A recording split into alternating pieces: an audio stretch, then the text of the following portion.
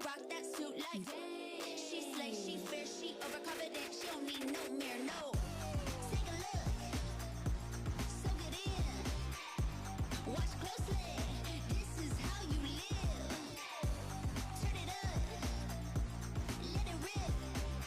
course, this is the super team with Rookie and the Shy. Difficult if it's best of 3, but yeah, it could work. If you're doing best of 1s, then doing kind of like your own bands carry across the series. But then the problem is, then you have to mix and match Fearless with what other people have played. And then the problem is, like, you can't do full Fearless that way, because you can't take into account what other people have played during that time.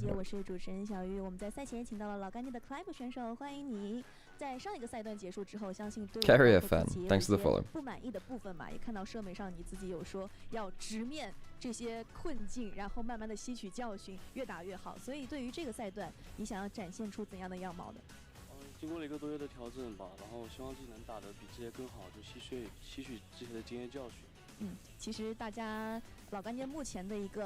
选手们可能还是比较新人偏多一些嘛，大家可能都比较年轻，但是在赛场上也可以迸发出很让我们惊喜的一个前期的表现。所以第一场啊，直面上 IG 了，对于今天的这一场对决，你有什么样的期待呢？因为 IG 的选手们都是赛场非常经验非常深厚的老选手嘛，就我们有很多可以向他们学习的地方，就我们也会展现出我们自己好的一面。好的，也感谢你。Chat is discussing what to rename top esports to, either to DES, disappointing esports, or BES, bottom esports. Anyway, hey Gala, how's it going? Let's listen to the interview. 新的赛段也是拉开帷幕了嘛。通过官媒也了解到，你们最近在紧张备战的同时，也做了很多有意义的事情，所以大家也会比较好奇，你们最近的备战情况如何呢？最近其实就是在努力的准备新的版本的训练赛吧，然后一直在努力的训练，然后中间也去了一个那个冰皇学校嘛，然后也跟小朋友们互动了一下，我觉得还挺有意义的。是非常有意义的事情。那面对高强度的比赛，跟第一赛段又有非常大的不同，觉得队伍最需要去攻克的部分在哪里呢？首先新版本因为没有换线了嘛，然后其实在运营上其实是有了很大的区别，然后觉得最近需要进步的地方还有很多嘛，然后希望今天加油。也期待你们的进步，感谢嘎啦。Well, if anyone speaks Mandarin, of course, let us know what we were missing out on there. But it's nice to just list some of the get jump scared by that, Jesus. To some of the interviews that we have with our players there. The hell, we had a hype train award. Viking, thanks to the follow. Schmetzenkind, thanks to the follows too. And I already call it Carrier Fancy. So, first game of the day is going to be IG versus LGD. Yeah, IG come in as favourites, but it is a best of 1. IG are not a team which does well in game 1 either, so we'll see if it's game, best of 1 problems or game 1 problems of the day, much like BLG. And, okay, do you ever plan on coming to China for some league action, Worlds perhaps? I mean, I have been to China for 23 summer finals. I went to Xi'an, and I cast the 5-game LNG JDG series. Whereas Sam had like a 14-hour day yesterday where he was casting for a very long time, so he's not joining us for the first games, and then he'll join later. So that's where we'll be coming in later. Wait, her bangs are fascinating. The interview, I've never seen a haircut like that. I actually wasn't paying attention. I should really go back and watch that. Wonder what kind of product that needs. Honestly, the LPL hosts have an incredible like team behind them, and I think in terms of like their outfits and stuff too, like. Basically, the stylists choose your outfits for you and say you'd look good in this. This is what you're wearing now, basically, which is really cool. Will is asking, is China far from Europe? Yes, it is. Yes, it is. It's it took me about 30 hours of travel to get to Xi'an when I would travel from Berlin. It's pretty long, yeah. Okay. LGD is like G2, right? I'm not sure I'd call LGD like G2. Yeah. Is this game rookies versus veterans? To an extent, yes. How many teams are in the LPL? 16.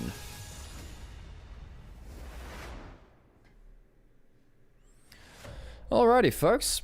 Welcome back to the LPL. Here in Shanghai. We have 6 best of 1s for you today. And the first one is Invictus Gaming versus LGD. 2 of the oldest teams within within the LPL.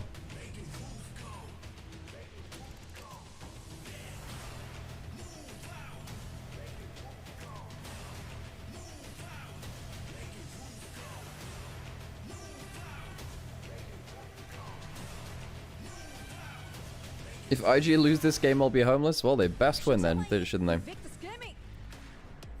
Sorry, just tuned in this split. Best of ones are back. Well, they've never been at the LPL before, but yes, they are back, I suppose. If you want to phrase it like that. Yes, we have best of ones in the LPL. 6 of them per day for the first few days. We're using that to seed our upper and lower groups. Much like our... What the hell are they shouting at them? Got some giggles out of the players there. There's one guy who is very animatedly shouting at them. I don't know what he was shouting, but it obviously got the players tickled.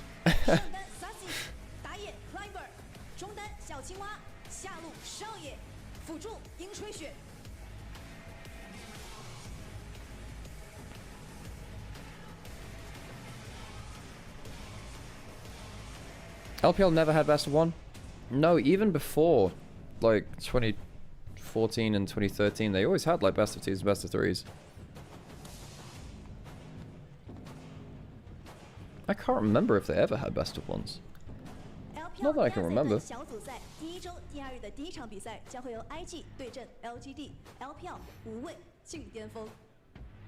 LGD have 5 silver players? I mean, that's a little far.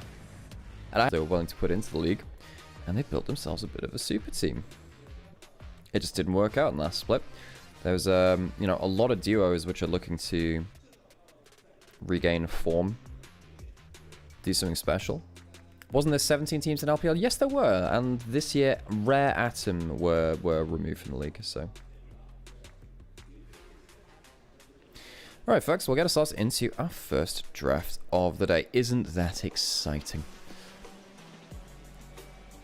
So, first draft, best of one between Invictus Gaming and LGD.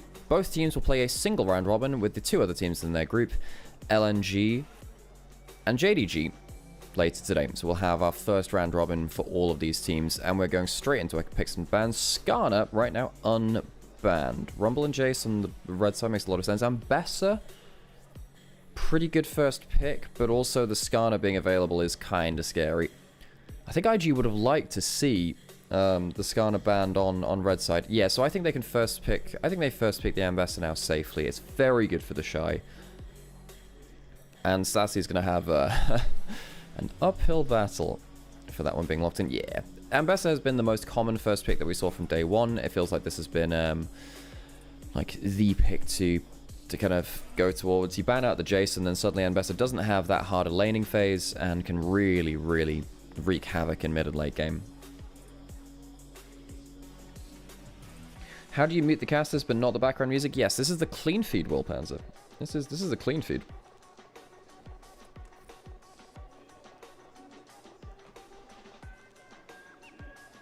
After watching NLC, I think that the fact that the crowds are more calm in the LPL LCK is very nice. I like some of the more rowdy fan atmosphere at times. It's good. It's good. Yeah, it can be good. It can be good. You know, I like watching the Carmine Core Koi fans as well in LEC, but, you know, I do understand your point of view. Viam Bass are locked in. Are we going to go for the Aurora as well? No, it's the Talir. So Talir... Ah, this is a fun thing. Folks, I'll give you a second to guess at this. What do you think the win rate of Azir versus Talir is this season? I'm going to give you a hint. It's not high. You go have a think about that. As we'll see what LGD lock in. Need to find something into the Vi Ambassa. Something that has a good laning phase and can deal with something in team fights there. It is the Udyr locked in. I'm a little surprised by that. I'm not going to lie to you, folks. I'm a little surprised by that.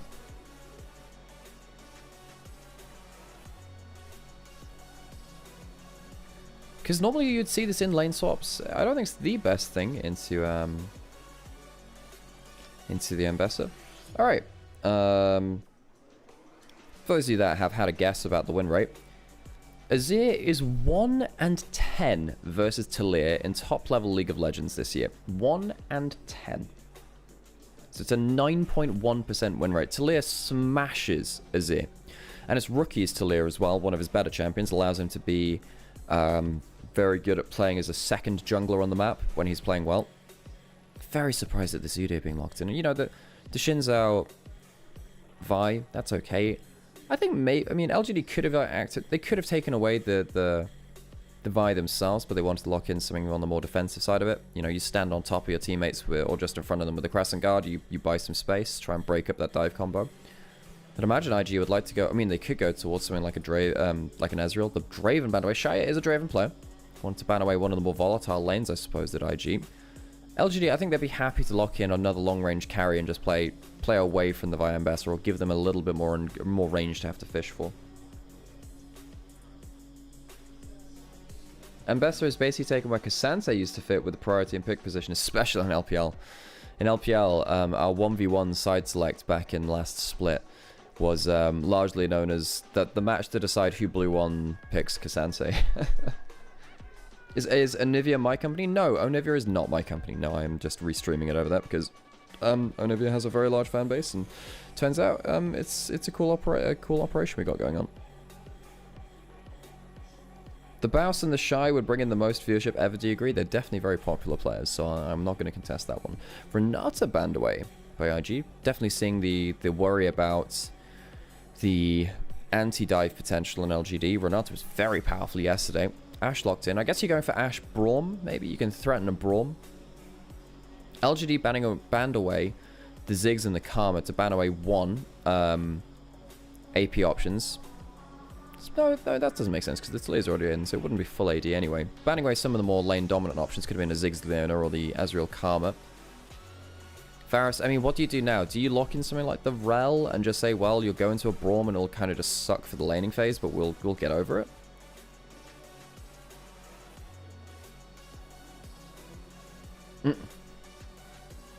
Really annoying? Damn. That's funny. So the Alex locked in for Mako. Mako has 2 most played champions of time, and I think they are Braum and Alistar. I think they are his 2 most played over his history. God, he was so good back in even Season 5 on that kind of pick, right? YCX, yeah, you need a bit of engage here, I think. Ashe Seraphine, though. Oh, that's disgusting. Yeah. Lock it in. Lock it in. This is a bot lane which LGD did play a little bit last split. In fact, I'm trying to remember if they played that versus Top Esports. Yeah, they did. They played it versus Top Esports, and they should have won that game, actually, in the best of 5s they had versus them. The only thing which got them killed was Kanavi using a Mega Blast Cone with on Olaf of all champions, with a Shockwave on him. Now, most of the time, you don't think of Olaf as a good Shockwave ball delivery system, but it was very good in that game, and he only had to do it once or twice. It went very, very well for him. I'll dominate online? I don't know. I often, because I'm streaming at the same time as Dom, don't actually get to check in with what he's doing with his time right now, but I hope he's doing well. Alright folks, lock in for our first games of the day. I'll turn the music up so we get ourselves, well, turn the stream volume up. We're in Group D today, folks.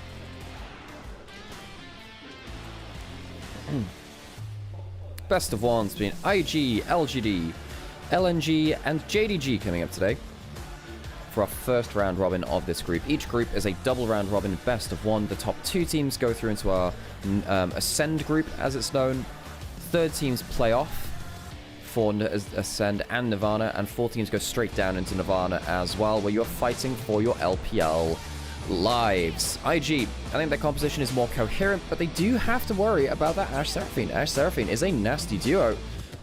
That could be the key to success for LGD. If they can go through early game hard enough for that bot lane duo, that could be their key to success.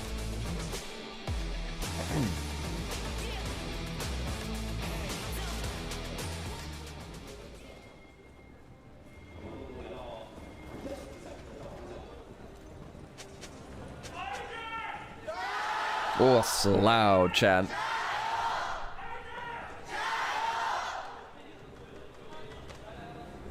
Is there no LGD chant?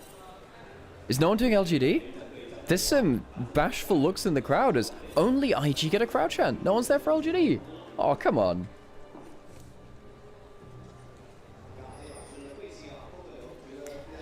Looks like the crowd sound is a little bit unbalanced on the clean feed side because we're actually hearing the Chinese casters. So we're not actually hearing the Chinese casters through their regular mics, but we're hearing them through the audience mics. But it looks like they've turned that down now, so that makes a lot of sense. Cool, nice. All members of LGD are rookies. No, they've been... Well, it depends what you consider rookie, right? You know, Shai has had a year and a bit within LPL now. I think he had a full year last year, and I'm trying to remember if he had one split in 23 summer as well. XQW played one split as well. Ash Seraphine, yeah, this is the problem. You don't really get to play the game as the Alistair. Volley comes through. You've got the poke Varus, which gives you some range. This is how LGD can win this game. They can smash bot lane hard enough that this game can fall apart. That could be a huge issue. Y6, really good E start from him. Oh yeah, Mecha was asking a question earlier in chat. You know, why isn't Olaf considered a good ball carrier? Because he can't, like, immediately dash or, like, put himself into the enemy team. Yes, he can Ragnarok and run at you, but often you can just walk backwards, really. So you'd have to flash in to get something, and then playing off a flash cooldown kind of sucks, as opposed to, like, a knockdown that will just point and click give yourself away into the back line.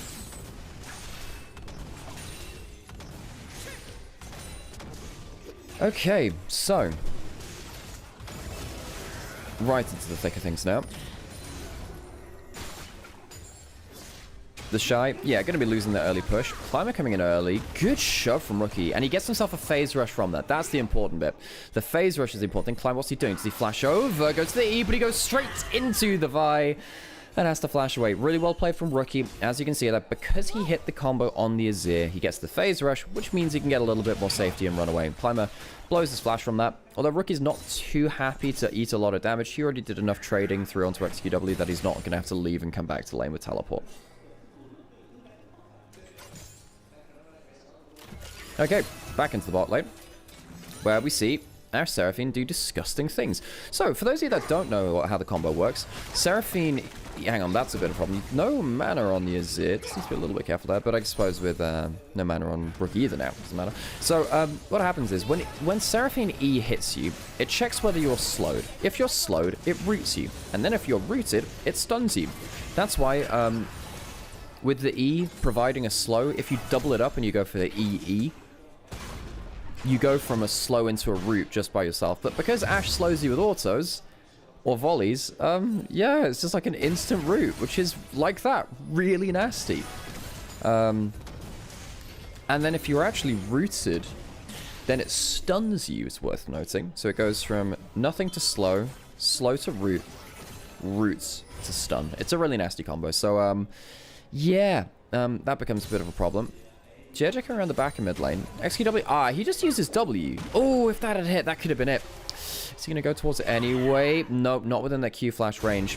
There was no mana for a shuffle from XQW. You need to be very careful on Azir when you're pushing early. If you use too many soldiers, you lose too much mana. You don't have enough mana to get out, especially when you're using your soldiers to like permanently hit the wave.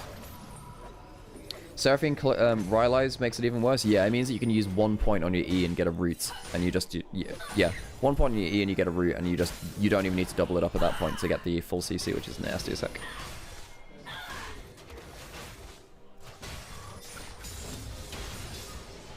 Although, most of the time, Seraphine benefits so much from enchanter items that you don't go towards it anymore. You can sometimes go to it if you're playing towards mid lane, but Seraphine mid lane hasn't been seen in a while. Is occasionally good, though. I'm going to say it's not. No way, no LGD fans. The thing is, LGD is one of the original LPL teams, and people meme by doing like an LGD Fran chant after the chants are done. You know, you can listen to other teams. It's like the LPL's version of the TSM chant. People just do it when there are chants because it's a meme, right? LGD. By the way, folks, for those of you that don't know about LGD, LGD stands for Laogan Die, which is a kind of chili oil. Now, you might have heard of Laogan Ma, which is one of my favorite condiments ever to grace the culinary arts. It's wonderful. It's a great chili oil. Laogan Die is effectively a competitor product that used a similar naming convention to try and, you know, get some value. Hang on, they might walk into a Vi here. That's a problem. Need to be a little bit careful here. Jieja's going to go through. Shield comes through onto YCX and gets an E through. This should be fine now. Is anyone roaming down to help? I don't... Well, there is a chance that Maker could get in range for a flash combo. I think YCX is just going to be forced away from lane. This is quite important, because what JJ does is buys a huge amount of time and relief for Gala and Maker, who were eating some bad trades within laning phase. And as you can see, the CS difference, yeah, not the nicest thing ever. Climber takes the grubs. Bot side takes the dragon with JJ helping secure a good platform for that. Nothing really interesting happening in terms of bigger plays so far. Besides some slight laning leads for LGD, nothing really interesting's happened. In fairness, LGD kind of ruined a lot of the goodwill over the years by repeatedly importing hype roster and consistently not showing up. 2015 should have been their year, man. But then, hang on a second, Maker's got a really good play here. Do they get the double knockup? No, they don't get only a single one, and now he's locked in place. Hawkshot goes into the river. That's going to have to be an Ignite dropped for the Nimbus Cloak move speed. Maker does get a flash out of Shaya. That's nice. It's a good wraparound, but losing, you know, half the HP with a really good flashback with Shaya playing Matador, goes over him. Diffuses the play. Can you even trade with the Seraphine lane? Not with this kind of duo. It's the same kind of thing when you play against Ashe Braum as the Alistair as well. If you ever get traded on, the best thing you can do is hope to headbutt someone away, but often you're not even within headbutt range, which kind of sucks, really. Climber over the wall. Does have level 6 in case there's a play coming through. You see that Maker maybe wants to go for a big combo, and then Climber's trying to just shepherd the wave in. That's a level 6 coming through, but then the Xin Zhao shows. Do they go in? No. Climber is just here to make sure that the wave is pushed in properly, and it will be. So that's well played from Climber to escort his lane in. However, with a ward in that brush, does mean that they're not going to get themselves a timely recall. You see why Gala and Mako are pushing up here. They wanted to just make sure that Shaya and YCX can't get themselves a clean recall. They're already on half HP. They need a recall, really. It means that maybe they can deny away from them. It's nice. Matador Alistair is a horrifying skin. Yeah, a little bit. It'd be like if Nami well, I guess there is like a is there a sushi Nami skin? It'd be kind of like that, you know. It's like, hi, you are making yourself into food. Congratulations. Okay, so we've seen how these lanes are played out. And, you know, LGD getting some value out of it. Now, the problem is, I think LGD need to win through the spot lane to win this game. I think eventually, if you start diving on with, particularly, if you look at this combo, right? If Vi goes forwards and then suddenly there's a Talia combo and an Mbessa, you know, getting into the fray with the ultimate too, I don't think Seraphine saves you. I don't think they save you. So late game team fights, I think, become quite difficult for LGD. What that means is that you really need to win early game. They're behind, they're even now or behind, which is not really where they want to be in terms of bot lane, that is, specifically bot lane. Now, Gala's caught up in CS, was a bit behind earlier with 10 CS deficit. I wonder whether LGD are starting to let their... it's already, you know, it's quite concerning to say that only 9 minutes into the game, but I wonder whether they're letting that go away from them, fall away from them a little bit. Grub's coming up in a minute. We might see our first big fight of the game. I think IG will feel like they can fight the next Grubs. They got ultimates available. You don't have Seraphine, you know, with huge amounts of items and scaling and blah, blah, blah, just yet. I think if they can have a good fight around the Grubs, I think that'll be setting themselves up for kind of like a clean snowball, I think. Wait, which Ahri skin is the worst? Okay, so for those of you that don't know, I'm an Ahri main. So, yeah, I have a lot of opinions on Ahri. I mean, I think Academy Ahri is one of the most uninspiring skins in terms of actual added stuff to the kit. Maybe Academy. Arcade used to be one which I didn't like because some of the particle effects were like too small and I don't know, it just felt weird. But that's okay now. I have to say, Ahri doesn't have a bad skin. She especially since the rework, she doesn't have a bad skin. She's got good stuff. I guess for me, maybe I'd say Firefox because I hate that they removed my original Firefox. I love that skin. Anyway, Grub's spawning now. LGD get vision control. They do have Seraphine Ultimate, which is very, very powerful tool. They have Ashe Seraphine. What a good pick combo that is. Mako just sticking his head in. JJ over the wall. The Shy could teleport. Jeje needs to be very careful here, and the arrow is flashed away from... Suddenly no ultimate available as Gala can look for his own play. Flashes as he hits an ult onto XQW that saves his life, and now Rookie and Mako start off the play. That's a great shove after the combo. Rookie and Mako combo up, and suddenly the Seraphine is gone. Doesn't even get to use the Encore, but suddenly the Xin Zhao gets a good amount of damage back. Gala is now stuck in the play, had to flash earlier. XQW can ult him to finish off the kill. XQW with the lethal tempo ticking gets good value down, and now suddenly Rookie has to run. IG, after a great start, might lose 4 kills, all things said and done. The Shy couldn't join the play. And IG, after a great start, lose so many kills from the fights.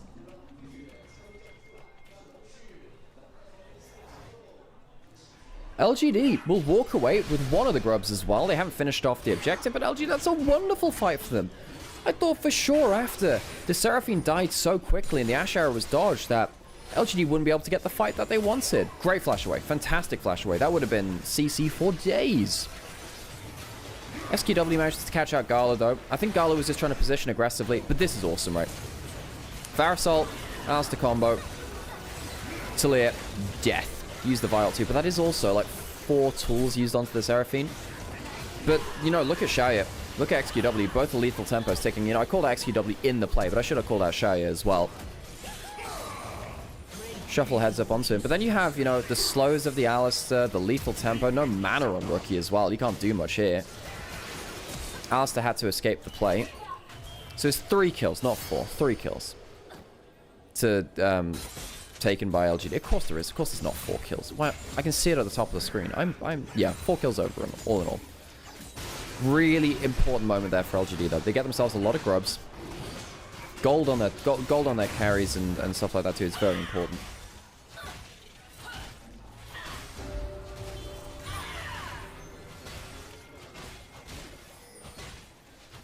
Uh-oh, LGD's got it. This is their game. Look, it's the first game of the day. Not all teams start on great pace, right? IG were definitely a team last split that would not do the best in game 1 of a series, but then potentially come online later into it, much like BLG. Okay, so 3 kills on XQW. Jesus, man. That Azir is fed as hell. Now, the thing is, the good thing about IG's composition is if there's a fed carry on the other side of the map, they're pretty good at pressing their buttons onto him and killing him. So XQW will have to play very safely. I even wonder whether he should go for a Zhonya's second item. Normally I'd say, well, you know, go towards Leandri's or what have you. But I think Zhonya's, if you are the prime carry, it makes a lot of sense in this game. You must survive. You must survive.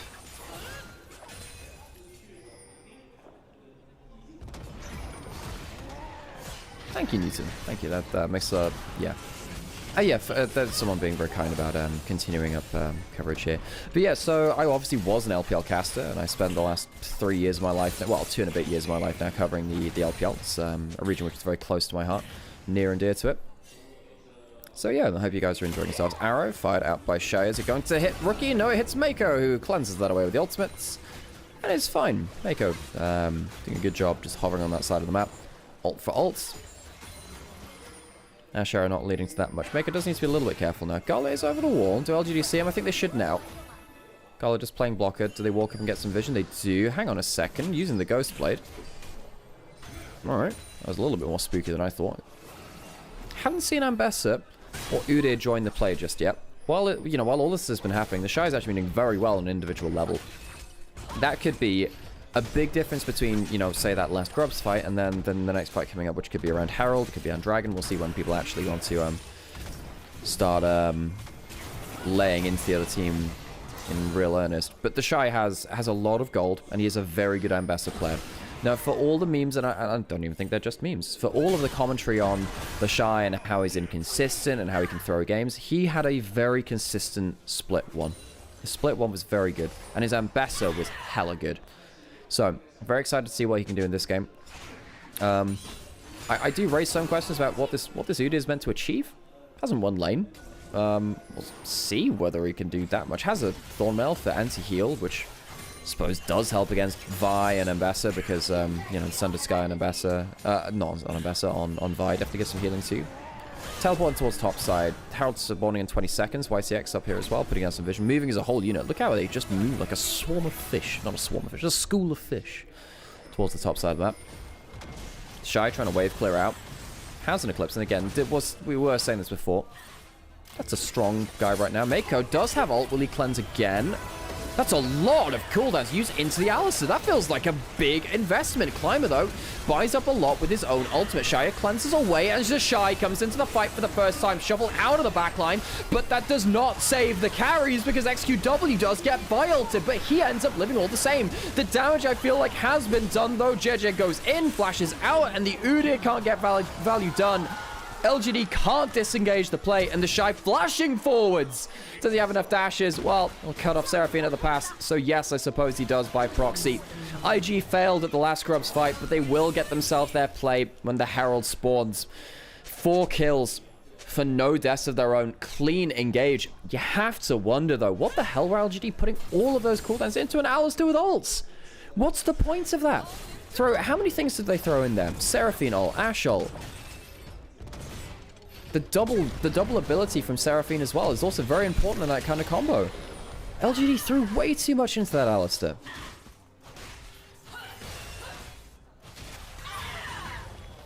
Well, we'll get a replay of that at some point. So what happens here? Mako has ult. Ashe Arrow. Double E. Seraphine ultimate. Dashing forward with the Shinzao as well. Rookie manages to flash out of a big combo. Mako's still got most of his ult. Gala's free hitting. The Shy manages to get the Azir ult out. And as we said, look, it's a really good combo to just push your buttons on the carries. I really don't know what LGD were doing putting that much into the Alistar. Felt very, very unwise. Of course, the Shy follows up after that point. Okay, Dragon spawned. Dragon spawned, and then suddenly now IG have themselves the lead. LGD, they've got to be kicking themselves after that fight. They were in a pretty good spot. That last Grubs fight really set themselves up for success. I just don't get all-inning the Alistar like that. I don't get it. That felt like a mistake, folks. Dragon down now. So that is going to be, that is feats of strength for IG. Because they had themselves wait, is that true? Oh, they had themselves the first kills in the first tower. Right. Yeah, I was wondering if it was an objective thing, because I heard the sound in the background. I was thinking, that's not the thing. So IG have themselves feats of strength. Holy moly, folks. 2 items on the Ambassador. That is a fed the Shy. Also worth noting is, though, you're going to get the Edge of Night coming in from Gala soon. It's a nice power spike. I don't get what this Udyr was meant to achieve. Doesn't do anything in the last fight. And it's not disruptive enough either. It's not disruptive. Yeah, you can be a bit of a front line. I just don't think it's that impactful, even with the Fimbulwinter being such a good item for the Udyr. They didn't have the first... No, sorry, it was the objectives. I'm completely... Sorry, yeah, it was the first 3 objectives. I'm just bad at League of Legends, apparently. But they got 2 dragons. And they got the Herald. That was their 3rd objective, the Herald. I think it's not Grubs. Because it doesn't show on the scoreboard at the top. I'm bad at paying attention to things, I guess. 2 items hit by Rookie as well now. Rookie's on a great power spike. This is where the Talia really comes online. Now, Leandri, Seraphs, cooldown boots. You have very good minefield uptime. Good burn damage. Rookie's at level 11 now, too, as well. Was the last fight, too, but I think he was anyway. That second rank of ultimate giving you the extra range, very, very nice. Okay, SQW not able to hold back the Shy because he gets out of it with his own. A lot of CC starting to get layered down, but the cavalry is slowly coming. Not enough. Not enough. The Varus does get some to return back. The Shy does buy 3 ultimates for his death. I wonder what that really leads to. LGD, I mean, there is Atakan. They could use that, but they'd have to be fighting that with 3 ultimates down. Feels like that would be a bit messy. A reminder, this is the Voracious Atakan. It's the GA version. Does a lot of damage, though, too. What tools do you have to start a fight? That's a great arrow coming from Gala. That is an awesome arrow. It means that YCX doesn't really get to play the game. Herald even summoned topside to help him get a push-up here. Yeah, the Atakan's going down. LG, they're just looking for a smite fight. What's the play? Another arrow hits onto Climber. Mako hits a Pulverize.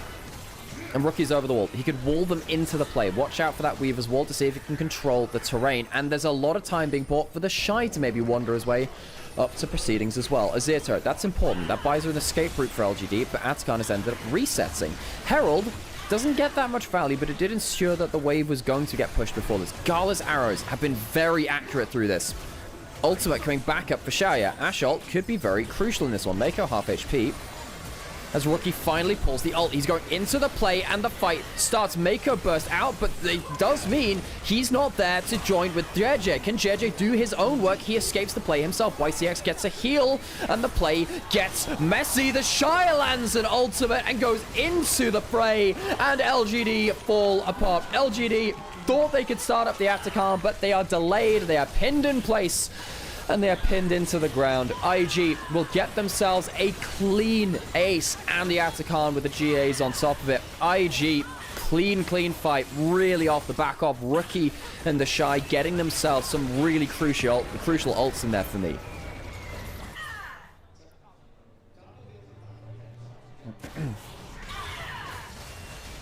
That was a really fun team fight. There were a lot of, there's a lot of problem solving in there, right? You know, using the Talia ult to pin them into the play. The Azir trying to use the ult, the passive rather, to escape through. Good buffer through from the Shy. Yeah, that gives him a lot of safety. But problem is the wall means that he just can't really escape from the Ashe ult up to that point. But, you know, LGD used 3 ults for it, so they can't really force the play around this. So this is why IG feel like they can walk up. Rookie, really good ult. Really good ult. See himself to safety too. Climber tries to buy some time, but he just doesn't have the HP. The team is split, so a mistake by Climber potentially. Tries to trade himself for Mako. And then, you know, the Shy gets into melee range. And it's an investor with 2 items in melee range. What else can you say to that, you know? Fantastic play by the Shy. Yeah, really was. Rookie and the Shy, the boo who I had my eyes on the most. JJ, of course, with a good in and out to keep the play going. Gala's arrow is insane too. Should really throw some praise over to Gala. In the lead up to that play, it just felt like an arrow would land and then suddenly someone's just lost half their HP. So while I might not have been shouting it in the team fight, do not think that I'm not respecting Gala. Really good game from him on the Varus, actually. Bad first few levels against the Ashe Seraphine as expected. You expect that in this 2v2. But his arrows have been very, very good so far.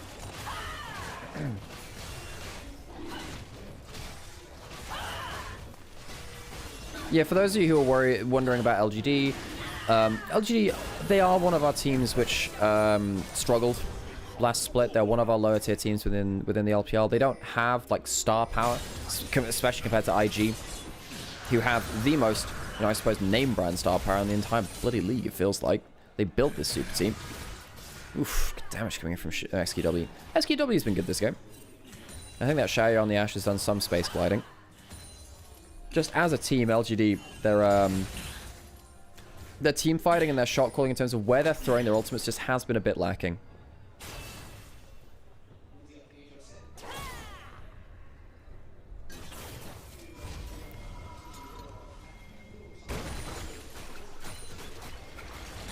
I miss old Foxfire Ahri. I know we were talking about it earlier. It's the first skin I ever bought. I have a lot of nostalgia for that skin. Someone asked me earlier what Ahri's worst skin was. For me, just because I'm out for vengeance against new Foxfire. Maybe I vote for that.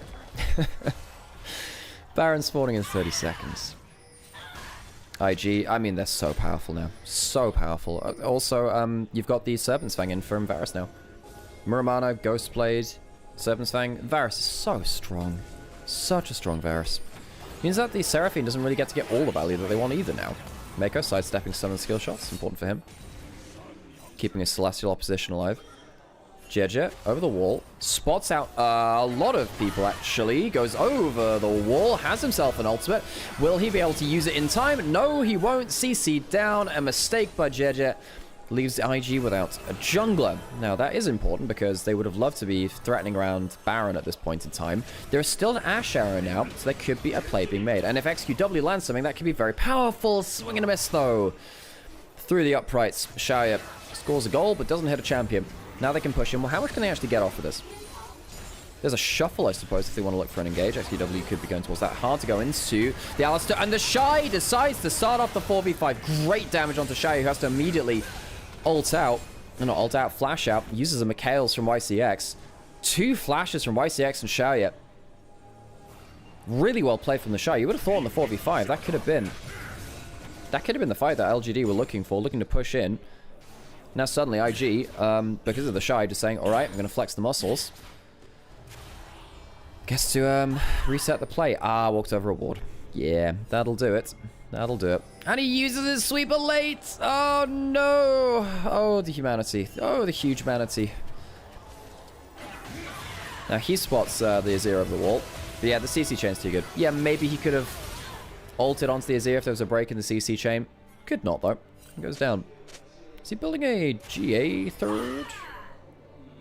Well, I suppose in this kind of game. Makes sense. Very bursty fights. And I think you are able to defend the revive spot pretty well on the GA. Dude, you're a great commentator. Thank you, Organic. I appreciate it.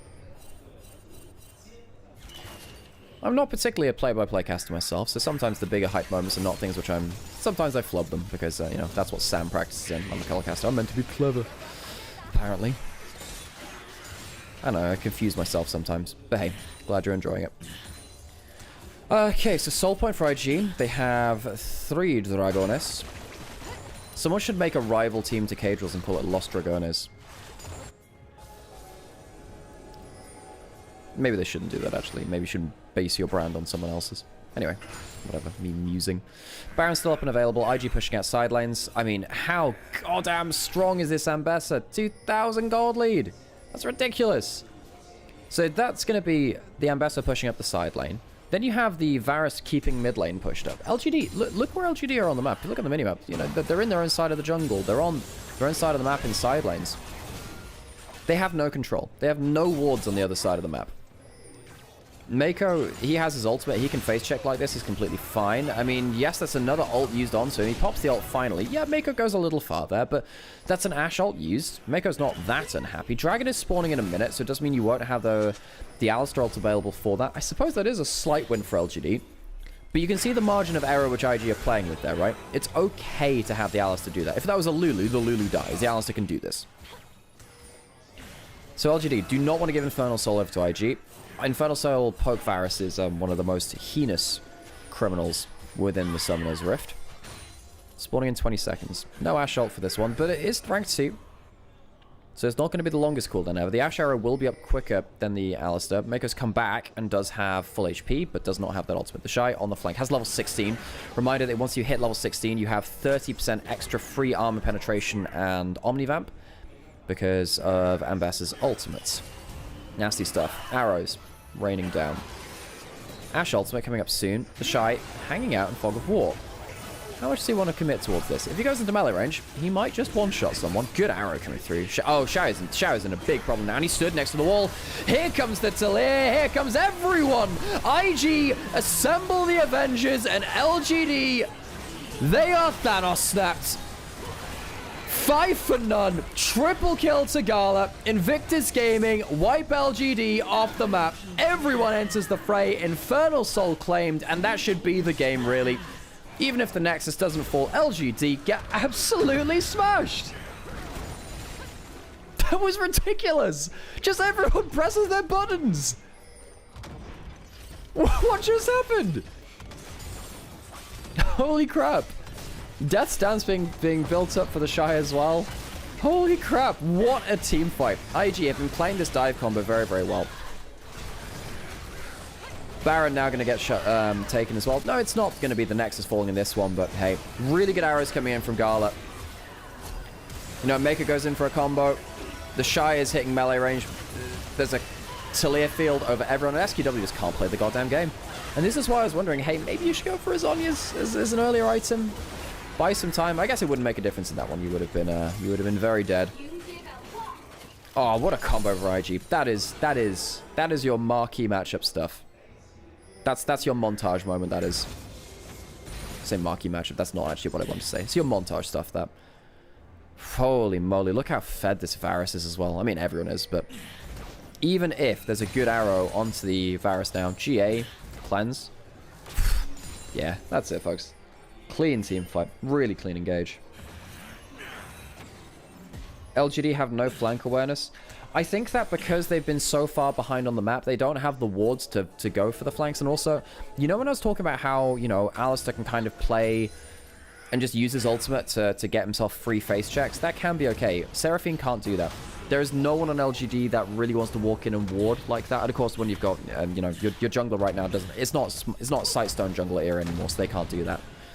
So even though the Xin Sao could do that technically, they can't really. They can put down a control ward and that's it. Okay, IG.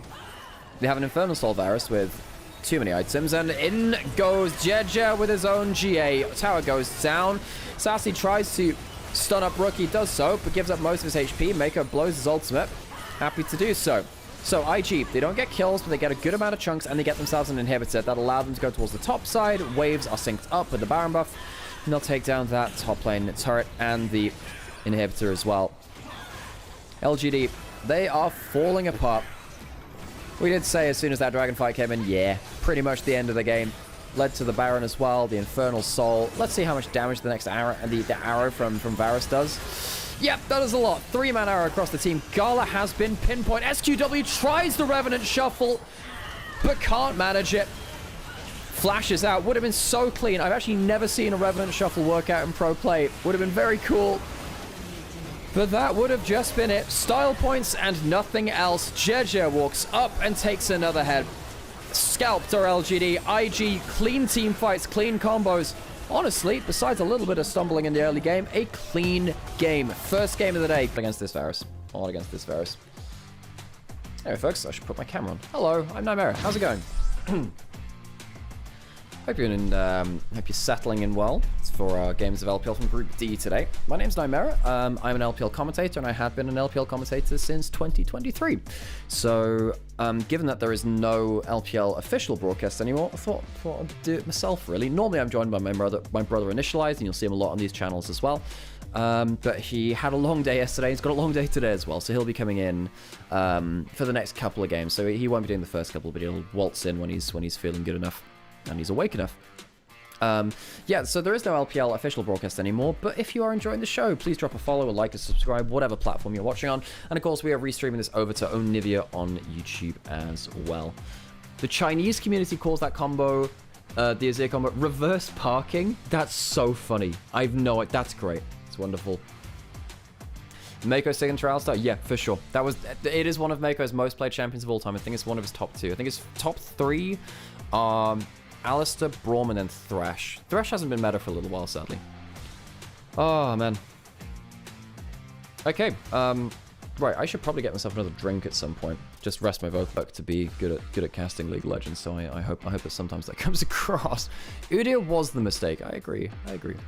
I didn't get to hear your asses, so I'm so sorry, King Jason. In terms of commentating stuff, okay, so Jason, if you really want, like, actually read to cast your games and stuff, I haven't really thought about it that much in terms of like how much time and energy I'll have, because LPL is going to be a lot.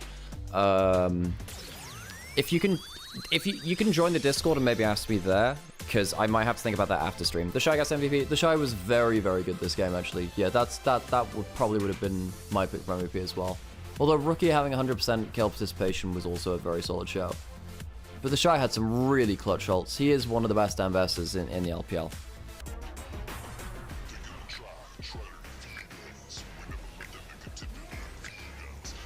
That's true, Rebecca, that's true. Sorry, yes, these are best of ones, so, Edwin. These are best of ones, so yes, we have 6 best of ones today, and this is the first one. IG will be playing again later, obviously, for those of you, if you want to tune in for this team. Still impressed with the snipe on Seraphine here? Yeah. I generally dislike seeing Udyr in pro play. I liked watching a bit of 2021 Jungle Udyr, because that was just very new at that time. Thank you, King Jason. I'm not. It's not a JDG. Okay. I'm gonna leave you alone with the interviews for a little bit. I'm just gonna get myself another drink, and then I'll be back, folks. 恭喜你们也赢下了这个赛段的开门红，第一个 BOE 也是非常重要的，感觉今天整个队伍的竞技力。Gala versus Scout versus RNG. Yes, that's great. Hadn't thought about that actually. 算是第一场来热手，后面还有2场比赛在等待着你们啊。其实今天在拉扯方面，我觉得你们都是做得非常好的，特别是在在厄塔汗之前，因为对面的一个视野压力先被减员的情况下，你们还是拉扯得非常好。那一波是怎样去布置的呢？就是当时因为他们打那个野怪打得不会特别快，然后就说我们一直去侧面包围他们，然后压缩他们阵型吧，然后拖到我们上单复活。思路还是非常清晰的。刚刚我们看到数据啊，第一赛段在辅助位上面落的胜率是最高的嘛，包括前5其实可能都是应付会比较多一些。但今天对面也选出了萨勒芬尼，所以软辅有没有机会在这个赛段有一席之地呢？在比赛当中？现在不能换线的话，其实软辅的出场率会变高吧，然后很多英雄都能出场。也期待后面看到更多的一个辩证了。好，也谢谢 Miko 选手来到我们赛后采访的环节，让我们共同期待下一场精彩比赛。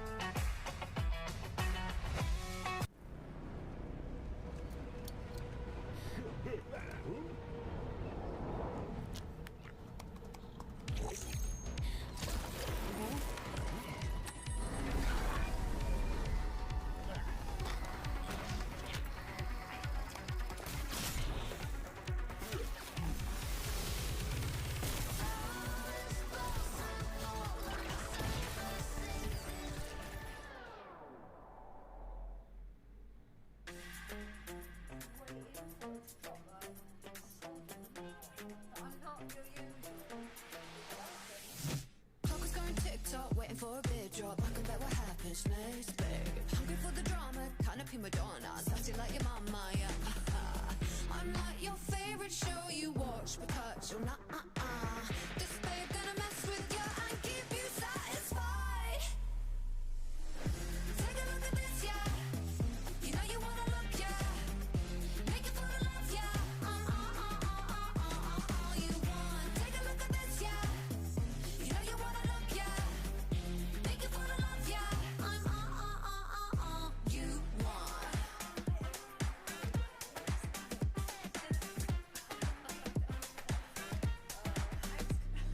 Your dad is gonna love me, mama kinda hate me. They know I'm gonna stay all night. You asked me what I wanted, let me be honest. I just wanna tear it up. I've been burned, but I'm sugar-coated like I'm harder than you think, I'll break your bite. So bold, so cheeky, sassy. I'm here to push your little buttons, cause I kinda like you. I'm like your favorite show you watch, but touch or not. I know you want it more, cause I'll keep you satisfied. Take a look at this, yeah. You know you wanna look, yeah. Make it for the love, yeah. All you want. Versus JDG. Who won more in the divorce between Genji and JDG? I'm gonna imagine Genji did. I think BLG and Shuns went poorly for both. Yeah, it did. So for those of you that missed the context of BLG, BLG's off-season, basically, Shun got involved. Oh, hang on, whatever. We'll listen to the interviews and then we'll talk about that after. Just in case someone speaks Mandarin. Alright, game 2 of the day. Best of 1 between LNG and JDG. LNG, poor showing in their first split. Does not mean it has to stay that way, of course, but definitely something which they do not want to repeat. Fans coming through.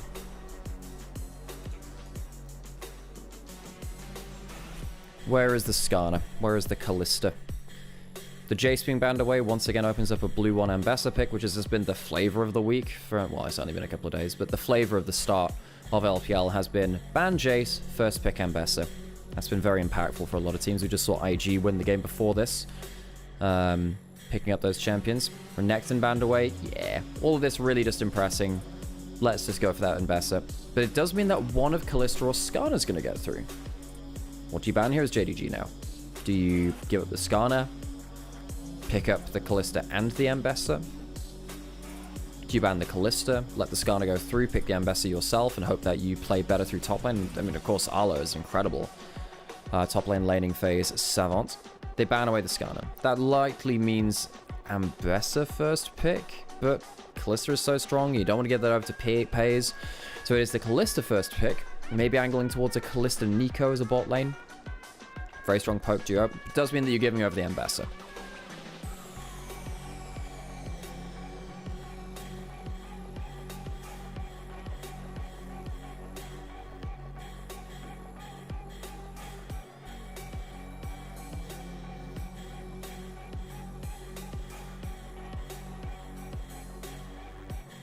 So, what else we got?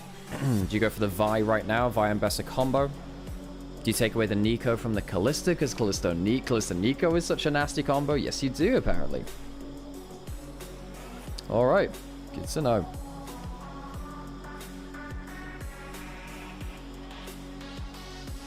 On the other side, that does mean that the Vi Ambessa is going to be broken apart. So the Ambessa Vi and the Callista Nico, both very powerful duos, are broken up. Neither team wanting to give the primary partner to these first pick champions.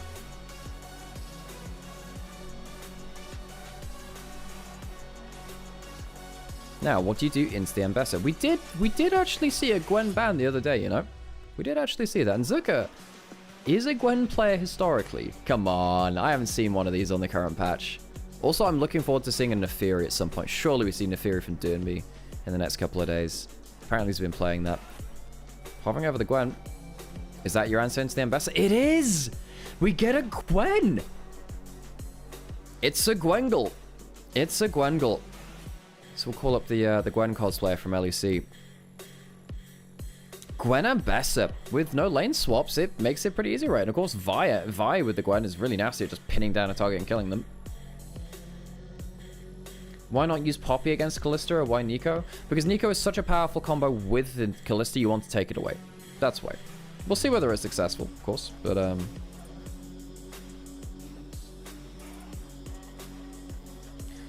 we shall see.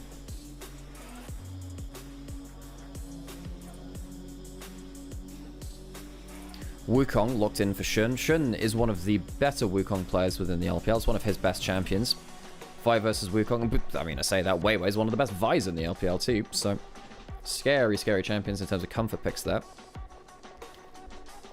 If LNG are going to win, it's likely through Zuka is the thing, folks. Because LNG, I think their bot side of the map struggled. Haicha had like 1 or 2 good games. He's a very good playmaking mid laner, but he was just not on form in the first split. Zuka was the one guy that was trying to hold down the fort. Problem is he's against Arla. Arla is really, really very good at his job. So that top lane matchup is where my eyes are. It's a hard matchup, but if Zuka can win that out, that could be the breaking point. It is an uphill battle, though. JGG very much coming into his favorites here, obviously.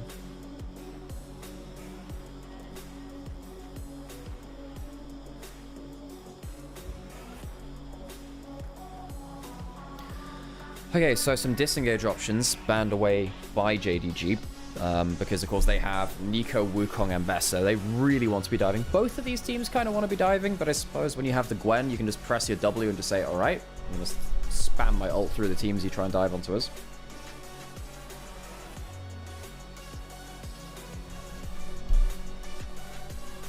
Ashe, Ezreal, long-range AD carry, some Pays locked in. You could go for Jhin. Jhin might not be a bad angle here. Jhin Nico is kind of nasty as heck, actually.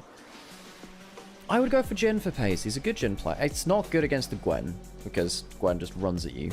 But I think it's good against everything else. And it's not got a bad laning phase. They go for the Kai'Sa. Alright, alright. Well, that's their magic damage. Now, maybe that means that Scout can go for Yone. Because the Kai'Sa can go for AP. And you don't feel bad about having a full AD team at that point. That could be an option. Nico Kai'Sa. Yeah, that could work. That could work. LNG, what do they want to lock in with the Callista? Do they want to go towards something a bit more lane dominant, like the Senna? God, I haven't seen this in a long time. Because the thing is... Oh, hang on. So who's going to be playing the Senna? Because Photic is a hell of a good Senna, and you can go Lethality Callista support. It'll be the... No, it'll be the Farming Callista. Farming Callista, the Senna locked in alongside it, double range. because this could be a big one-upsmanship. I want you to run through the logic here. The Kalista is first pick. The best lane for Kalista right now is Kalista Neeko. So you take away the Neeko. Okay, what beats Neeko in lane? Another range champion, potentially. So the Kalista Senna is the answer there. We'll see whether it works. Photo Control were one of the best Senna bot lanes in the world. They have not been in good form. They had an awful split one. Inventive draft. The Aurora comes in. It's a good combo with the Vi. The Galio locked in last though for Scout feels like it just answers the Aurora in lane and then becomes so good for the Ambassador or the Wukong going into the play. It allows them to have that extra magic shield to deal with someone like the Aurora or the Gwen. I think LNG, the bot lane has to work out. The top lane has to work out. They need to have good bot lane and top lane laning phases. JDG, much more coherent combo for me. This was it was a draft of one-upsmanship, folks. Trying to deny the best combos, trying to... Alright, folks, game 2 of the day. Best of 1 between LNG and JDG. Let's get ourselves into it, why don't we? I'll turn up the volume as well, as a treat.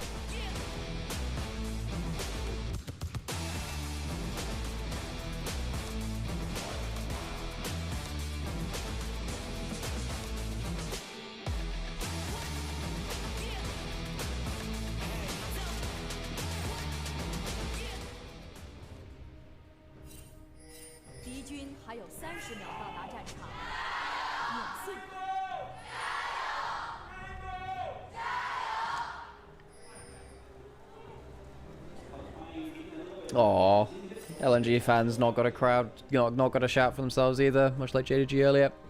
Jingdong though, decent amount of cries out from the crowd. Of course, Scout, very popular player. Shun's got himself some fans too. And folks, a little bit of a shout out to you as well. Today we hit 8,000 followers on Twitch, which is very, very cool for me. And of course I know if you're watching on Onivia as well, a little bit different because that's more of a personal goal for mine. But still, thank you so much for the support, means an awful lot to me. Okay, so let's get back in towards these drafts, shall we? This Senna needs to get good value. Photo Control, as we said before, has some good value on that. Scout going for the E-Star to make sure he can get himself back in towards lane. Does mean he doesn't have the easiest way to get, you know, farm. But it means he can actually get into lane. That's a good adaptation. Grasp on the Senate, so they'll be wanting to get... Yeah. Grasp on cooldown. It's a decent damage in lane. Gives you a little bit of extra HP to work towards as well. You can go towards the Black Cleaver on Senna, which is important, because your Q then applies double stacks of it. And also if you get your passive auto, where you kind of hit someone for the second time. Hi, Gwen. Last player to play was You Should Know Me, who of course is a big Gwen player, who's sadly not within the LPL now. I think he's playing in the PCS now, the second tier of the APAC. But he played an awful lot of that. I mean, if this works into Ambassador, that changes drafts a lot. Because everyone's been first picking the Ambassador. However, it is known within League of Legends, if you blind pick something for long enough, it is no longer a good blind pick. So if you keep picking the Ambassador and you end up getting blasted, it's a problem. It's gone for the Conqueror. There've been a couple of different builds for the Gwen, but I think the Conqueror makes a lot of sense. God damn, these Qs are nasty as heck.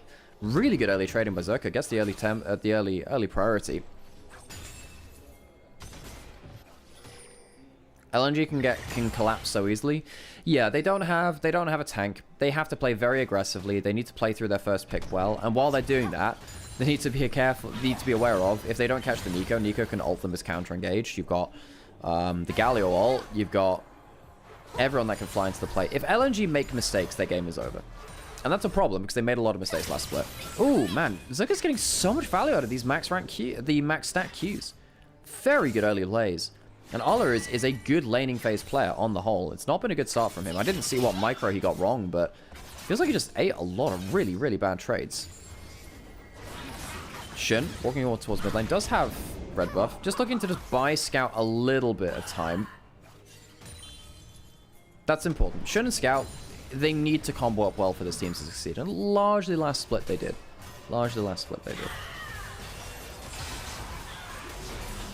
Double scuttle achieved from Wei Wei. That's important. I wasn't paying attention to the early jungle clearing because I was paying so much attention to the early lanes. But because of the early winning lanes, in mid and top lane from Haichao and Zuka, Wei Wei gets himself both scuffles. So he's ahead of the game there slightly. For a reminder, folks, it looks good for LNG. Wait until they make a mistake and we will revisit that conversation. Be very, very careful here. JDG have a lot more margin for error and they have very quick follow-up. Good trading from Ala this time, actually. Remember, he backed off. Zucker's teleported back in. Conqueror's doing a lot of work, though. Conqueror versus Electrocute. So Ala wants the short trade, Zucker wants the long ones. You can see that because Zucker has so much access to the mini-wave, just gets max rank Qs all the time. That's one of the big things about Gwen. If Gwen can continually auto-attack, you do get those max rank Qs, and that's where your damage really comes from early on. Yeah, again, just holding that max rank Q as threat over on Ala. And you can't even use like his Q2 range. He needs to hit something. Should be able to get that. And look at his punishing going towards the cannon, using the W. Making sure that the electrocute trade can't come through. Very good play from the Gwen early on. Already got a 10 CS lead, and that is a true 10 CS lead. The Way's not going to even that out. If this changes the meta of the Ambassador first pick, that's huge. We did see a Gwen first pick earlier. Not earlier. For a Gwen ban in day 1.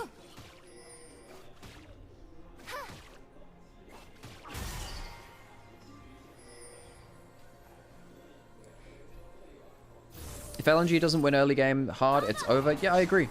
I agree. If they don't win early game, their mistakes become a lot easier to make, and they can't make mistakes. This team is very squishy. It has, yeah, has a lot of worries. A lot of worries for me. Bot lane is going even, though, which is not exactly what you want. I guess Senna's stacking. Stacking quite well, actually, considering the first few levels. I like Gwen. I quite like Gwen too, actually. I mean, hang on a second. Takes a turret shot. That's nasty. Zucker has to use his ult. Doesn't clear out the wave particularly well either. Has to recall now, presumably. Or, no, goes down for the honey fruit. That's important. Cool. Bails him out a little bit. But now the problem is Ala has ult and Zucker doesn't. So the next all in, especially with the ignite, not the ignite, the electrocute, could be very important for Ala. Splitting the objectives. Grub's taken by LNG. Dragon taken by JDG. Slight jungle advantage over to Wei Wei. Again, partly because of those winning lanes early on. This is a difficult composition for LNG to play, man. This is not what I would pick for LNG, given how many mistakes they were making earlier on. Ala has ult. However, the problem is, if you click ult and Gwen presses W, then you don't get to ult. So, you know, that sucks. Level 6 hit by Wei Wei. Not choosing to go for a dive. Just shepherding this in.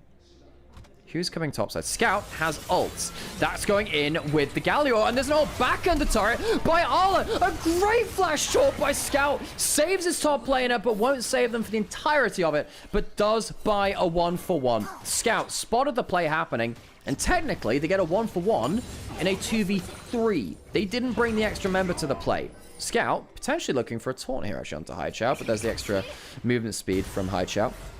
So he gets out safely. Also worth noting, this is great from Scout. Went for the symbiotic souls. He has increased recall. He has the empowered recall. I haven't seen this from a Galio yet. I like this. Galio looking to play for that kind of protector across the map. Really good play from Ala. Almost gets the one shot onto Zucker. Pins them under turret. The taunt comes through afterwards. That was really nicely played from Scout. Very nicely played from Scout. I wonder whether they could have only gone onto Zucker anyway. But still. Okay, kill goes over to Galio. Flay in the bot side. Shouldn't has a Cyclone and draw. Doesn't have any HP. Goes down. It's JDG 2-for-1 right now. We said that LNG hard composition to play. They make mistakes. It's punished quickly. And JDG have done just that. This is even in gold. Slightly ahead in terms of kills now from JDG. The 2-to-1. But already worrying signs for LNG. They can't afford to let these kind of kills go over that quickly.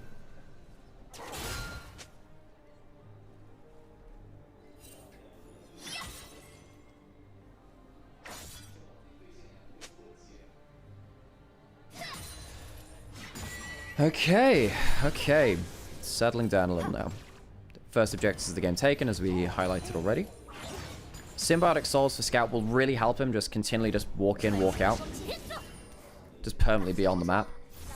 Because what Scout can do is he can just walk into a lane, trade his HP,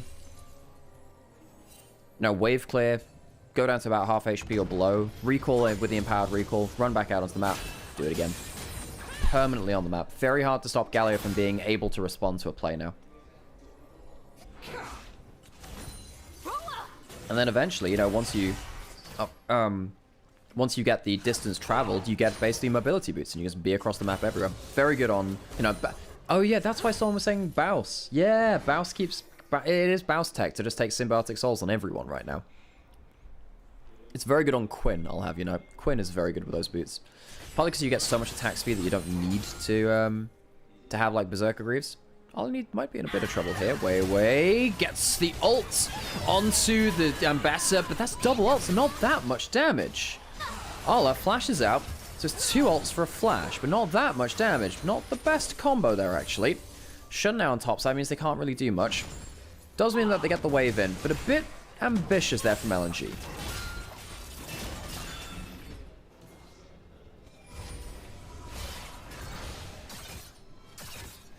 Oh, you play Rainbow Six Siege, Lucified? Well, you know complicated games then. Rainbow Six Siege is like one of the most complicated games I've ever seen as an esport. That game is very, very complex.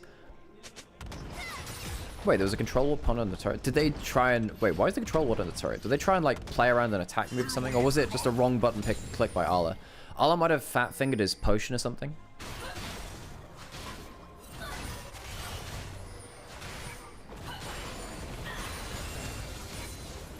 If you want to learn League of Legends, by the way, if you're a newer player to the game, I would really suggest... I mean, watching streamers that play the game definitely help, but I would suggest picking up a game with friends. Just playing a 5-man stack.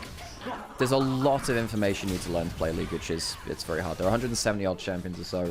Each of them have 4 or 5 abilities, sometimes even more if they're shapeshifters and stuff. And learning at pro level, very hard, because there's so much macro to do with it too. Missing, hiding as a minion, and gets a root under turret. Double root, missing, getting good value. And LNG didn't count their minions. Photic very nearly even going down. Arla didn't have ult, so he couldn't follow up, but that's nasty stuff. While all this is happening, Shun takes the grubs. There's no cross map for LNG, because they took that chunk on bot side. Photic behind 700 gold. Pay's getting that kill earlier. Yeah, we had worries about Photic and Draw. Said, hey, the Senna Callista, squishy lane, needs to get ahead of the game, needs to bully out lane. Well, they're behind. I guess the combo, which can very much force fights onto them very easily now. Not good signs for LNG here. Who's winning right now? JDG. However, the thing is, if you're trying to tell who's winning a game, you look at stuff like this. You look at the amount of kills, you look at the amount of gold, you look at the amount of objectives. And that'll give you a good indicator, but it doesn't always tell you the full story. Because you might say, oh, well, 19.1 to 19.3, that's not that much gold. And you're right, it's not. However, this team, LNG, need to be ahead. They need to be ahead. Their team composition is very, very fragile. If they take damage, they die quickly. So they want to get ahead of the game and use their early lane bullying potential to make sure that doesn't become an issue. And to deprive JDG of options to do that. So JDG being ahead by any amount, big even, is a big problem. Great combo from Haichao. That does mean that maybe Wei can look for a big old combo onto Arla. Not going to happen just now. Maybe afraid that someone is around the corner, and indeed there is. Missing, good game from him so far. I've criticized him a lot in Split 1, but hey, good game from him so far. And that's where the game knowledge of League really becomes important. The ult comes in from Arla and from Missing as well as they're between worlds. But he's going straight into the next life instead.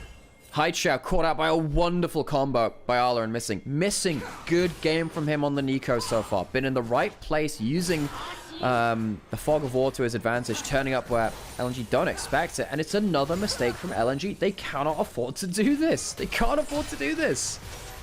Very problematic for them. Arla's now going to walk up, take a plate on top side, presumably, with the 3 grubs his team has earned. What are LNG going to do? What is their win condition now? Zucker's not getting himself into a 1v1 with the Ambassador. The Ambassador's actually ahead in gold. Great ult, straight through the middle of things. And the ult does come through from Haichao to try and ping himself off like, you know, an Asteroids arcade game. Go off one end of the screen, come on the other. Just doesn't get the time to do it. Great CC combo from Missing. And now, like look at this, right? So Ambessa plays like that. Scout does need to be... Scout does need to be careful here. He does have flash, but he gets the phase rush. That's important. And suddenly, with the phase rush, Weiwei can't get the combo in time. Another ult used by Zucker to no avail. LNG really not making impactful plays. While all this is happening, a turret's going down on topside. JDG, great play around side lanes. I love seeing this. I love seeing this because... consider this game you are playing as Ambessa. Suddenly, you have... a bot lane that can roam to you, a Nico that can play off the wave, Kai'Sa that can wave clear for forever. You have Symbiotic Souls Galio that can roam across the map. Especially with the feats of strength too, you're going to get even more wave move speed from that.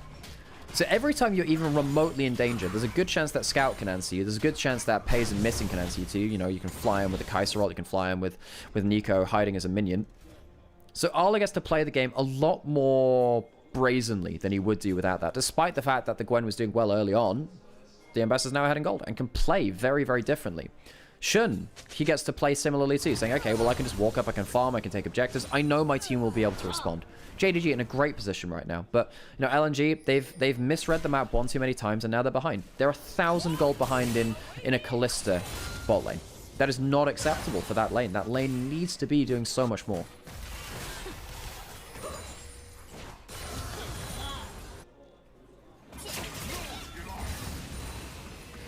So, Scout just uses Phase Rush. There is, by the way, there is a technique you can use against Phase Rush, which is, okay, if you're a Nasus player, learn this technique. You let someone hit you 3 times for free, so they burn their Phase Rush, and then you kill them on the next wave, because Phase Rush cooldown is just higher than once every other wave. Every wave, rather. Or, like, it's once every other wave. So, like, as Quinn into Nasus, if I hit him with, like, a Phase Rush, he'll just take it, and then the next time he'll just hit you with a Wither and kill you, because you can't cleanse that anymore. Really nasty. Sometimes you can do that. I say that because the Galio is currently in the game. Sometimes you can let them have the Phase Rush the first time, then kill them when they don't have it the next wave.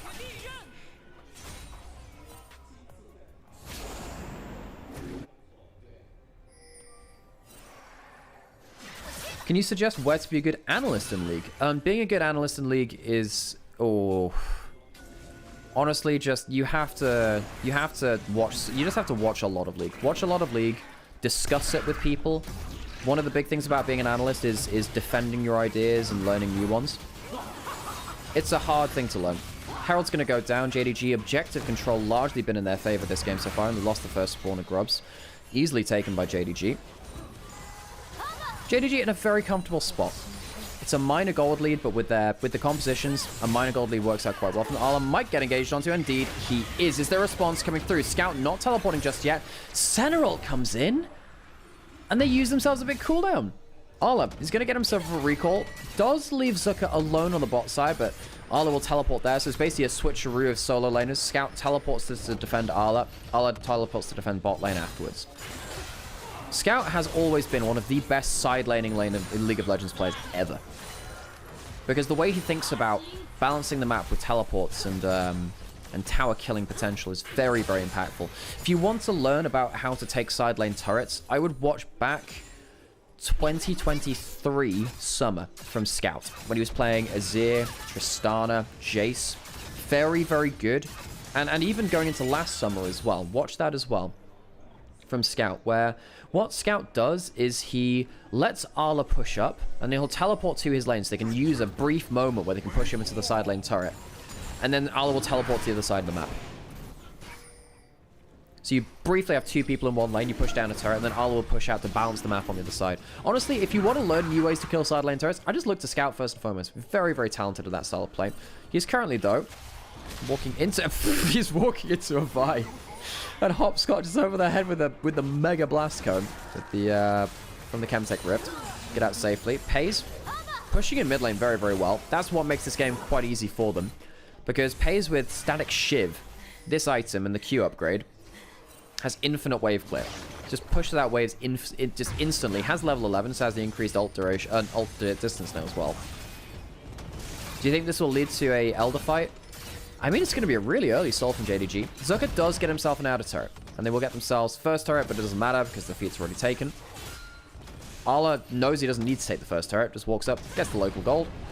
Both top laners get the outer turret gold, and given how important their individual matchup is, this game makes a lot of sense. Last summer, we'd see Corki, Tristana, Yone just trading Gold like that, as that is a face check. Uses the glycerol to get out safely and pings them back in. Here comes Weiwei. That's not a bad last embrace from Senna. Zucker comes in from the flank, but Galio's coming just as quick as is the Nico. But bloody hell, the Ambessa is gone. It's a 1-for-1 as it stands, and Zucker is still alive. Great damage from LNG, and they find themselves a flank angle. Scout has flash, will he need to use it? Pays does have himself a fully stacked lethal tempo, and Scout forces the fight, but it's not one he can cash in.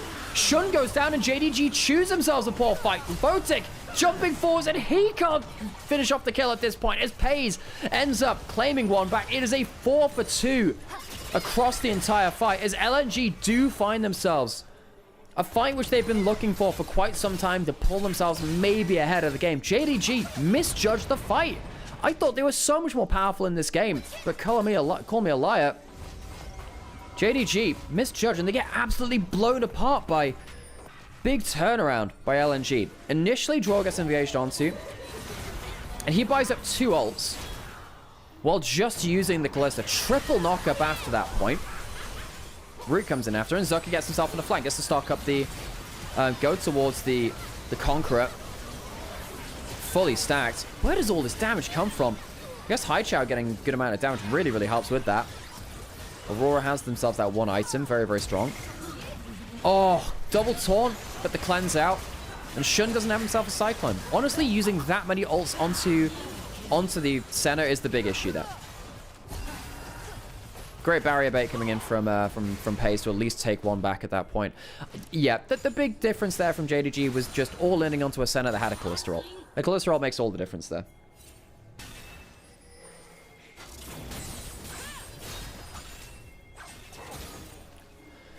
So, gold is even again. JDG do have themselves Soul Point on Chemtech. Chemtech Rift, Chemtech Soul. So they'll be happy to play around that. That's a bit of a reality check, though. Yes, you're in a decent point. However, 2-item Gwen does unspeakable amounts of damage. 2-item Aurora also does that. Herald summoned up in mid lane. All outer turrets now down from LNG. JDG still hanging on to their bot lane outer turret as their last one of that ring of towers.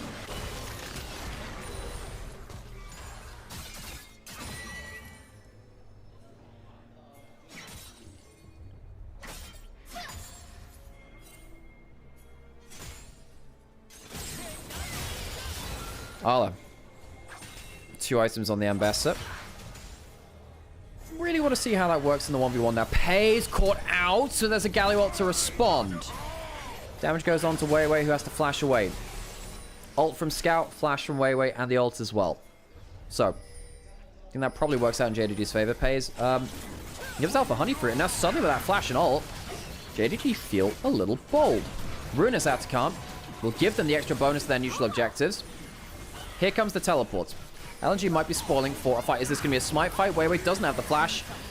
And it goes down. Do you just fight for the flowers itself? That's a lot of your value. Senna actually cleans up multiple in one go with the Q, actually. So you need to be aware of that one. An ult onto Haichao. It's caught out on the side. Pays flies in, and Pays gets the kill. Rather, Arla does. Missing gets a big ult from the Pop Blossom, and the fight continues. Forward to control, trying to put in the damage, but I think they're just on the retreat. Arla has so much extra value, and I don't think the Ren will be able to save them.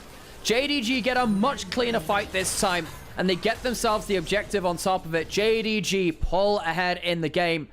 Pays and Arla making sure the Aurora can't get the combo off, and that really removes so much damage from LNG. Really good Nico ult. Great game from Missing so far. You know, Missing is a player which I had put firmly into the fraud tier. By the way, we do have an LPL. Sam and I, my brother and I, have a great podcast where we talk about our frauds and our heroes in our league. By the way, what Arla did there was wait until the Aurora E animation started, and it's a very long animation, so you can use that as a self-CC. Great play from Arla. As soon as Aurora goes into the E animation, basically gets an instant hit ult after that point. Big mistake of Haichao to channel that E in the range of that Ambassador ultimate. Maybe just didn't expect that to get punished. Scout getting a taunt down. Pays doesn't have his ult just yet. Needs to be a little bit careful with the Scout because he doesn't have the follow-up he potentially needs. Draw. Does a least decent amount of damage as the Senna. not quite the 80 stacks yet. Slow stacking, sadly, from Draw. Almost in there. Dragon goes down, and it's going to be stolen away. No soul for JDG, and Aurora is into the play this time. Vi goes down, and Missing gets another Pop Blossom from the top draw. Slam down with a Galio. A quadra kill for Pays out of nowhere. Missing. What a godlike engage. With the Ruinous Atakan, the 3 grubs will get buffed up as well, as JDG will march in and take, at minimum, an inhibitor. JDG slam the game wide open, walking towards the Nexus turrets, tanking the turret. This could just be it out of nowhere. Missing some absolutely wonderful ults, and a quadra kill for Pays to end off the game in 20. Well, they made a pretty big one there, folks. We don't have to go find a replay of that. Well, folks, that game was over a little more quickly than I thought. But hello, welcome back to my face here. I'm Nymaera. I'm an LPL caster. There is no official LPL broadcast anymore, so I figured I'd do it myself, really. I started doing it last year when we weren't broadcasting all of the games to keep up archiving, and because people were missing that kind of broadcast. So I hope you're enjoying yourselves and the content which we bring through here, whether it's on my stream or over on Onivia's YouTube highlights as well. Because, yeah, it's nice to be able to bring the LPL back to you. I've spent a lot of years of my life now covering the LPL. And I think, yeah, I've been saying this a couple of times the last few days. I think at some point over this year, I will have cast my 1000th LPL game. Yeah. It's a lot of games.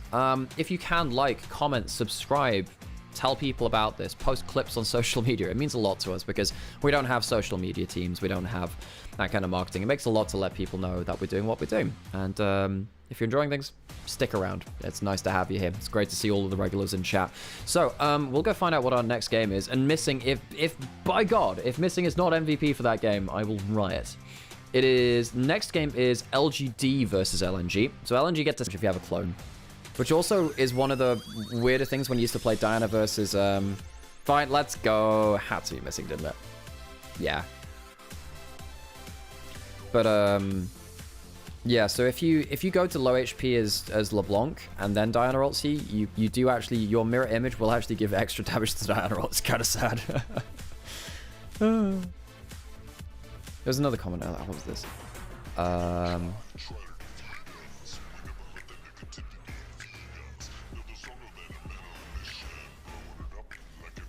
You're up there on my S tier of casters. Thank you, Pantalones.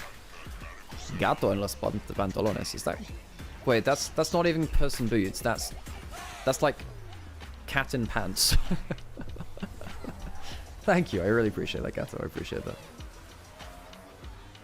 What's your opinion on the best team in the LPL so far?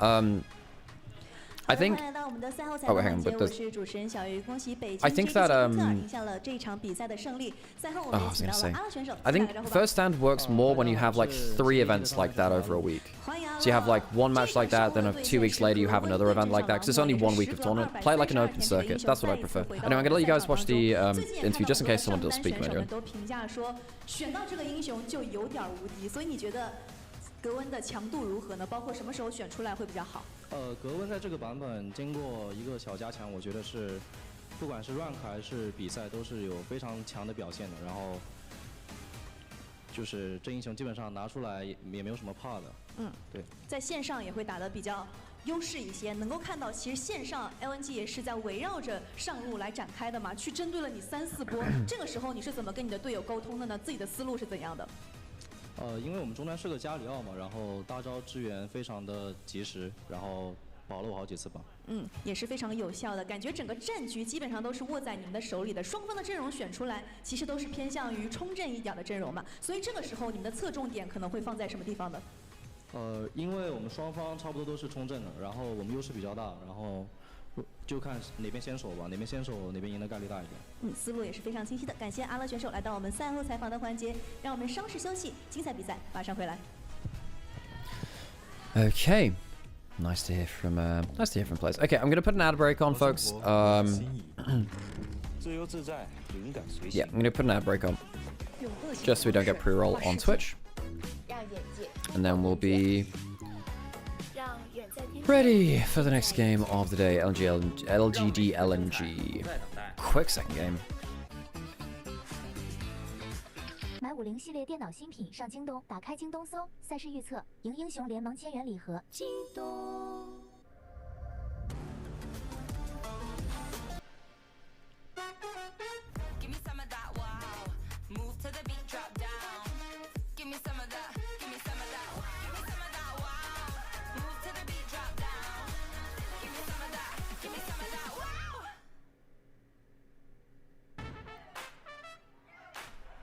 IG LNG next, cool. Oh no, no, it's LGD LNG. Oh, what am I talking about? Yes, of course it is.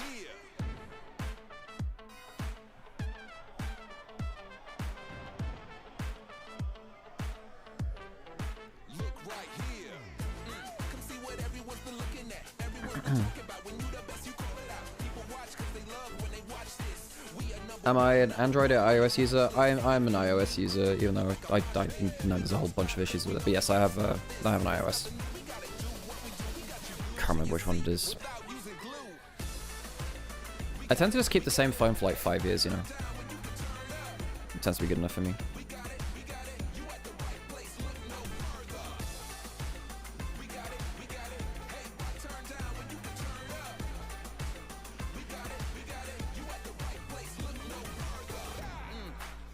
You've been missing. I'm glad that you're here now. It's time for something different. We gon' turn it out. We the ones you shouldn't doubt. Come see for yourself what the fuss is all about. You're dealing with a name you can trust. Put us in the game, we remain only clutch. On your mark, set, go.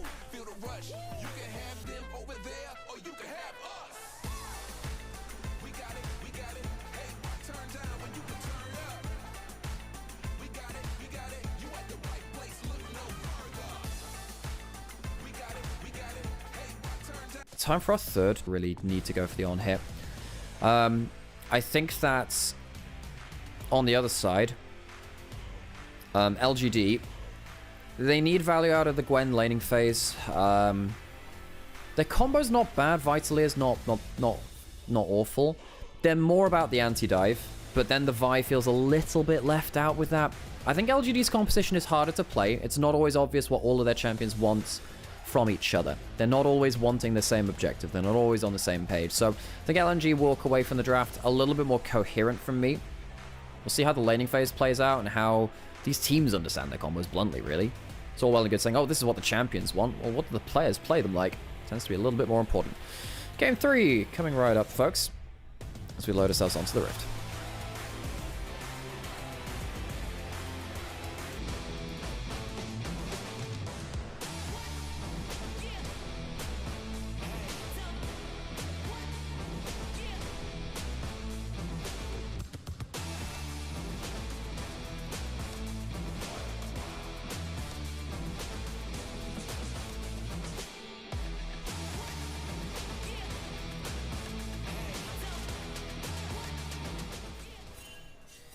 See how the crowd's feeling. Are we going to get any crowd chants? Neither of these teams got a cry earlier. Really? This might be the only LPL game I have ever been involved with which had neither team have a fan chant. That's really sad. Actually, LNG, multiple world's representatives. LGD, one of the most famous teams within the LPL. Kind of like the TSM meme team in some ways. Neither team gets a Gyro. I'd Gyro for every team if I was an LPL, not gonna lie. That's, I don't know. I don't know how to feel about that, totally. I feel sad. I feel sad, mainly. Neither team gets a Gyro. LGD, Gyro, LGD, Gyro, LGD, Gyro. Okay, that's one of them. Does anyone want to lead the LNG chant in chat? LNG, Gyro, LNG, Gyro, LNG, Gyro. Someone has to do it.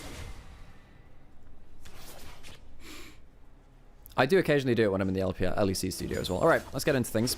See, the early laning phase from the Varus Nautilus was very strong. YSX trying to use the headbutt early on. It's the only thing you can do is honestly just headbutt, and yeah, get some value out of it. There used to be, and I'm not going to say it's a bug, it was just a thing which happened when,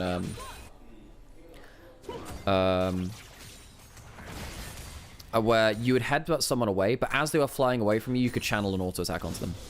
So what we would see, and this is Season 4, we see Alistair top lane, who would headbutt you, and he would build Static Shiv and Triforce to get a single super-powered auto attack onto you once you were headbutted away.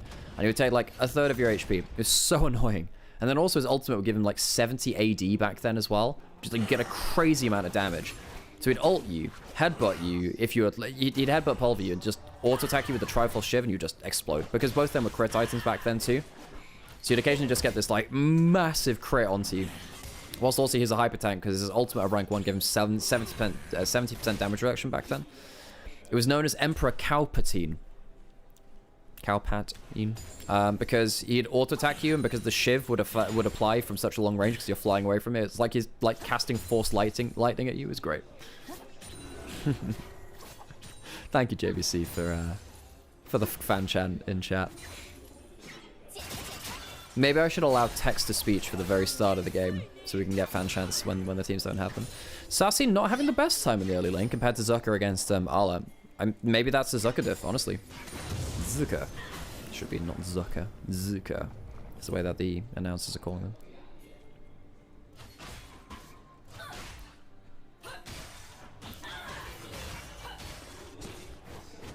Scuttle's traded across the map.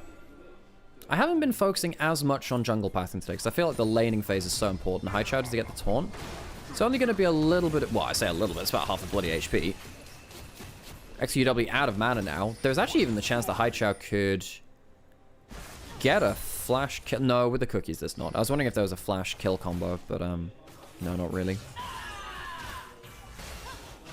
Honestly, very possible. Zucker's a hell of a laner. Yeah, he is. He is. I think that... Look, when LNG has been bad, Zucker has still been really good. Even when LNG were incredibly poor at the start of last year, even when Scout was still on the roster, Zucker was putting in some very good performances. Hey, Sam. How's it going? I heard there was a very good missing game. There was, which meant, Sam, that the game was very quick, Sam. It was a 23-minute game, which means we're actually on the game 3 already. Wow. Yeah. Wow. Okay, I will bring my chair. Hey, Sam. You can do whatever. Sam's going to join us at some point. But, yeah, so, that's cool. Sam will be joining us. Cool. Sam is alive. Look, Sam's been doing a lot of work recently. Everyone give a big round of applause to Sam for doing LPL and EMEA Masters. If you're on Onivia's channel, you'll be, I've been seeing a lot of Sam recently. Zucker takes a worse trade there. Worth noting, Arla went for the Electrocute, and Zucker went for the grass. I think that has actually helped out Zucker. It allows you to regen a little bit more. So maybe Arla just didn't know the laning matchup as much. Maybe he took the wrong runes, maybe. But, I mean, Electrocute is fine on Ambessa. Oh, I forgot to, I don't have the Disappearing Ink now. I should do that. Okay, alright. Maybe just a Zucker diff. Maybe he knows the matchup better.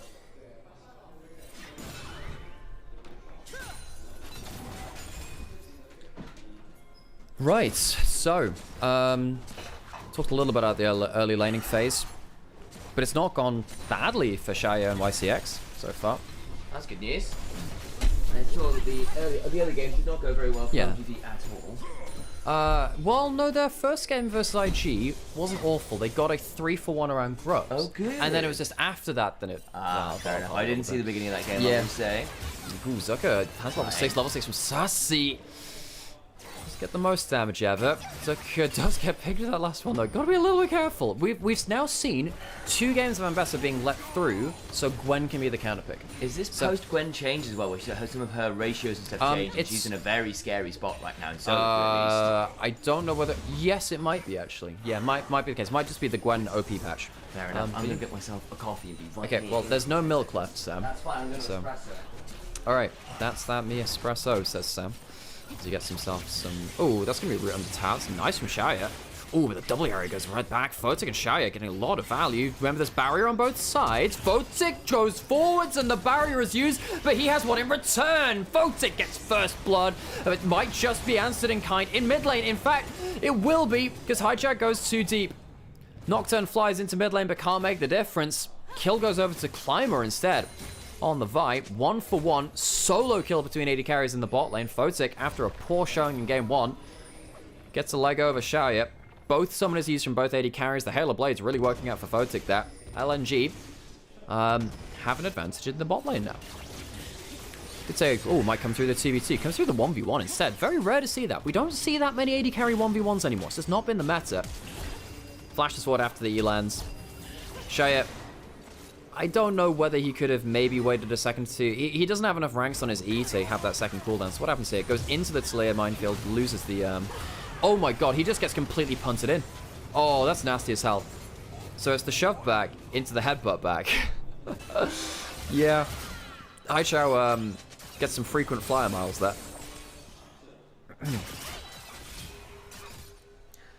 Katari, good to see you. Yeah, we had one of Missing's best games I can remember from him recently. Very, very good. Yeah, and Borny, that's exactly what I think too. I think that, I really think that Zucker going towards the different runes in the grasp really helps him. Now he's down 10 CS, but it just looks like the matchup is much better than it was for Arla when Zucker played against him earlier. He was really dominating lane there, actually.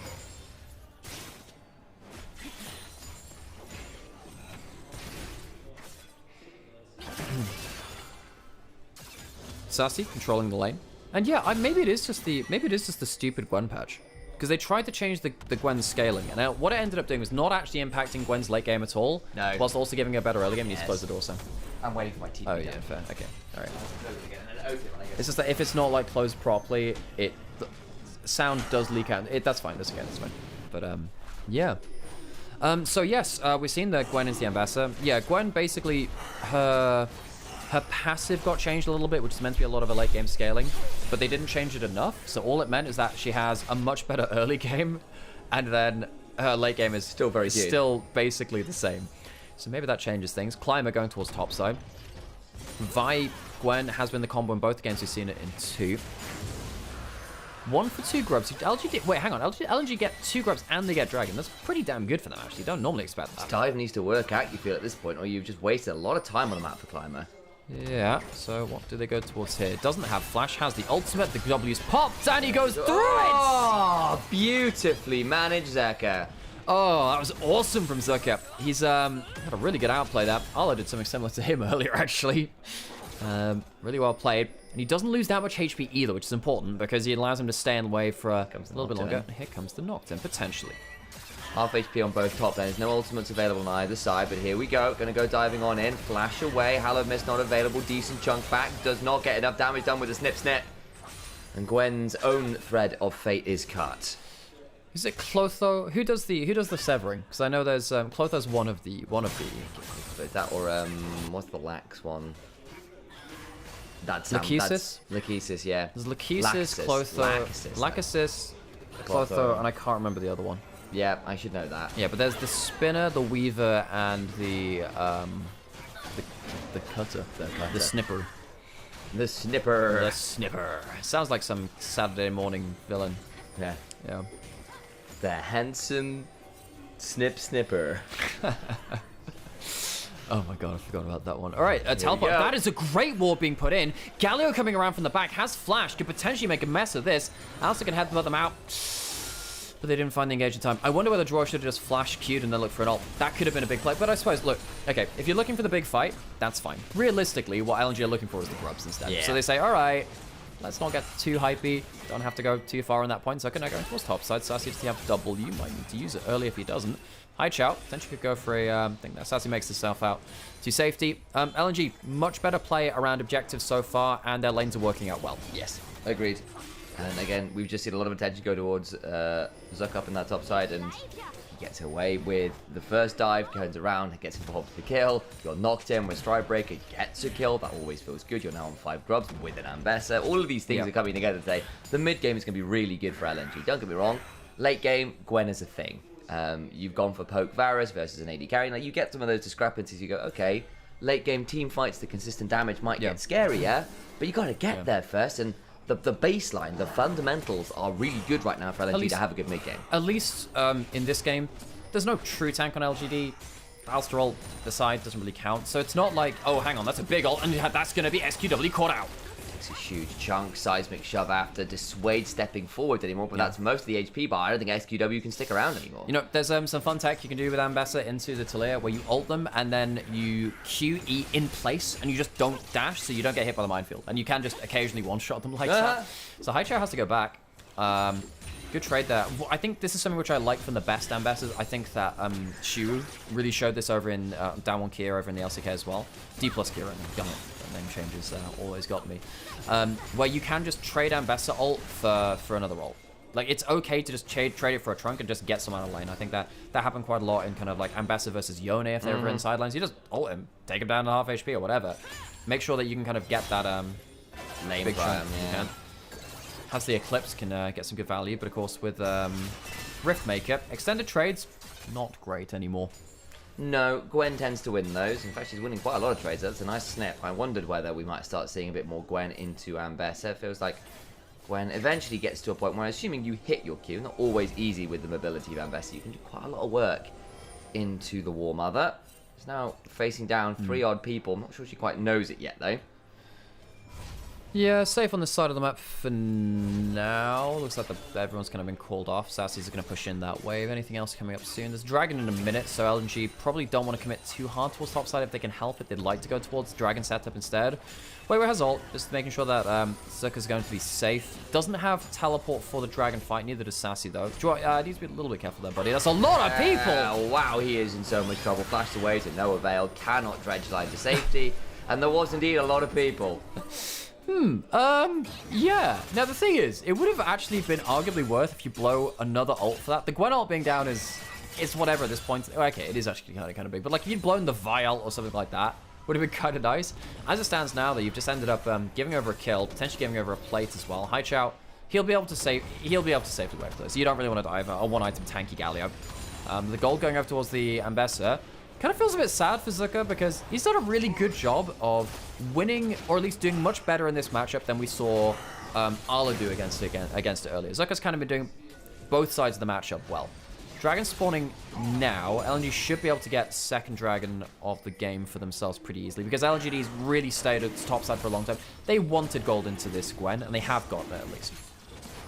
That they do. You still lose that Dragon even after things have been popped, but hey, it's only second Dragon, not the end of the world. I am again just saying, like, the non-tangibles in some ways, the intangibles, that's the correct term, here for LNG look pretty good in the fact they've got those scrubs, in the fact they've got those Dragons, even if the gold lead is non-existent really for either team. Right, so we're getting ourselves towards the point. We're now at the point in the game where we're going to start seeing big fights now. Everyone has their ultimates. We're getting towards level 11s now too, so it's longer Galio range ult and stuff like that. Oh, a fun thing we saw earlier. This was from Scout, not from Haichao, and he's not going for the same build right now. Scout actually went for early Symbiotic Souls on Galio. Ah, fun. So he was, constantly recalling and using the the new mobility boost to just constantly be on the map. So that's some fun Galio tech, which I think is actually quite nice to keep track of. So we'll see whether that... We're watching the rat scrims. Yeah, Symbiotic Souls are a very underrated item, especially when you get Feats of Strength because it just gives you raw move speed. It's very nice. Move speed, yeah. Same kind of thing with Swiftness boots. Because the Feats of Strength give you extra stats that they already have before you even upgrade them or whatever, Swiftness boots and Mobies are actually really pretty good. Can the enemy team see the tower plating go into the Bush Fog of War? Don't believe so, no. No, I don't think so, no. Yeah, you see at the spectator, you see the gold trail kind of go across the distance. I don't think you see that elsewhere. You know what you used to see? If you got a kill from long range with Ignite and they had a buff on, you could see the buff like ping across the map to where they were. Also, this is still a thing which exists just because it's the way that the rune works. If Teemo hits you with a shroom and he's invisible, and he has Airy, the Airy will just fly from wherever he was, so that can tell where he is. Hell started up. Do LNG want to contest? They're not positioned for it currently. Nah, they want to push up mid lane. They have 5 grubs, so they can start... If they can push towers now, while LGD are off the map to take Herald, that's fine. Zucker is likely to take this bot lane out of turret. He can teleport to the other side of the map if the fight comes about. So I think LNGs, they say, look, you can use the Herald. That's kind of like your... Hang on a second, draw. Why are you doing it? Why are you here, friend? Oh, the North... Well, he's got a Galio, so maybe it was all a bait. No, not really. He's still dead. Now Galio's in danger. Looking at the Nocturne on the other side, trying to find an angle, but Nabai goes in with that cease and desist. Climber just about live. YCX. Flash headbutt, and then Basassi is there to get another kill on that Gwen. What is draw thinking you have an Ambassador who wants to take that bot lane turret. They don't want to turn up to the play, realistically. So as soon as you're caught out, like effectively you've pulled LNG's strategy apart a little bit. Now you end up losing, what, 2 kills, I guess, because Haicho and Draw both go down. You do get the tower, but it feels like it's so unnecessary. Photic now caught out in mid. Needs to do a bit of fancy footwork of voice. Slides make have a nice QW. Theoretically in the spot of danger. No change of corruption though, so piercing arrow after will claim the Seraph shield and a little more. I think what XQW wanted to do was see if Photic panic flash and then could combo back into it. Because if you use the shove and then they flash, there's a good chance they flash over your shove and you die horribly. Here we go.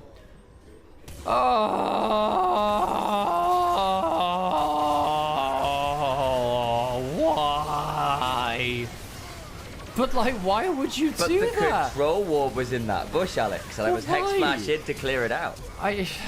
The control ward, it's vision, Alex. Sam, they didn't kill the control ward. It's alive. But that was why they had to send so many bodies. It's a deadly control ward. You can't just leave it there. I just don't get it. Sam, go get your goddamn coffee. It's in the other room. You go do that. I've got tea because there's no coffee left. I'm very sad. Yeah, no, I need some more of that. And it's also a Sunday, so we can't buy more. Very true. So. Well, we could, but it'd be very expensive. Oh yeah, true. I guess we can go out for coffee between games. Maybe that's the plan. Right, LNG behind in gold now. I just don't get why Joel would do that. Your Ambassador was killing a side lane turret with 5 grubs. You didn't need to do that. Zucker trying to clear out the wave. Weiwei pulls the ult and goes into the fray. I think this is just for the Stride Breaker slow, though. Wisex is now under turret, and Zucker's now alone. Teleport came in from the Galio, but the Ambassador is already dead. The Gwen has snipped them apart. Haichao's not going to die, and LNG choosing poor fights again and again. Sussy ends up getting 2 kills, and this Gwen is now a late game threat. Big problems on the board now for LNG. They are pulling the trigger too quickly and too greedily. LGD pick up the pieces, and all they have to do is wait to catch the fumbles of LNG.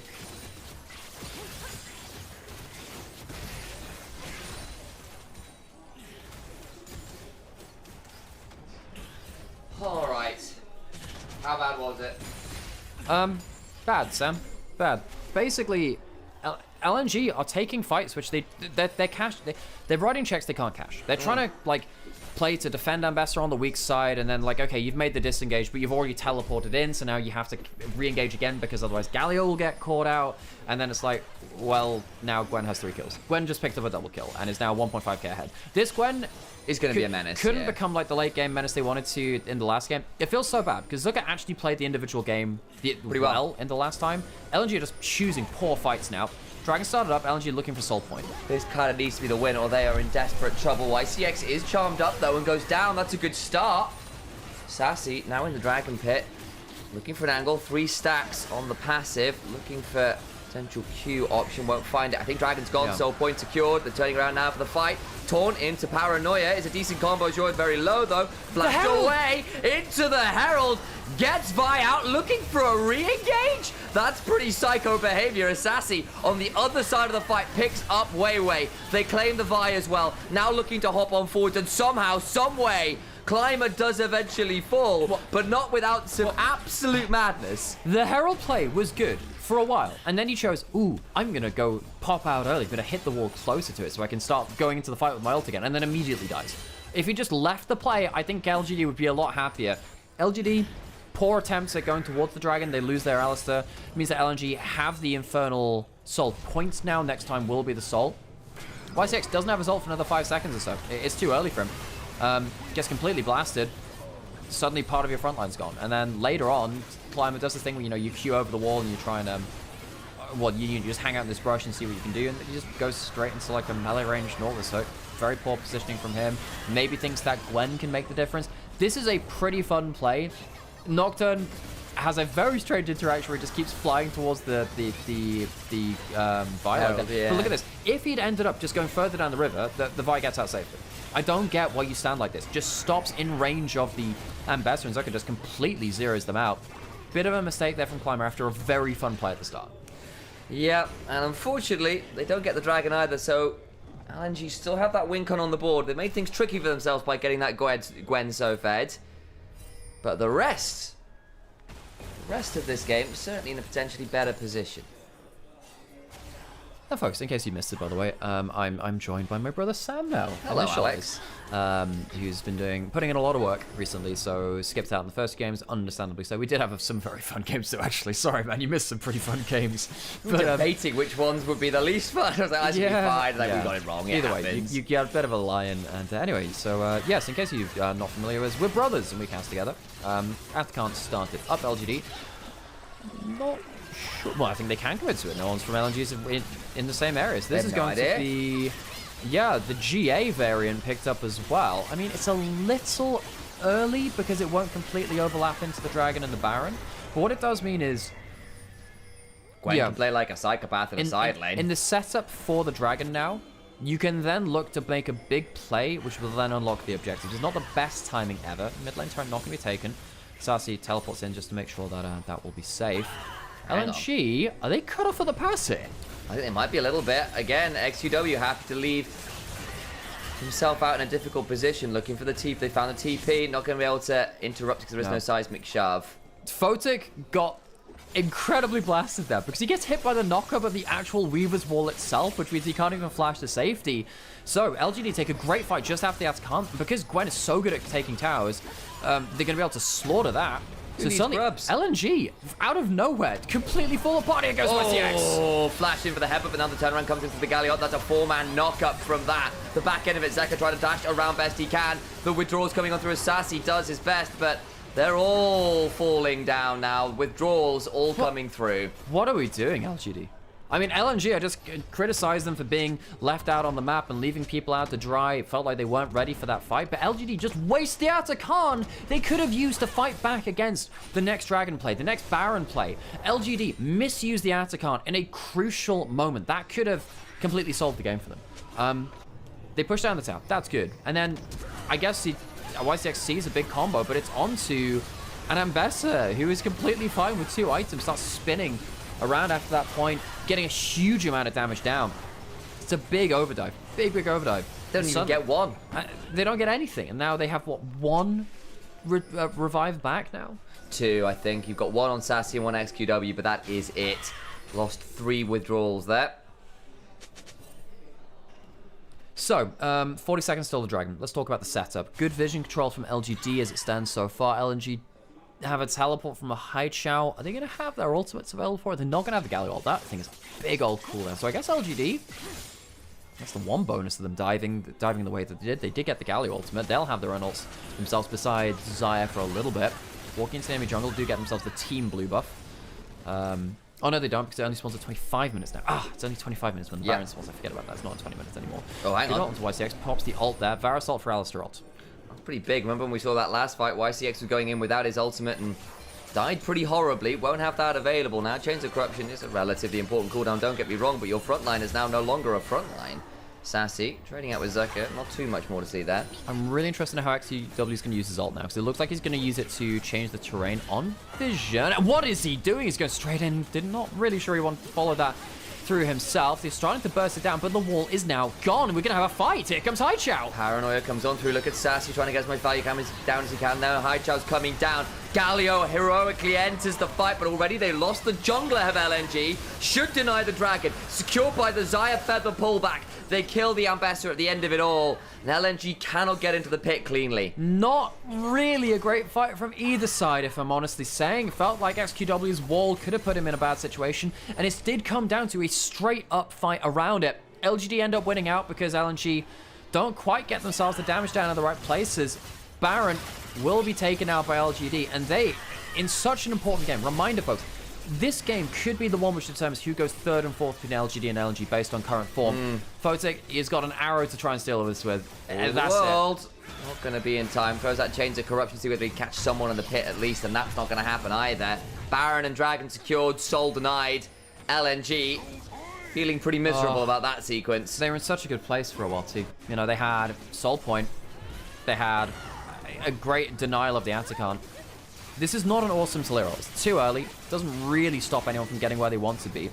But that doesn't really matter after this point. You know, Sassy does end up getting a good amount of damage through, and the jungler gets absolutely blasted, as you said. Photic, because he's, you know, not the on-hit, not the best DPS at this point, which is something that you highlighted could be an issue later, and he's just not getting damage onto the backline. Yeah, kills the Alistar, but Alistar's done his job at this point. He got a combo. Dragon goes down. 2 for 1 overall. Baron on top of it. LGD, not the cleanest game from them, but they are getting the most out of these objectives. They are catching the fumbles of LNG. Yeah, they are, and I'm looking at the other side, and I'm seeing there's Zaya on a pretty decent point here for Xiaoye, who has obviously put a lot of time over the years onto that champion, I can tell you. And then obviously Sassy here on this Gwen is in a fabulous spot. Now, given we saw so much Ambessa last split, it's worth noting, alone in my YouTube chat saying that Zucker has a 0% win rate on Ambessa. Really Now, the problem is, for me, I don't think that's a Zucker problem. I think that's a team problem. Hijack caught out, punted back. He is pretty tanky and will live, but has to blow the flash. Yeah, because again, from what I've seen of Zucker here, he's certainly not been... He's not the primary problem here. No, he's not. As he does his very best to be as Photic has to flash barrier away, will not survive. XQW coming on it. Wait!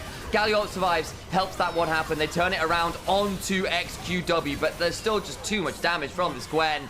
They lose the Galio after for the price of keeping Photic alive. Zucker trying to threaten here on the flank. There's 2 low health bars and he could potentially find an angle. Xiaoye still in touch. Xiaoye still with flash barrier. Oh, Zucker just hairballs the ult. Sad things for Zucker. Was talking about him not having success in the champion. I don't necessarily think it's his fault this game, folks. I think it's more of an LNG problem altogether. But LGD now, they do walk in, get a 1 for 2. SQW, I think he just misjudged what was happening with the Galio ult. It flashed forward for a potential kill onto Photic. Doesn't end up getting that and ends up going down himself. Game still goes on. Significant gold lead for LGD now.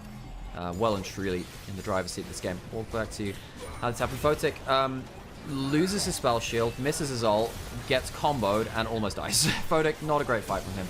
And he's a player which has a lot of criticism from me, honestly, over the last split or two. Just about walks away with his life very, very close. But as you said, costs a couple of teammates theirs. The Galio ult was interrupted, but the magic damage shield still came on through, which was pretty significant, honestly, all things said and done.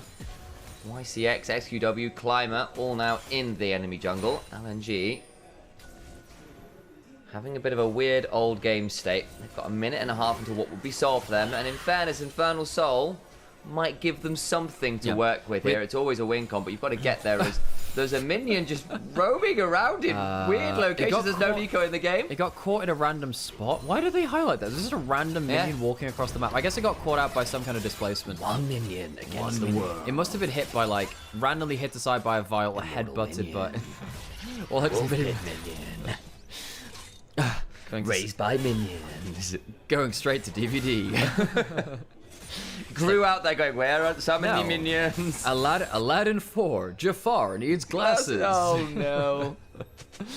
The classic. Right, so this could still be won by a good enough smite from Weiwei. That's legit what you're hoping for. He's got ults. It's quite hard to keep a Nocturne out of the pit. Oh, Jesus. It's not been a clean game, folks. Both these teams have not been on the best form. They were teams which didn't make playoffs last split. We knew that these teams would be struggling for form, potentially. This is very important then, actually, because it means that if you go 4th in the group, you are directly into Group Nirvana. If you go 3rd, at least you can play off for an extra chance to ascend. Yeah, it does feel like if you're trying to head towards the group for heaven this time around, having a champion with Hallowed Mist feels kind of appropriate. 4 items now on the Gwen. Zhonya's +3 damage items. The Shadow Flame on Gwen right now is monstrous with her. Oh, do not let her press R on you. It will be a bad time for all involved. 2nd Dragon secure by LGD. We might be having another multi-Infernal Drake fight at some point. That's like yesterday. There's Weiwei popping the ultimate. Cannot stop XQW, just walls away. Yeah, so LNG don't even get themselves that, and now here comes the fight. Jaw pulls himself away. Chains of Corruption go wide, though, to punish. In the end, it's just a trade of ults. Alright, so it doesn't come the fight. I was completely wrong. Great Spider Naut out from Dwarf. But LNG, now the problem is, we said, hey, Kate kind of needs to come down to a smite fight or something like that. I don't think they survive 5 minutes through to the next dragon. I think that's a problem. I think that by not going for the smite there and not setting up well enough for it to get themselves, you know, a blue trinket to try and get a steal onto it or whatever, or at least give Weiwei an angle in, now they're just waiting for a slow bleed out. I wonder if they've just chosen death by inaction. That does feel like the case. Haichao trying his best to get things shut, but again, you don't really have side lane pressure in the way you might have done earlier. You've got 5 grubs, but where are you going to end up using them? Your Ambessa is strong-ish, but it feels like that's the only member of the team that really is. Photic's at 3.5 items, and that's something, I suppose. But without the Infernal Soul, I feel like this late game poke Varus into the enemy comp not going to get that much value on a regular basis. Yeah, starting to really fall off at this point where Photic's not hitting the arrows onto the right targets either. It's kind of hard to get an arrow onto Gwen, who has W, can just kind of run at you once you kind of step out of position, or Zyra and Talia when there's Alistair stood between you and them, because you're actually at threat of being comboed. The headbutt pulverize goes through your spell shield, obviously, because the headbutt blows it, and then the pulv gets it. Here comes XQW, he wants to force the fight, maybe. Doesn't land the combo, though, and that'll be the end of that. Not too much to be seen. XQW has been pretty audacious, I think it's fair to say, with his walls, for better or worse. Been a bit of a mixed bag, that one. The problem is, right now, LNG have got 1 or 2 wards in their own jungle, but no control wards, making it very difficult to get value out of them. So I'll try and clean them up now. Baron was started with way around with ultimate. Very tricky to do this without the Nocturne getting in regardless. Slowly being taken down by Climber. They'll pull off the walls, looking for an angle. Jor tries to Spider-Man out and fumbles the hook. They'll summon Galio, but it's too late to save their support. Turning around now as the headbutt back in onto Hightower. Means he's likely dead as well. Ambassador to the backside is decent, but the feather pull plus the flash is beautiful. And Gwen and Xiaoye run over the back end of the fight. Talia dies, but it is at the cost of 4 from LNG. They will walk down the mid lane, and with so much tower damage from Gwen and the Zyra as well, that should be the end of the game unless Photic can wave clear enough. I don't know if he's going to be able to, though. Gonna try, cleans out 1 or 2, but the cannon minion's still alive. The hail of arrows does nothing. Sassy steps forward with the hallowed mist on. He's got Watch out for the flash combo from Ali. Watch out for that. There it is, good. Flash out Photic. Trying to stay alive, does some work, but here comes Jor back, but I think it's too little. I think it's too late. The Nexus turrets are down. They're attacking the Nexus off. Sassy with 10% HP cares not for the poke Varus anymore. Game of the day. And folks, next up is our marquee matchup for this group. We have JDG versus IG as our next game of the day. This is the one which you probably wanted to... Tennis. I've not been as clued in with LDL as I was, say, a year or so ago. So don't know him as well.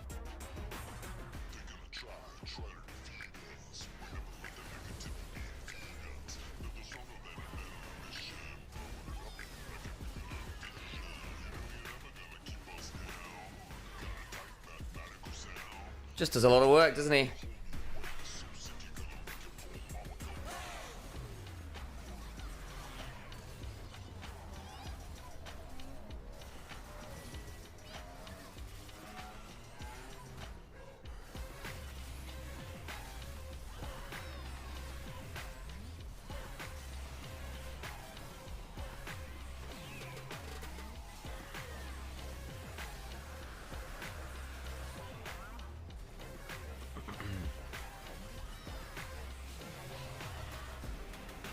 Alrighty then. Surely. Well, what's going on over there? LPL is hopeless? I don't think so. I think these are just some of the less good teams who need a bit of...好的，欢迎来到我们的赛后采访环节，我是主持人小玉。恭喜老干爹赢下了这场比赛的胜利。在赛后，我们也请到了3C 选手，先打个招呼吧。大家好，我是老干爹的。Interviews to be had。也是恭喜你们赢下了本赛季的第1场胜利啊！其实，对于 I need to see more from Gala after Split 1. I'm not gonna lie. I feel like Gala had an experience in Split 1 where I was expecting more from him and did not really get it. 而著称的，所以得知这个分组的时候，你自己的一个心理活动或者说赛前的准备是怎么去做的呢？很激动吧，能跟很多这么强的上单选手交手，然后赛前的话也进行了很多准备。其实 3C 选手应该平时在 rank 当中啊，各种各样的上单英雄都会玩。如果让你自己来评价一下，你是什么类型的上单选手，或者说选出3位 IJ paycheck steal the retirement home. Ooh, go Spider Gwen. 兰博、朗姆和贾克斯吧。还是非常有进攻性的。 5 million yuan blood feud. JG. Yeah. The whole scout drama was a whole thing, wasn't it? 可能团战有点僵持不下的时候，作为发育还不错的格温，你是怎么去在团战中发挥出自己最大的作用的呢？ 就是尽量不要和队友脱节，然后等队友控制跟上，我再上来打输出就行了。好的，也感谢3C 选手来到我们赛后采访的环节。接下来让我们看一段精彩的 Spotlight。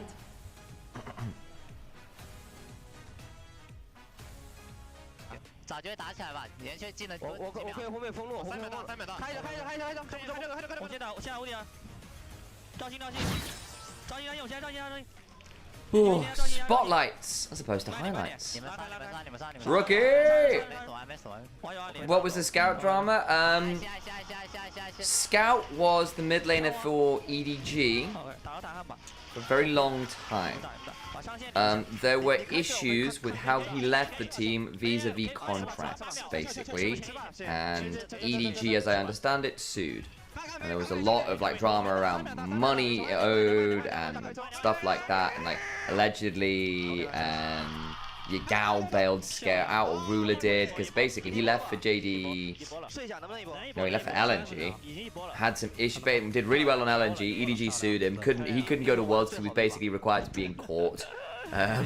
Something like that. Ended up getting bailed out, so could eventually go to Worlds. Then has joined JDG this year. But there was a whole thing then with like, there's just some long time stuff behind it all. It started way back in like 21, 22 even. Yeah, exactly. It's been a long running thing.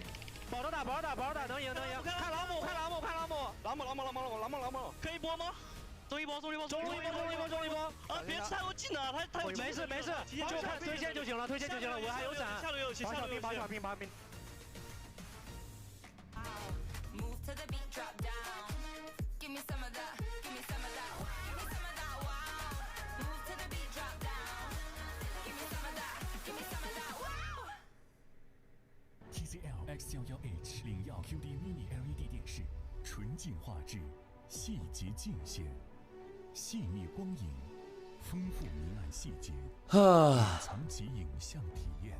Yeah, after that, the world when he wanted to go back to Korea. Yeah. He signed to KT as well, still signed to EDG at the end for the end of the 2022 season. Oh, there was all that stuff and then couldn't go. That's right.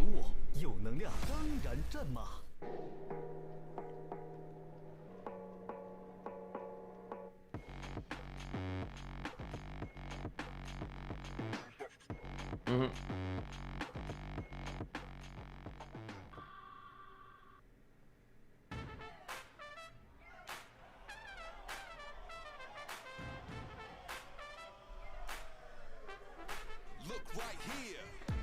There we go.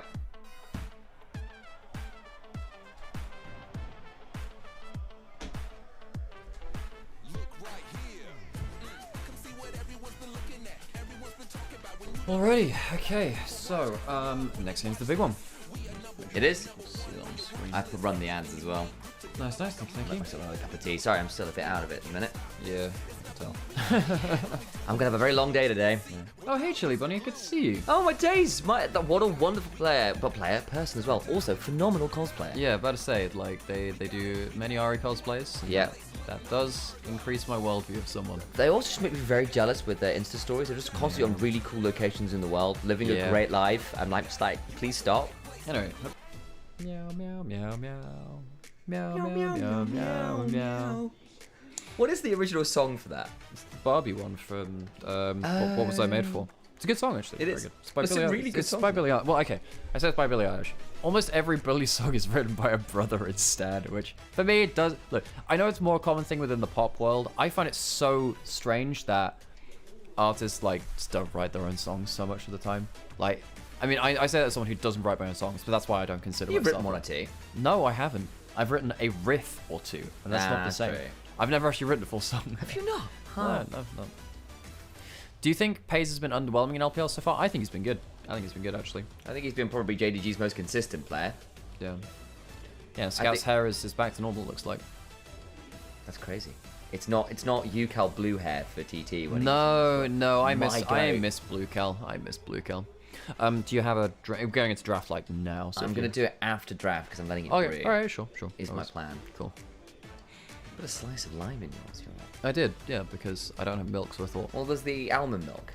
No, I don't know how long it's been there for. Well, I guess it doesn't go off that much. No, it doesn't. I've been using a bit of that and then just commending my bowels to God. You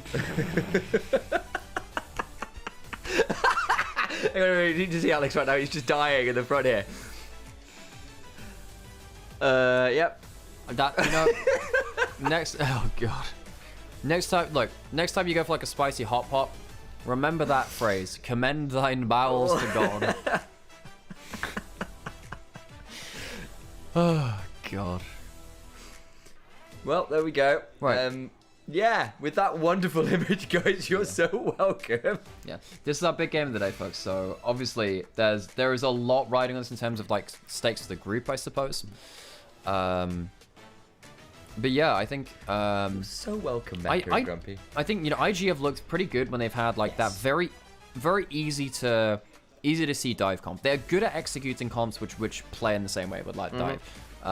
It's not just saying, oh, they've got to play easy compositions. They take obvious compositions and play them out well.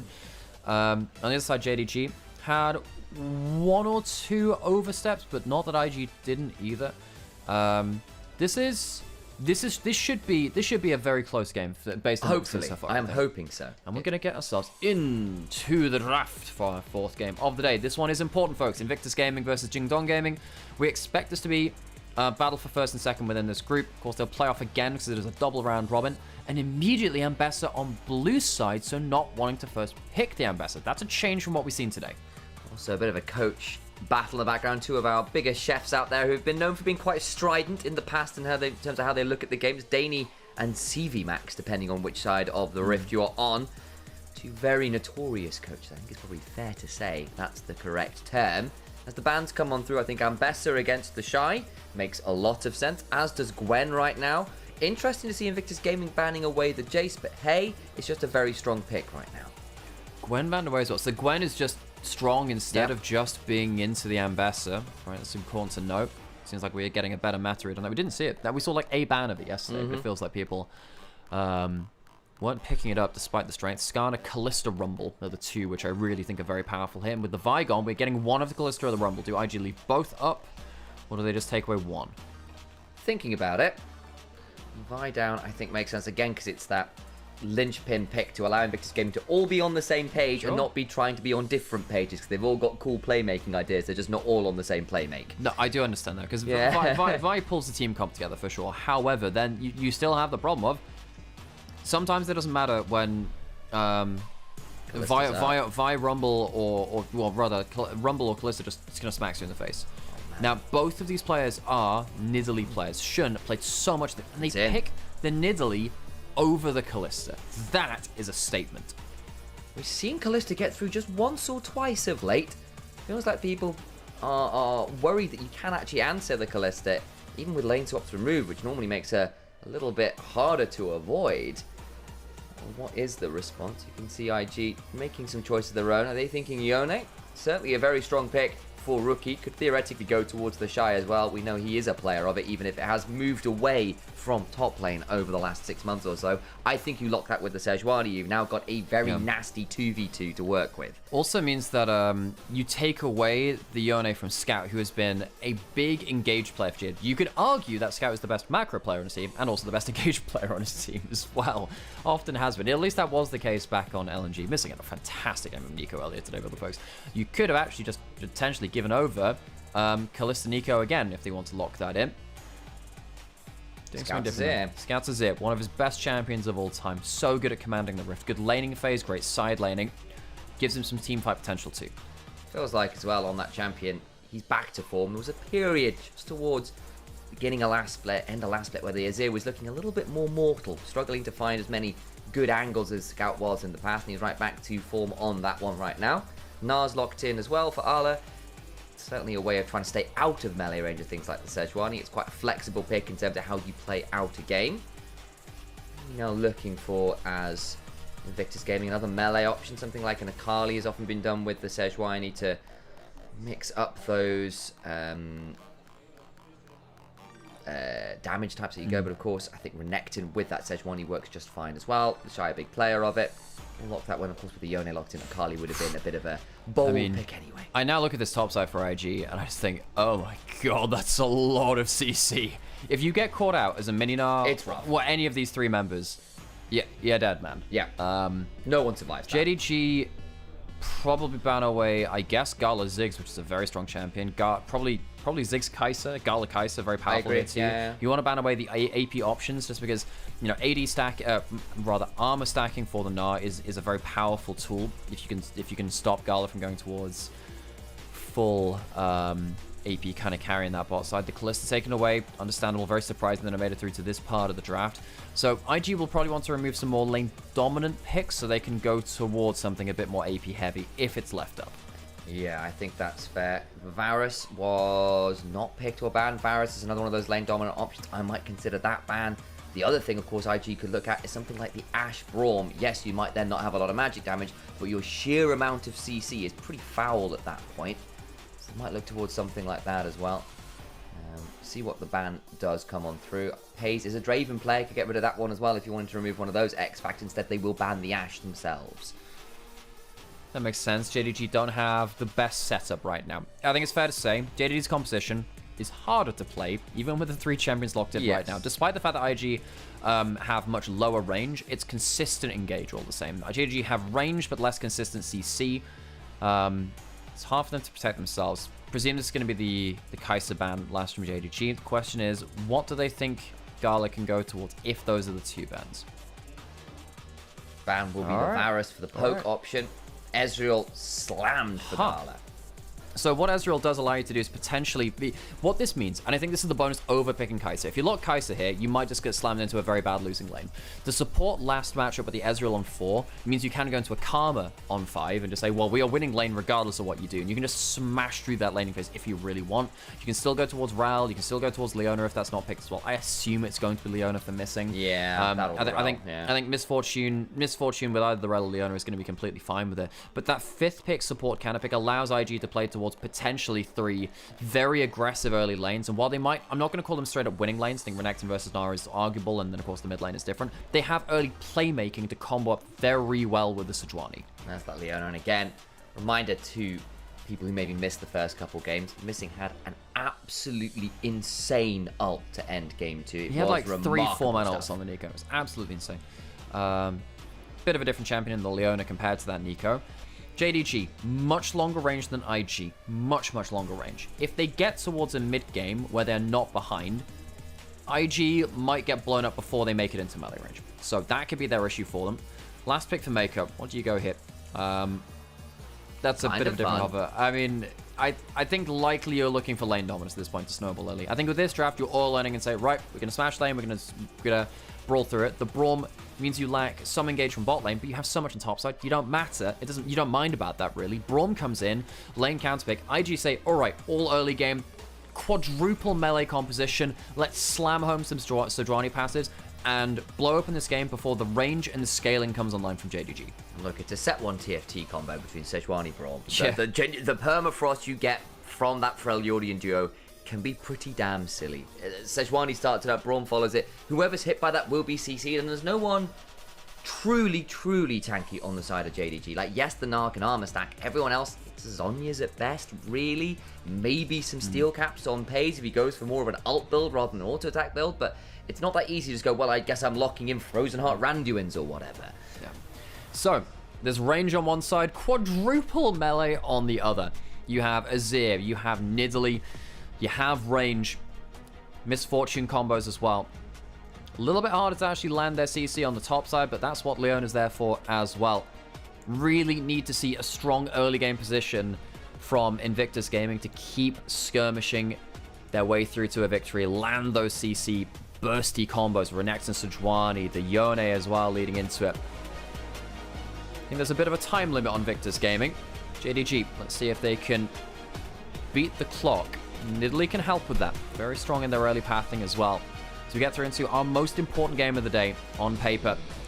Loading onto a Rift for game 4 of our best of ones today here in Group D of LPL Split 2.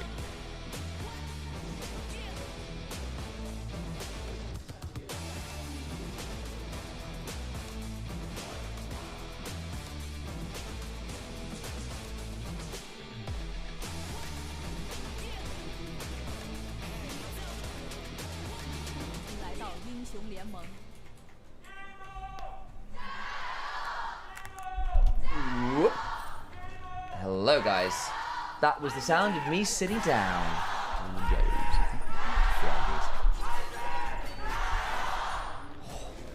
Those are some powerful chants, guys. Yeah. Understandably, the fans are here in force for this series. It should be white hot. Which is a complete turnaround from... Hang on, is it going to be a stop back? Because Paze has already taken one shot, missed on that Q, which means he won't have to blow anything like a cleanse.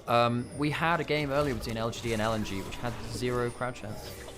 Really? The one game in LPL I've ever heard without a single crowd chant. I wonder whether that's because all of the IG and JDG fans have got the tickets, but still, I have to say, it made me feel a little bit sad, actually, because I gyro for every team. Absolutely. But I do get it. Rookie, gets into melee range very early on. You're not meant to get in melee range this early on. That's a big difference. Luckily misses that Q3 from Scout's perspective, but this is still already a better start to the lane than Yone normally gets. He's going to get access to the wave as well.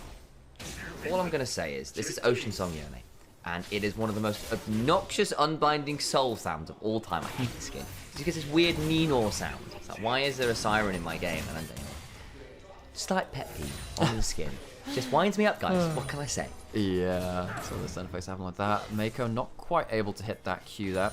But of course, Ezreal Braum, strong laning phase. IG need to have good lanes, folks. They need to have strong lanes. If they don't snowball, I feel like, you know, Nidalee gets free reign. You get towards, like, MF, landing a Make It Rain, and then that, like spears and boomerangs and everything. Really easy to land. Not that IG can't burst you out later into the game, too. It just becomes harder, right? Because you just have to close that. In, right? You have to close that distance, and then someone escapes the engage, and suddenly MF's ulting you while you're trying to kill off another person. It just becomes really quite annoying. So, early game advantage for IG. That's the name of the game. Yeah, it's very full committal from Invictus Gaming as the game goes on. It's still a good full commit. Hell, it's a brutal one. However, you don't get to do it by half measures. You all go in, or someone is dying. And in fairness, for Invictus Gaming, we like them to all kind of be given the same task. They play that out really well. They've got phenomenal players. And just making sure that they are all firmly aligned has been a serious point of concern for the team in the past. This has been helping out so far today as Rookie gets a wonderful trade there on the Scout. Scout trying to push up to get some pride for Nidalee. Shun doesn't go for an early invade, and it makes sense, right? If someone roams over towards you, you're dead. So you can't be too ballsy about that. Does mean, though, Shun's just going to be kind of clearing away. Not really able to do anything towards JJ. Not able to get a double scuttle. Not able to get any kind of that leg over you expect to get in that jungle matchup. Doesn't appear to be. And we look towards bot lane. There's pressure coming on in there. Actually, Renekton's got the shove into the Nar. Sejuani's going to find Shun. He's got the one with the lane prow. Goes Arctic Assaulting Force. Misses the Glacial Flail. The teleport's coming through. Permafrost being stacked, but can just begin to space out these autos a little bit. Rookie now looking for an angle. Yeah, dangerous, because now they're trying to get something in this jungle matchup, but it's so hard when you have melee synergy with the Sejuani. JJ's going to get that fight on the bot side. That exactly, missing. It's a bit of a chunk, but got a pot to work with. But now top side needs to be a little bit better. Arlo's got Mega Gnar. By the way, I just completely missed the fact that the Shy had just like a complete weird flash in there. Oh yeah, when did that happen? Yeah, chat has enlightened me. Thank you, chat. Saying like, what was the Shy doing with that flash? Chat, I didn't actually see it. So no, I didn't either. Can't actually tell. What was he doing? Chat, you have to tell us. It's a great question. Was it on screen? Did we just miss it? I'm gonna go find out. You keep casting. That's fine. Arlo's being run down here. Gonna have to flash outside of that flail. Missing now on a decent roam timer. The Shy still going on forwards. Oh my days. Gets a bit of a heal. The Ignite cuts the healing on the Colvermeek though. Doesn't have the flash after earlier. There will be a Zenith Blade coming.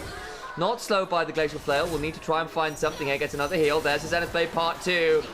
And Boomerang brings down the Crocodile. Oh, the Shy. Really good on the Ambassador recently. Tried to go for a burst combo at the level 3 to level 2 mark onto the Gnar. But he gets the hop away in time, so he can't get the full burst out. And the Shy, without that flash, as you rightly said, just can't escape that. So, IG, with their mission objective being early game dominance, lane dominance, have a bit of a speed bump to get over already. So it was, in fact, on screen. We just didn't clock it. Huh. Professionals, by the way, guys. See, I don't have the sound effects because you got the headphones. That's true. So I'm blaming you for this. That's probably fair, actually. I give you that. Turns out we've been doing a lot of casting recently, so it's easy to lose focus at points. But yeah, the Shy tried to really get control of that lane at level 3 to level 2 experience mark. Now is down a kill. The kill given over to Arlo is bit frustrating. Yeah, not great because Arlo, you know, he can go towards maybe you know, early tabby. He would feel so happy at that point. The extra move speed, the full AD comp he's against is going to be nasty stuff for IG to deal with later on in the game. Does still have the teleport to work with, whereas the Shy doesn't. Arla hasn't backed yet. It's sat on a door and shield and a biscuit. So right now the Shy's trying to get as much value as he can before the resets come on through. And those Tabi are absolutely built up, although they are steel caps now, Alex. You're years out of date. No, that's happy, Sam. I refuse. I reject your reality and substitute my own. Yeah, it's what's going on, bro? It's season 3, bro. Cassidy's permaban, bro. It's like Kasansei, Zeri, Yumi. What are you talking about? It's season 3. Lock in Kassadin. It's time to go to Worlds with Najin Blacksword and SK Telecom T1K. JJ got both. Gets both. And yeah, he didn't smite the first one. Means he can smite the second one. Shun still has his smite for this, but still. Honestly, in terms of the jungle matchup, JJ is much happier with his jungle matchup than you should be as a Sejuani versus the Nidalee. Yeah, because often we see Nidalee's able to take a Sejuani apart. Part of that's honestly been the fact there's been good lane prior for Invictus Gaming to make it harder for the Nidalee to just get 1v1s with the Sejuani. We saw it over the Scuttle Crab right when that first spawned. Normally, the Nidalee just goes, yeah, we'll have this, and that's not really been as viable this time around for Jingdong Gaming. So, still no real gold inroads made by IG, which is kind of gold. I don't really know where to go with that Austin Powers. No, me neither, Sam. Me neither. My casting was the key. Don't get that one. It's instead of what would you replace casting with if you remember the movie? I can't remember it, Sam. I'm not. You know I remember gold, and that's about it, Sam. The man's genitalia may be gold. Yeah, I know that one. That's what he says in that moment. Sam, I know that, Sam. I just didn't get the quote you were saying. Oh, okay.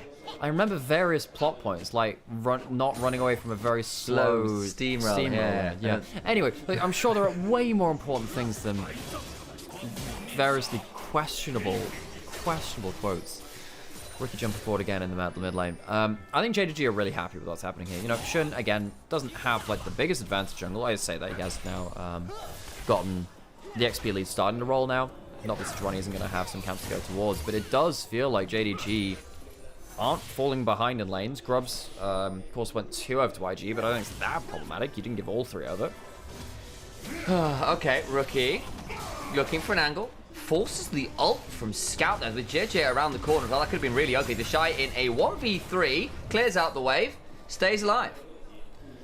That's fine. Uses the ult for it. Doesn't have to play that flash, I guess, importantly. That's the longer cooldown that would have been more impactful. And we have ourselves swap lanes for now. Lane 2. Oh, he jumped over the bullet time. Nicely done. Slice actually gets him out of the Pays MF ult. That's important. Could have died under that. JJ does have level 6. Stealing away a Gromp. Nice to get a camp away while you can away from them, because you don't really get that many opportunities to. A man who might in one other world be called Ale looks to get some damage down his forces away from his turret. It's pronounced Arla. Yep, sure. I don't know, that one trips up. The thing is, when he was on AL, it was, some people were mispronouncing it as AL, Ale. I'm like, that is horrifying. I don't know what the hell you're saying. Is it the player or the team? Or the drink? Yeah.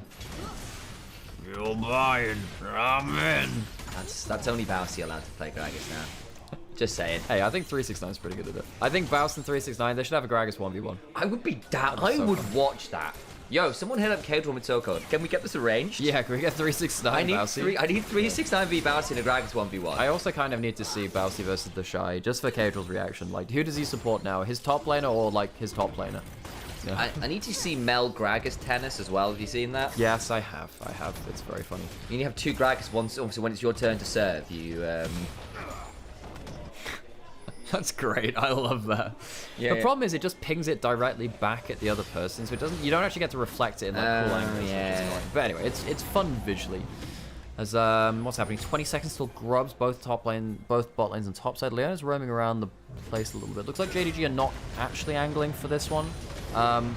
Teleport's available for both top laners coming up to it. I was just coming off cooldown now, so I'm choosing to stay in bot side and get just some maybe guaranteed gold of a plate. I have some musings to share. Actually, I don't think I do have time to share musings with you, because I'm seeing a lot of people looking to die for Shy, who clears out a wave, has got Dominus and Flash in a dream. There we go. Scouts has no flash himself now. The Shy left under turret, as you said. Dominus available for him. Might need to use it. No one's coming to help him right now unless Rookie teleports, and I think he'd rather be on top side. I think they want to clear this out. 3-shot barrage, flash and phase, try and get something there, fails miserably and dies. Teleport now, bot side, missing, goes flashing with him, but the Shy still clears the way and gets away! Slice, dice, and JDG come up with nothing. So the cross map doesn't work from JDG. That was such a peculiar flash from Pace. He's never getting the kill there. As he just dies under turret. IG don't have an answer towards it. As it really does just feel like now that IG get the most out of this. Rookie still has ult. They might go for him now in a 1v1. He has the E to cleanse out of some of that CC. That change hasn't come through just yet. Now he locks them up under turret. Holy moly, Missing's dead. Nicely played from Rookie. Flashes out. It doesn't get much better than that. IG gets so much in the cross map. The Shy doesn't die. Rookie gets himself a kill on one side of the map. On the other side, Pays goes down to Mako. It is close, Seb. It is close. Sam's worried about the door closing, so I'm looking over there. It is actually about as close as it can get. That's fine. As turns out when you start shouting, you do want the doors to be closed for sound insulation. That was really well played from IG. And, you know, we were talking about, hey, JDG, you've overcome the early game-ish. That's cool. The laning phase is done with, at least. But IG, they do manage to use their early power spikes to, and their early just playmaking potential, the amount of mobility that they have to get something done. They're slightly ahead in gold now. They have 5 grubs, and if they can get another mistake like that and get alone time on towers, then the gold actually starts to balloon. Not really sure what Pays was doing here. He flashes out of the Barometer. That's what happens. But it doesn't matter. It just was always going to die there, so a misuse of a summon spell. And the Shy, great flash over the shouldn't kill combo. That is, and then Rookie here just says, yeah, I don't believe you can manage this. Missing gets hit by the Q3 into the ult, ends up taking turret aggro, throws down the solar flare to no avail, and at that point the tower's heated up enough that Shun's taking nearly half his HP bar just from turret autos, so can't stick around for anything more. Scout gets a shuffle to the Shy, but he just slices and dices away and he's fine. Yeah, I mean, the Shy has to leave lane now. No, I actually think Scout makes the right play. It's not a kill, but it means that Renekton, without teleport, has to back now. That's important. There's no teleports from IG to force a bigger fight. Scout gets some alone time in a side lane with the Nash's tooth. I think that's actually a win. Yes, Rookie is ending up going towards that lane, but the Shy is off the map and it still needs some free tower time. And it does. Should be able to get half a plate, not too much more, and at least the timing from Invictus Gaming there in terms of the resets and the lane assignments works out well for them. Rookie was already on the move before that was going to come through into things. And we are now looking generally at first item completions in most places. Topside has not done that quite yet. Where else is what Missing's doing now, he's just being on call. Standing on that blast cone so he can quickly roam. Sees Rookie on topside. Waiting until the dash is used. Might end up hex flashing over here once that. If he uses another Q3, he can easily go back to tower now. So he should be safe at this point. So Missing just shielding his lanes to see if there was a play to be made. Turns out there wasn't. Dragon now up. IG will claim that one and make sure that JDG don't get themselves too early dragons. And, you know, as a Nidalee versus Sejuani, you have not gotten grub advantage. You have not gotten yourself a farm advantage at this point. That's crazy. You haven't got yourself a dragon advantage. This Nidalee has achieved very little in terms of the actual jungle matchup. Basically, you're just banking on them being a really good poke point later. Absolutely. It's not been easy, and all the while, big chunks happening in mid lane. Rookies threatening topside. Invictus Gaming, they were asked to play these lanes quite aggressively, abuse the all-in combos they had, and outplay some of the dives as on top of that, just as a kind of cherry on top. This has been a pretty clean game, honestly, for Invictus Gaming. Yes, they're only 1,000 gold or so ahead, but they've got 5 grubs, they've got a dragon, they're in a really good spot to make this mid-game suffering for JDG. Just spots it on a ward. There is a teleport ward. Here comes Scout. He has himself no flash, but he has an ult. Mako can try and jump to Gala here.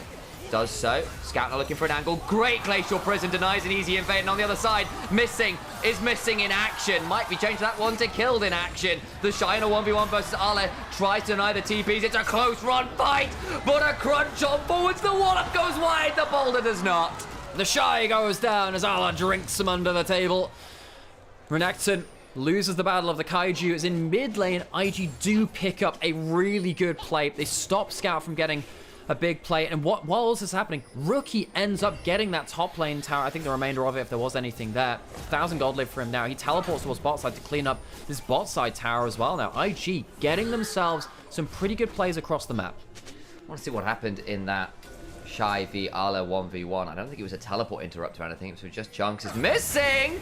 Steps forward into a bush he really shouldn't have sat in. Now going to have the permafrost and the Brawn passive procced on him. There is nowhere you can go, Leona. You are frozen in ice. Even with the Merc Treads, not enough CC to deal with that. Someone had to go Merc Treads to tank the CC. Sadly, missing Ghost Ray means he doesn't have anything to protect himself against the auto attacks. And Shun has to just watch once again JJ make a better play than he's been able to make so far. The Nidalee doesn't work out in terms of the dives early. He's not got jungle advantage. JG needed to survive through this part of the game. This is a great retreat from IG. Uses the shield to block out some damage from Mako, and then this pinpoint ult stops Scout from getting a shuffle onto one of these bot lane members, stops them from getting any turnaround. The Brawl ult also stops them too, potentially going after that point. And then we get towards this 1v1. The Shy clears out the wave, and Arlo says, all right, well, Meganar, your rage bar's a little bit low for this point. I reckon I can walk into melee. Let's have a good look at this. And the Shy doesn't have flash either, what Arlo does, so he can't even walk towards his turret. He has to stand and fight or it's over. Decent fancy footwork here. The Dominus burn alone actually doing a fair amount of work, but there's just too much in the tank for the Gnar. You still don't like being melee range, as Danny goes, Shiba. It's not, yeah, it's the one. Because you were doing the Japanese version. Probably, yeah, probably is actually. It's a little bit different. You can tell which... Yeah, Sam used to live in Japan. I did, yeah. Sometimes it shows through, but he jumping balls gets a knock-up. Doesn't have ult to follow through, but still good damage. Jeez, Scout's going to take a fair amount of damage. Oh my days, that pop back alone is about 5 to 10% of his HP now. Yep, Scout not really able to control the game you'd like to. I don't think Scout has actually been the issue this game. He's been doing well to try and trade where he can, get some kind of opening, but he's not really been able to slow the game down enough so he can actually get time in a side lane. IG, you know, ahead 2k. We did say they needed to be ahead, and they are right now. Rookie, they go on Scout again, another knockup. Here comes the ult. Oh my days, that combo is brutal! Scout is dethroned. That Emperor has nowhere to go. 3 kills on Rookie's Yone as well. Not always a champion he's been that successful on historically. But this game, really making the plays, comboing up well with JJ. I think this Sejuani has been absolutely crucial to be the extra follow-up CC, but it's so hard to remove with that ball of HP as well. Yeah, Arla's getting some good gold as the Gnar versus the Renekton, but IG controlling vast swathes of the map now. We said we liked Invictus Gaming when the game plan was a monolith for the team. That's what it is here. Rookie says, I've got an angle. JJ says, cool.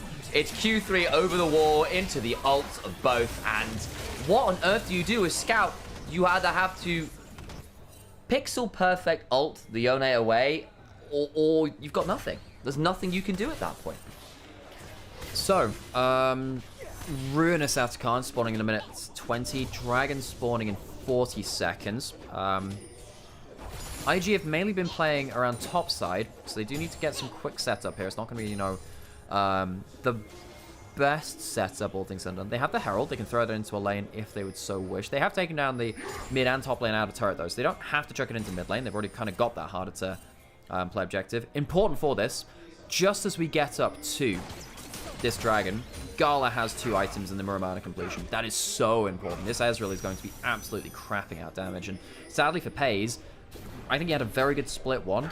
And I think that his game earlier today was very good too on the Kai'Sa. He's been kind of outshone right now. He's really not had much chance to play the game. Gala is going to be vastly stronger than him for now. He's got that transformer Muramana, as you were saying. But looking at 1.2 to 1.3k leads in mid and bot, this is a very, very scary point.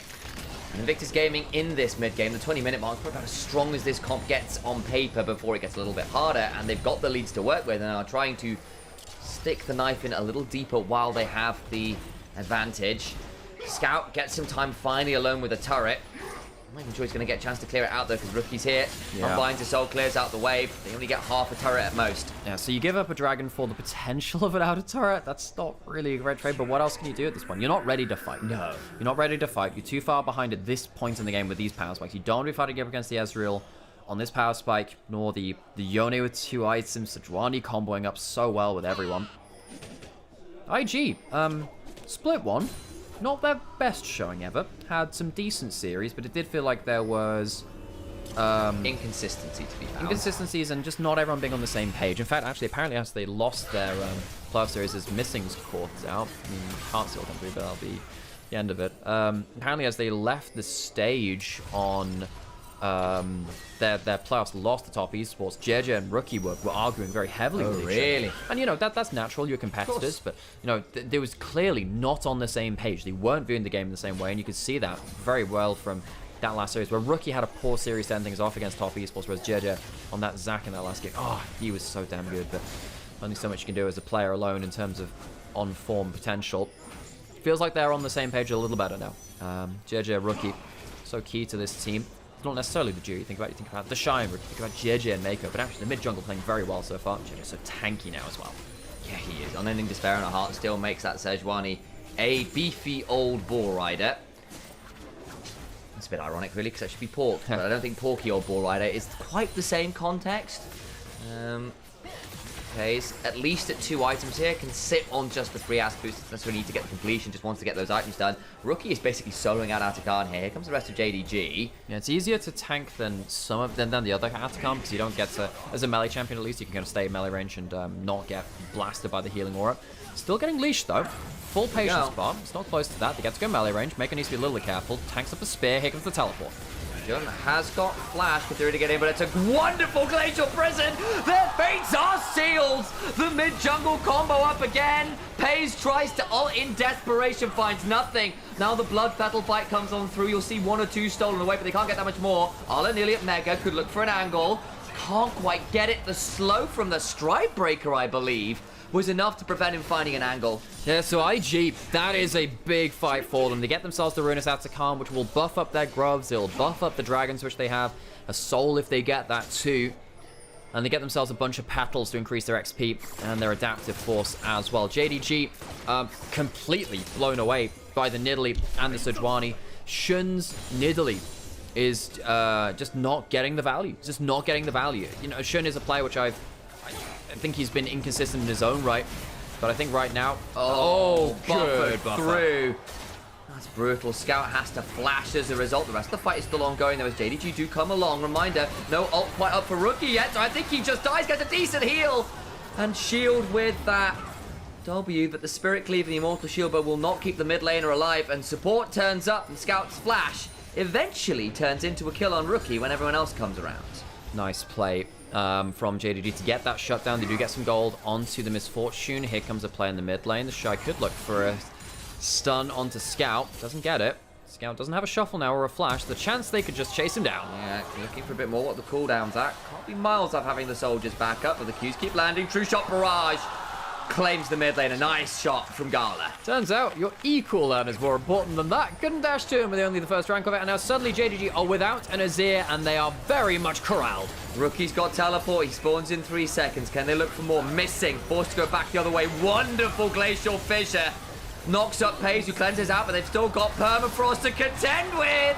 And Nidalee's got nowhere. You are outdated. Saber-toothed tigers went extinct a millennia ago. The Shy, though, on the Crocodile shows you exactly how long those ancient predators have been a threat. Arla tries, but there's nothing more he can do. Invictus Gaming really come to life when their big skirmish mobile combos come online. Everyone dashing into the play. All 5 members have a way to follow up. Even the Braum can start jumping forwards with the W. And JDG, we said, hey, eventually they'll outscale and they'll outrange. They've not gotten to that point, and they've taken fights that they can't really fight at this point in the game. Scout caught out in mid lane trying to push up. I feel pretty bad for Scout because it feels like Scout has been trying his best to make something out of the map. That top lane play where he forces Rookie back and he puts up the tower, trying to play around the sidelines. The game has just not been slowed down enough for him to get enough value out of this though. And Gala and Scout, old LNG teammates, facing off against each other. Gala takes a chunk out of his old mid laner for that one, as IG clearly starting to snowball beyond what JDG can deal with. And clean hands from Pays, manages to cleanse the Glacial Prison mid-air, so when he lands you can still move. I think otherwise you lose the Misfortune pretty sharply as well. I mean, she does eventually fall, but you tried to make it as hard as you could. I give you credit where it's due, Pays. Unfortunately, you can't run away from the Crocodile and Yone for that long. Really good to see IG on the same page like this. We've seen in Split 1, they played a lot of compositions which were just bluntly too hard for them to play out in the very kind of creative ways that they want to. In this one, though, everyone has mobility. Everyone has the ability to follow up with Sejuani or whoever else kind of makes that big play. And it means that their aggressive teamfight calls can just be snappy as heck. Baron now started up, and that'll be something I guess JG have to try and answer it somehow, but they have to deal with the engage again somehow. Trying to get here in time, maybe look for the Hexcape for steal, not quite in time. The flyby, 2 seconds too late, and now the front line will start falling as Missing once again is missing. The Shy being run down by 3 people, tries to escape, but that does leave Scout out to dry. Hit by the Glacial Prison, takes a huge chunk. Glacial Fissure after ensures he dies. Yes, the Shy falls, but that is the consolation prize, and I don't think the Shy is going to care all that much. Oh, it's so powerful. Now remember, with the Ruinous Atacon, their grubs mean they absolutely crap on towers. It's basically like having those 6 grubs without actually taking the 6th one yourself. They have the Baron buff, they can keep buffing up the minions. That's going to be at least inhibitor down. I think at this point they'll take the tower. Can they stick for more than that? Surely they can, and yes they do. He's hit with that Brawn passive, with the Qs coming on through from Ezreal. Got Scary second. Mako down at 20% HP though means you probably do need to think about backing with the HP bars totals just that little bit too low to keep I think that last Nidalee Spear saves the inhibitor. I thought, okay, might be able to shove through to it, but Shun gets some poke down, but sadly, that's about the extent of the impact that Shun's had. His world-famous Nidalee, the one which he's played as a main for such a long time, it's not impactful in this game. The Nidalee has not been a champion. He tries to go for the Hexgate steal the same, but it was too late. Missing has been left out to dry. I'm not going to particularly criticize Missing for this game. I know it's been one of the things I do quite a lot recently, but it feels like this one, someone just has to eat the CC. Sadly, you are the one nominated to do so. You're the tankiest person at this point, and you have Merc Treads. 0 and 6 on Leona. This is just a Leona in a losing game syndrome. Yeah, doesn't get to go towards Locket. It's gone towards Bramble Vest to try to get a little bit more armor from himself as well, but it's just not a great fun game. There's been 1 or 2 moments where you go, okay, that's a bit of an overstep, but a lot of the time it's like, look, you are the front line this game, and you've fallen too far behind against a comp that has so much follow-up, so much dive, so much CC. Yes, it is all melee range. Yes, it is all in. But if the all in works every time, you're the one that pays the price. If they have a really good way to make sure that they can get melee with you, it doesn't matter too much. Yeah, right. And on the other side of that, you know, the range champion of the Ezreal is doing so well. Gala's having a great day at the office. His Varus earlier, incredible skill shot accuracy. Same thing here with Ezreal. Really good ability to just keep chunking out damage. And great recovery from Split 1. Gala was pretty mortal in that first split. He didn't look all that legendary for a player who has been one of the greats of the LPL for a very long time, the Pentakill King. Pays and Ruler wish. That's a wonderful Glacial Prison. Missing will get to flash away finally. Mako puts up the door though. All the while, Ala's actually shoving on an inhibitor turret himself. The Shy though will clear out the wave. Yeah, the Shy is just on wave clear duty. Ala, the one point of strength for JDG, but he's not going to be game winning is the problem. Like, yeah, he can push down a side lane. So what? You can't save your team. There's no one that's tanky enough to tank up that Sejuani ultimate. Right there, Missing was lucky to get out of it, but even then, I think they ended up blowing a flash for that too. IG, they don't take the inhibitor turret, but they're still just pushing JDG back again and again. At least for the side of JDG, it's not the most monumental Baron of all time. There's a world where that led to 2 inhibitors. In the end, it's only an inhibitor turret. Ala shoving out that wave on the other side, pretty big. Soul Point for Invictus Gaming, available in just under a minute. We'll keep our eyes on that. I was actually a little bit worried that Rookie hits that Q3 and Page just insta-pops. Yeah. Luckily, just misses for the AD carry of JDG. 3.7k gold for Invictus Gaming off the Baron. And bless using chat for my co-caster. Thank you. I'm Hey, sneezing. Alex, did you... I didn't take it out to You didn't take it out to me. Yeah. You know, it's spring now. It's coming around to that time of year again. Yep. I can feel it in my sinuses. That's... What do your sinuses feel like? Death. Death. Shy could potentially look for a stun. Shun tried to go for a camp steal, tried to get some kind of individual value. Might have put himself into the jaws of death, though. The tap in his ear. No, that's good. That gives them a retreat pack. Well played from Scout to give a retreat. Do you manage to hold the line?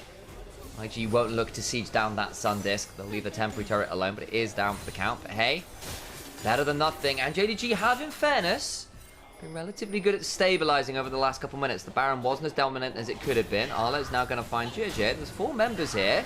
Going to try and get on top of the Gnar, who Mars out and hops over the wall, but it means they are now out of the river. And Dragon started by Invictus Gaming. So, IG, they have no Ezreal ult, but that's, you know, going to be put lower and lower cooldown as more Qs hit. Gala, good skill shot, actually gets something off the Missing from another one here. Shy has his ult running. Oh boy, Glacier Prison just wide, but Missing is unfortunately left out to try again. The Primal Surge is just not enough. They kill off the Leona, they kill off Shun's Nidalee, and the rest of GDG have to run away. Another Arctic Assault forward flash, trying to get the permafrost onto Arla, who just about gets out with a flash of his own. IG have really just put JDG to the sword. I think it's a massive jungle difference. I think mid lane has been a big difference too. I wouldn't even say that Scout is the problem this game. It's just that the mid jungle from JJ and Rookie has been so effective. Gala's skill shot accuracy, also notable too. JDG have not been able to reach the point where they can play from long range. They have to deal with IG diving into melee range time after time. They do. Mako. A bit of a chunk again. He is the one person it feels like who's sometimes been taking a little bit of poke damage here and there in these sieges. But hey, you're playing Braum's frontline.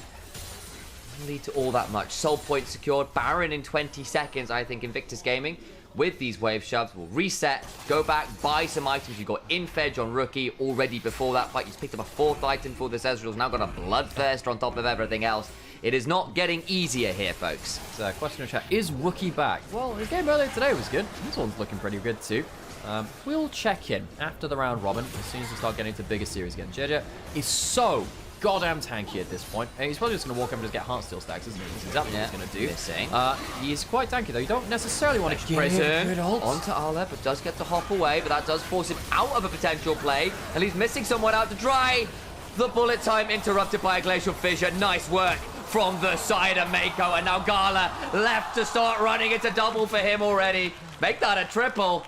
We know what this man is known for. Scout and Ala don't want to give him another penta to his roster. And instead, they'll look to get towards these inhibitors with 2 of the members down. 3, sorry. Every member of IG has really played their part, even the Shy. He's been soaking pressure as best he can. Mako's ult, everyone piling into the Nexus. Scout being jumped on. He goes golden. Gala going to be given a potential option here. Ala gets at least one more. It's a glorified quadra, but Invictus Gaming in command from minute 1, put JDG to the sword. Invictus by name, Invictus by nature. JDG, despite being our 3rd place team in Split 1, blown away. Absolutely blown away. This wasn't a particularly close game. I think that the draft became particularly hard to play as soon as IG managed to find their skirmishes. I think that particularly, they'll have to look back at what was happening with the Nidalee pick and what they wanted to do with it. If you're playing losing lanes with a Nidalee, the Nidalee needs to find value in that jungle matchup somehow. Find those gaps in that lane pressure. Couldn't do so. And sadly for me, Shun just did not bring value to the team to be that pressure valve, which is what they desperately needed. I mean, the other side of that coin is like, okay, so where the hell does the Nidalee go? If you got set up top, condition, you got to set up mid, well, maybe at level 6, bot lane, well, if you get a chance with Missing going forwards, but you track the entire time, there's good pressure, the Sejuani constantly has another member coming to support us, it's always a 1v2. I don't know how easy it was to find the cracks. Were there cracks for JJ to get into? And then, of course, on the other side, it's really hard to pick an MVP. I think that Gala's a shout. I think JJ is a shout. I think Mako's a shout. I think Rookie's a shout. This is a very hard MVP to really start to pass. Well, folks, that is our 4th game of the day, and we have 2 more left. You've got 2 casters here as well. My name's Nymaera. I'm Initialise. This is Initialise. We're brothers. We cast the LPL because there's no official broadcast anymore. So we want to archive the league. We want to broadcast the league in more of a traditional way because we are professional casters, and we hope that you're enjoying the experience here. And if you are, let us know in chat. Let us know in the comments. And like, subscribe, and keep watching if you like what we're doing. And if you don't, and you can tell us why you don't like it as well. That's completely fine too. That's actually valuable market feedback. Yes, it is. But yeah, particularly with this victory, IG, I think they're likely now to go first in the group. We expected this team to be eventually coming online at some point through the year. We thought maybe they'd show a little bit more in Split 1. Sadly, they couldn't. They look much more on the same page today. Good games for them in the first 2. Yeah, exactly that. And there was a bit of a question in Onivia's chat asking, was this a best of 1? And yes, it is for now. This is basically just to seed groups proper. So you got a double round robin, best of 1, best of 1, double round robin. Yep. Is that the correct way of phrasing it? I have to think about that. So what this basically does is say, okay, you'll play against these teams which have somewhat been seeded from the original split. We've kind of got a number 1 seed, 2, 3, 4, and you're basically playing to see which group you end up in. There's going to be an upper group with the 10 best teams in the league. For like the non-eliminated.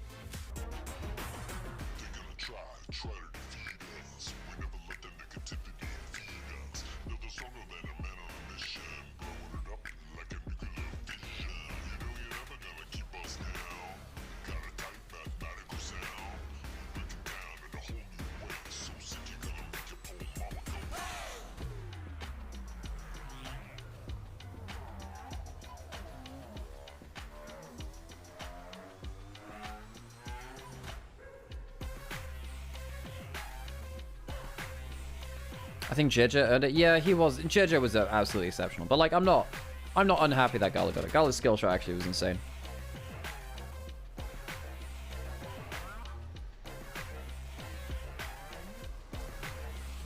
I think it's hard to choose an MVP for this one. I would imagine the MVP vote was split. Okay, right. I'm just gonna turn camera off. I need to just doze off. Not doze off, but you know what I mean. Turn my brain off for a bit.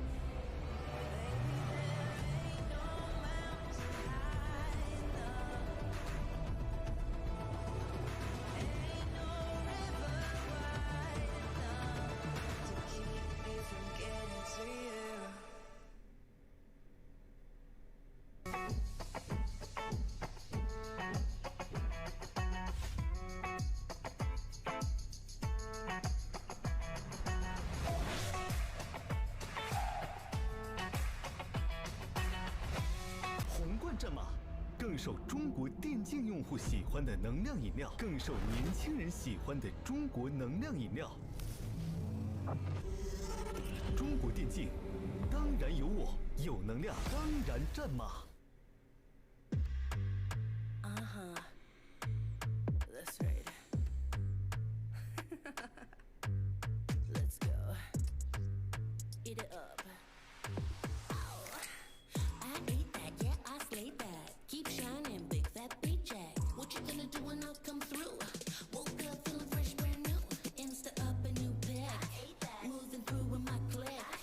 Looking fine, looking thick. All my girls looking sick. Watching how I talk. Watching how I walk. Watching how I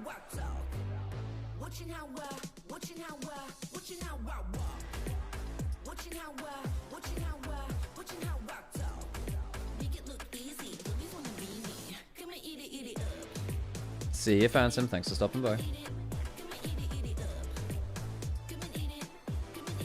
What's the lineups after placements? Are they playing for placement in lower upper brackets? So, Aeon, it's the former is effectively there's an upper and a lower group. So first and second go through into the upper group, third and fourth, well, fourth goes to the lower group and the third plays off for a place in the upper or the lower groups. Like third is kind of like the borderline. And then upper bracket plays a single best of 3 round robin. No, they play a double round robin, and bottom group plays a single round robin of best of 3s.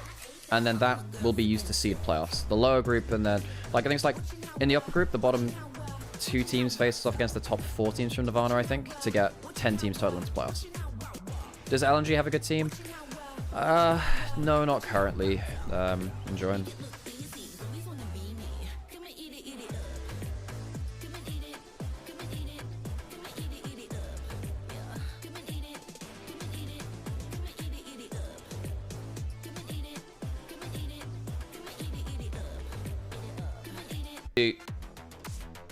The right thing and send your mum some flowers and all those things. Look after them.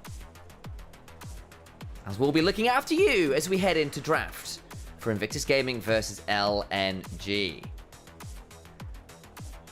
Yone banned away alongside the Renekton. Interesting, of course, they just played those 2 champions themselves, but don't want to give that option up with that Yone Sejuani power. Rumble, Jace, away from the Shy. Very potent first picks. Taken off the table. What's the last ban here? Skarner, you'd imagine, would be an option, as would Callista.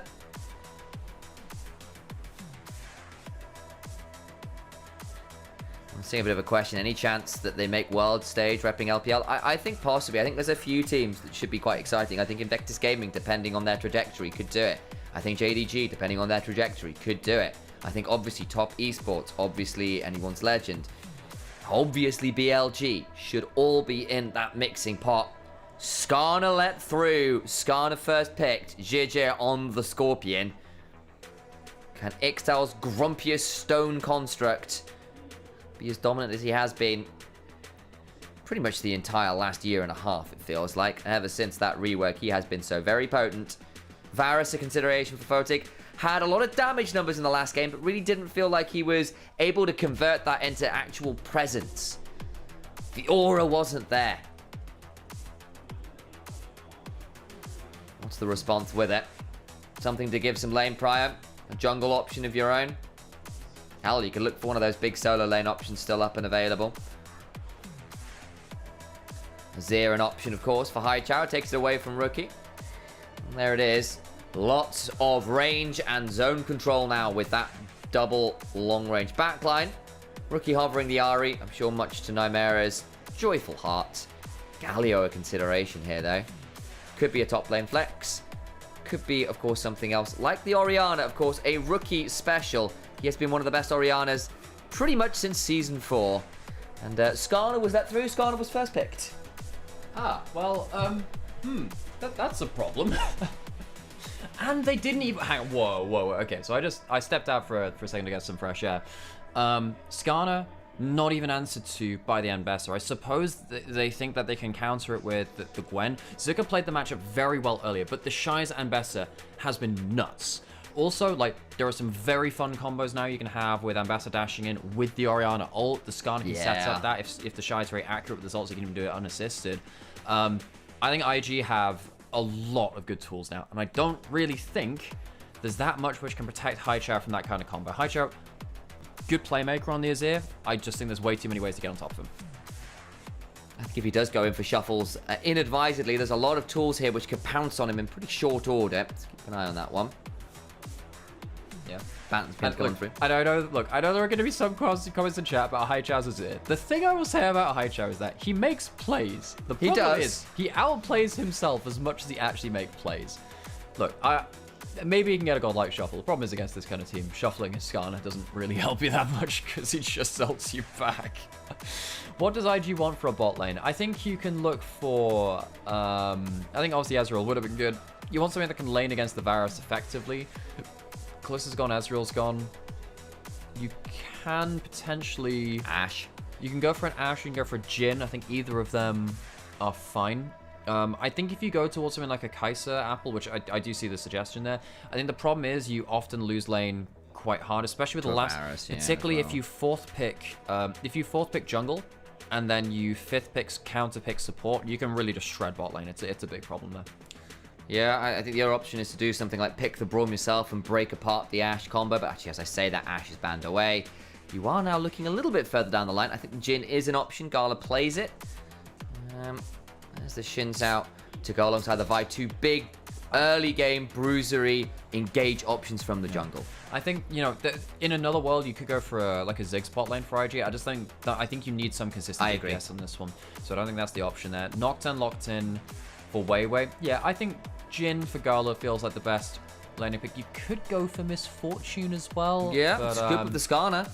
Very good with the Skarner. Yeah, I think you can also go for that too. Either of them is fine. Jhin, Misfortune, there's the two which I would settle on. Corki, a thought. The dash away from some of this stuff can be decent. You can lock it in with the Rel. It is the consistent DPS. It's just a little short range. But then again, if Skarner's holding people in place for a big fast bomb, I can still see the angle. And then you can go for either the Leona or the Rel.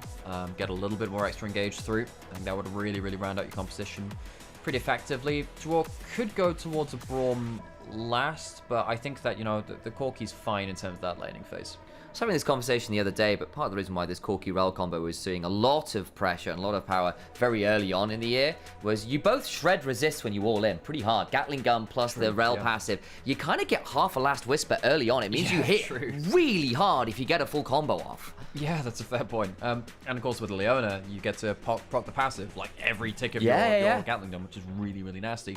So, Dwarf could go towards that Rakan. It's a very common pick for him, and it's one of his more comfortable picks. Does go towards that. Varus Rakan, strong laning phase. I don't think it's a dominant lane, but it's against Corki Rel, but it should still be slightly favored. Top lane, we've seen that Zuka doing very well against the Ambessa with the Gwen. And Haichao on the Azir. Look, there are questions about it, and I'm not going to, like, sugarcoat it too much, but at least it's something which you can make some plays with. LNG, I think their composition, quite hard to play, once again. They don't have... It's a fragile composition. You don't have tanks. There's a lot of damage from Ambessa and the shockwave coming in on top of that. So LNG need to find a way to not make mistakes, and that's not been something they've been particularly good at. IG have been very good at punishing and pulling the trigger. On the other side, though, you have still got 4 pretty heavy damage dealers. If you only end up, say, getting 1 with your big combo from Invictus Gaming, suddenly a Gwen gets to run over the back end of a fight. Suddenly an Azir gets to run over the back end of a fight. And the consistent number of DPS carries could end up being a little problematic here. Assuming, of course, that fragility doesn't hurt them.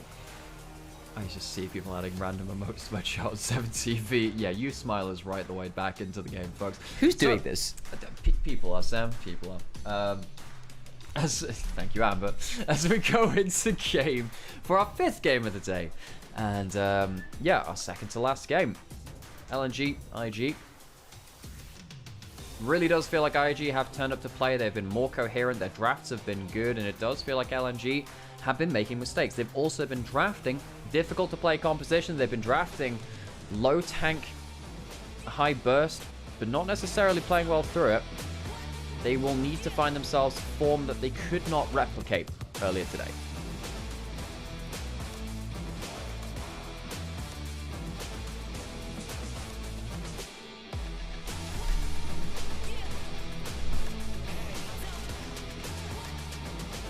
Also, hi Solar Puppy, I did see the chat.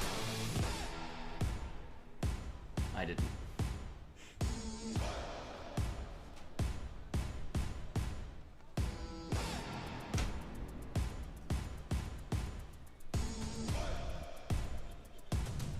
Looks like it's a little slow to get into the rift.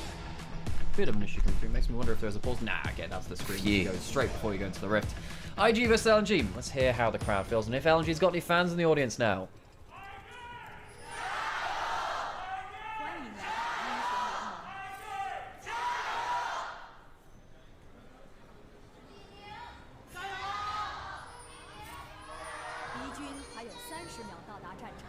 There, not that well coordinated for LNG, but there were some people there this time. That's nice. We got some. I was worried for a second or two there, but someone took up the mantle of leader, because clearly there wasn't one there this time around. That's often the way it works. You have the leader come on in who's there pretty much every game, who starts the chance off. So, LNG, just to catch up on what we were saying, just as you were out of the room for a second. I see once again a fragile composition that is easy to punish, has good burst, and decent pick potential if they can go ahead aggressively. If they make a mistake, I think the game falls apart very, very quickly. I think IG, they have more tank, they have more survivability, and I think as long as they don't allow LNG to just dictate the terms of the fight, and they can force some kind of missteps from them, I think they'll be completely fine. Looks to be the case. Rookie trading out the Clockwork Wind-Up passive on Orianna. Doesn't mean you tend to win out on auto trades. Assuming you're not stood in the Sand Soldier, of course. With Azir, it's a little bit hard to say with that, particularly when you've got the press the attack. Azir has changed that equation over time. Nice Maker goes in.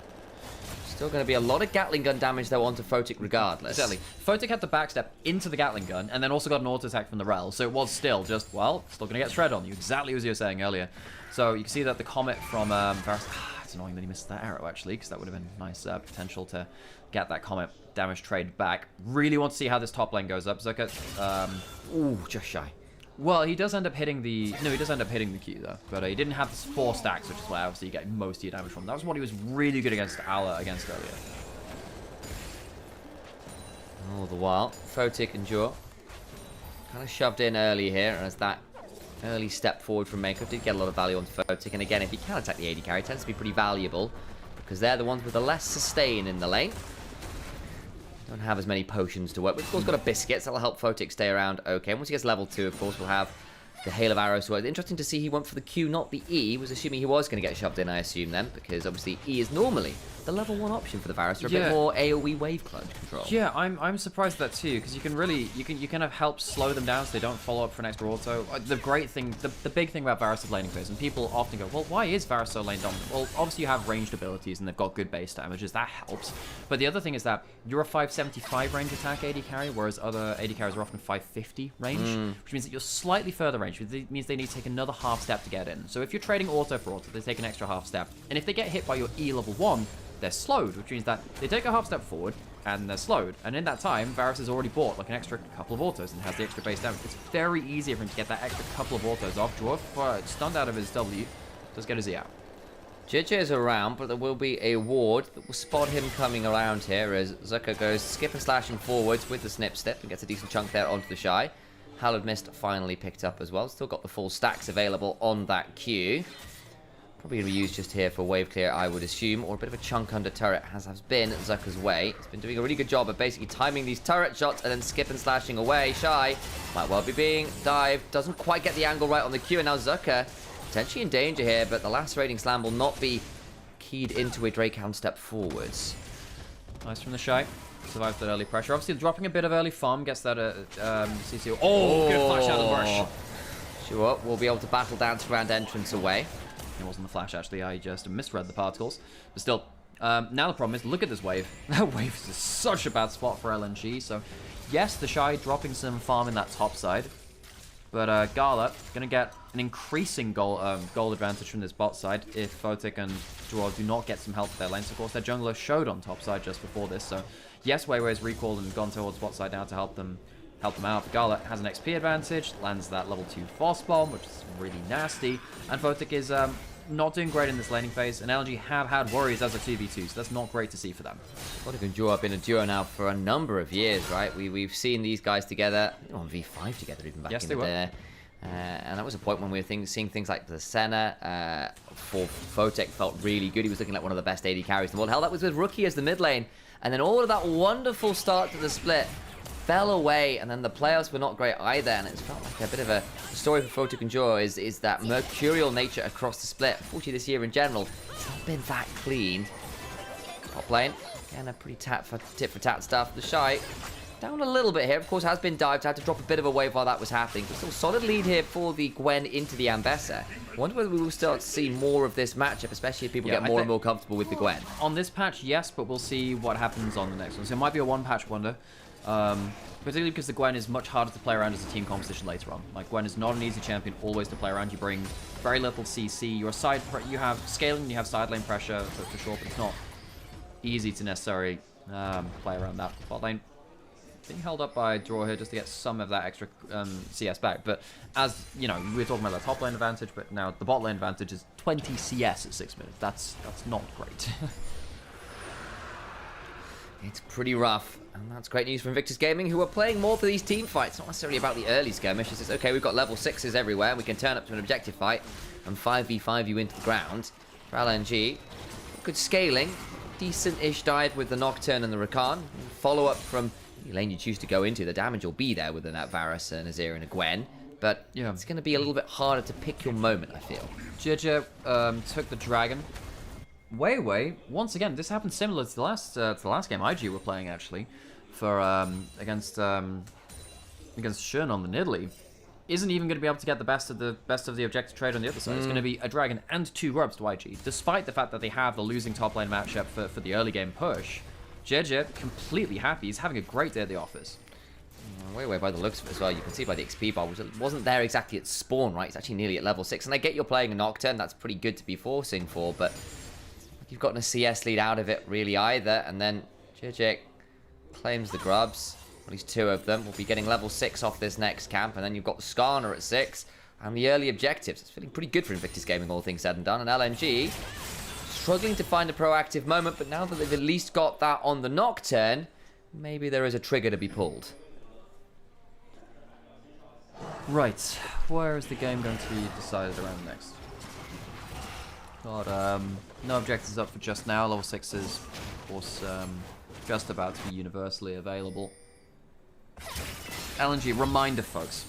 They're not really allowed to make mistakes in this game. Now, the first big fight of the game, they really do need to get good value out of. The Shy can dance around the ult a little bit. Ult over 1, dodges one of the procs. That's pretty important. Look for the next one. There's a big chunk. The Shy's dancing well. R3 comes on through, gets the shield with the Repudiate, but the last auto and the passive is enough. Zucker wins the 1v1. Close. Jirja has flash and will return it. Flash for flash. Zucker flashes late, and he'll die for it. The Shy makes that closer than it could have been. Remember, this is the losing matchup, but he manages to ult over one of those procs of the needlework, so ends up reducing some of the damage. At least it ends up being a 1-for-1. Sadly, the gold doesn't go towards the Ambassador, but for Zucker, he would have wanted that clean 1 kill, and to get that CS afterwards, he loses a wave under turret because he dies to the Skarner.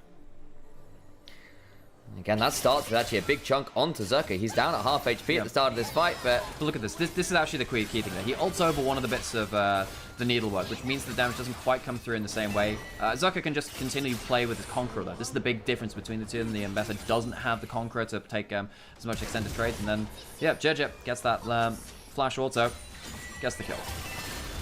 Front of the step on forwards. It's that snip with the 4 stacks to it, so it still hits pretty hard, especially with that central portion that does the really nasty amounts of damage. And I know that, obviously, like, some people do, but, you know, the Shy lost the 1v1. Yes, he did, but I still think that with Zucker losing the wave, I think that the Shy is happier with that. This is a bad matchup, as we're learning on this point. Ult comes through, plans out of Gala can jump forwards. Photic, I think, is in danger. Needs to think about trying to get out of this, and cannot. Gala just has his eye in today. Look, he can think about getting out of this as much as he wants. It does not make it a reality. Gala, really good chase down. Fantastic day from him, too. 3 games now where he's had a significant impact. Great judging of his 1v1 there. And the Corki, which was picked later into that draft after a lot of bans went his way, getting a lot of value. This bot lane has been dominant from Invictus Gaming, even into the cannon minion. Knows he can win that trade, and it says, all right, okay, got that cleanse. Jumps forwards onto him. That last rocket, Photic blows the flash and still dies. Here we go again. Can try and play this one outside the Hallowed Mist. The Thunderdome's available. Zucker trying to find some moments to buy space and time. Q3 comes on through. It's just not enough with the needlework either, and they get the kill. Jeja has been everywhere. I think he's been fantastic too. IG, currently at 2-0, looking to go 3-0 in their first round robin. And a lot of the reason they've gotten to this point is, one, the Shy's Ambassador has been disgusting. In this game, you know, it's not necessarily been smooth sailing. It hasn't been smooth sailing so far. But where that difference has come through with the counterpick matchup is Jeja just being there more often and being there at the right times. Gets himself a kill and assist there, now gives a kill over to the Shy, who evens up the gold advantage. Jeje has been everything that IG have needed from him in these games. He has. It's a solid early gold lead now from Invictus Gaming, and again, it does feel like a lot of the possibilities, the potential that was promised for Invictus Gaming when we saw this roster come together. It's like, oh my days, Rookie and the Shy reunited Jeje on a team with laners he can play around Gala and Mako, 2 of the greatest bot laners in not Invictus Gaming, but them too, but the LPL in general has ever seen. Hell, the world has seen. They've both been really exceptional champions of the game. And it didn't really come together properly in Split 1. We said it might take a moment or two for them to figure it out, because it was a whole new roster being put together, and some teams are faster on the draw, but there was some worries that maybe the team just wouldn't gel. They wouldn't sync up in terms of how they wanted to play the game. Players like Gala also just had very quiet initial splits in a way that was not what we were expecting. He was, honestly, for my money, quite poor, actually. Not today, not from at least this first showing from Invictus Gaming. This is more like what we were hoping for. If it continues like this, I think they could be really fun to watch once we hit the Ascend group. I have to say, I think for LPL fans, when LPL's reputation took a hit at first stand. Yeah.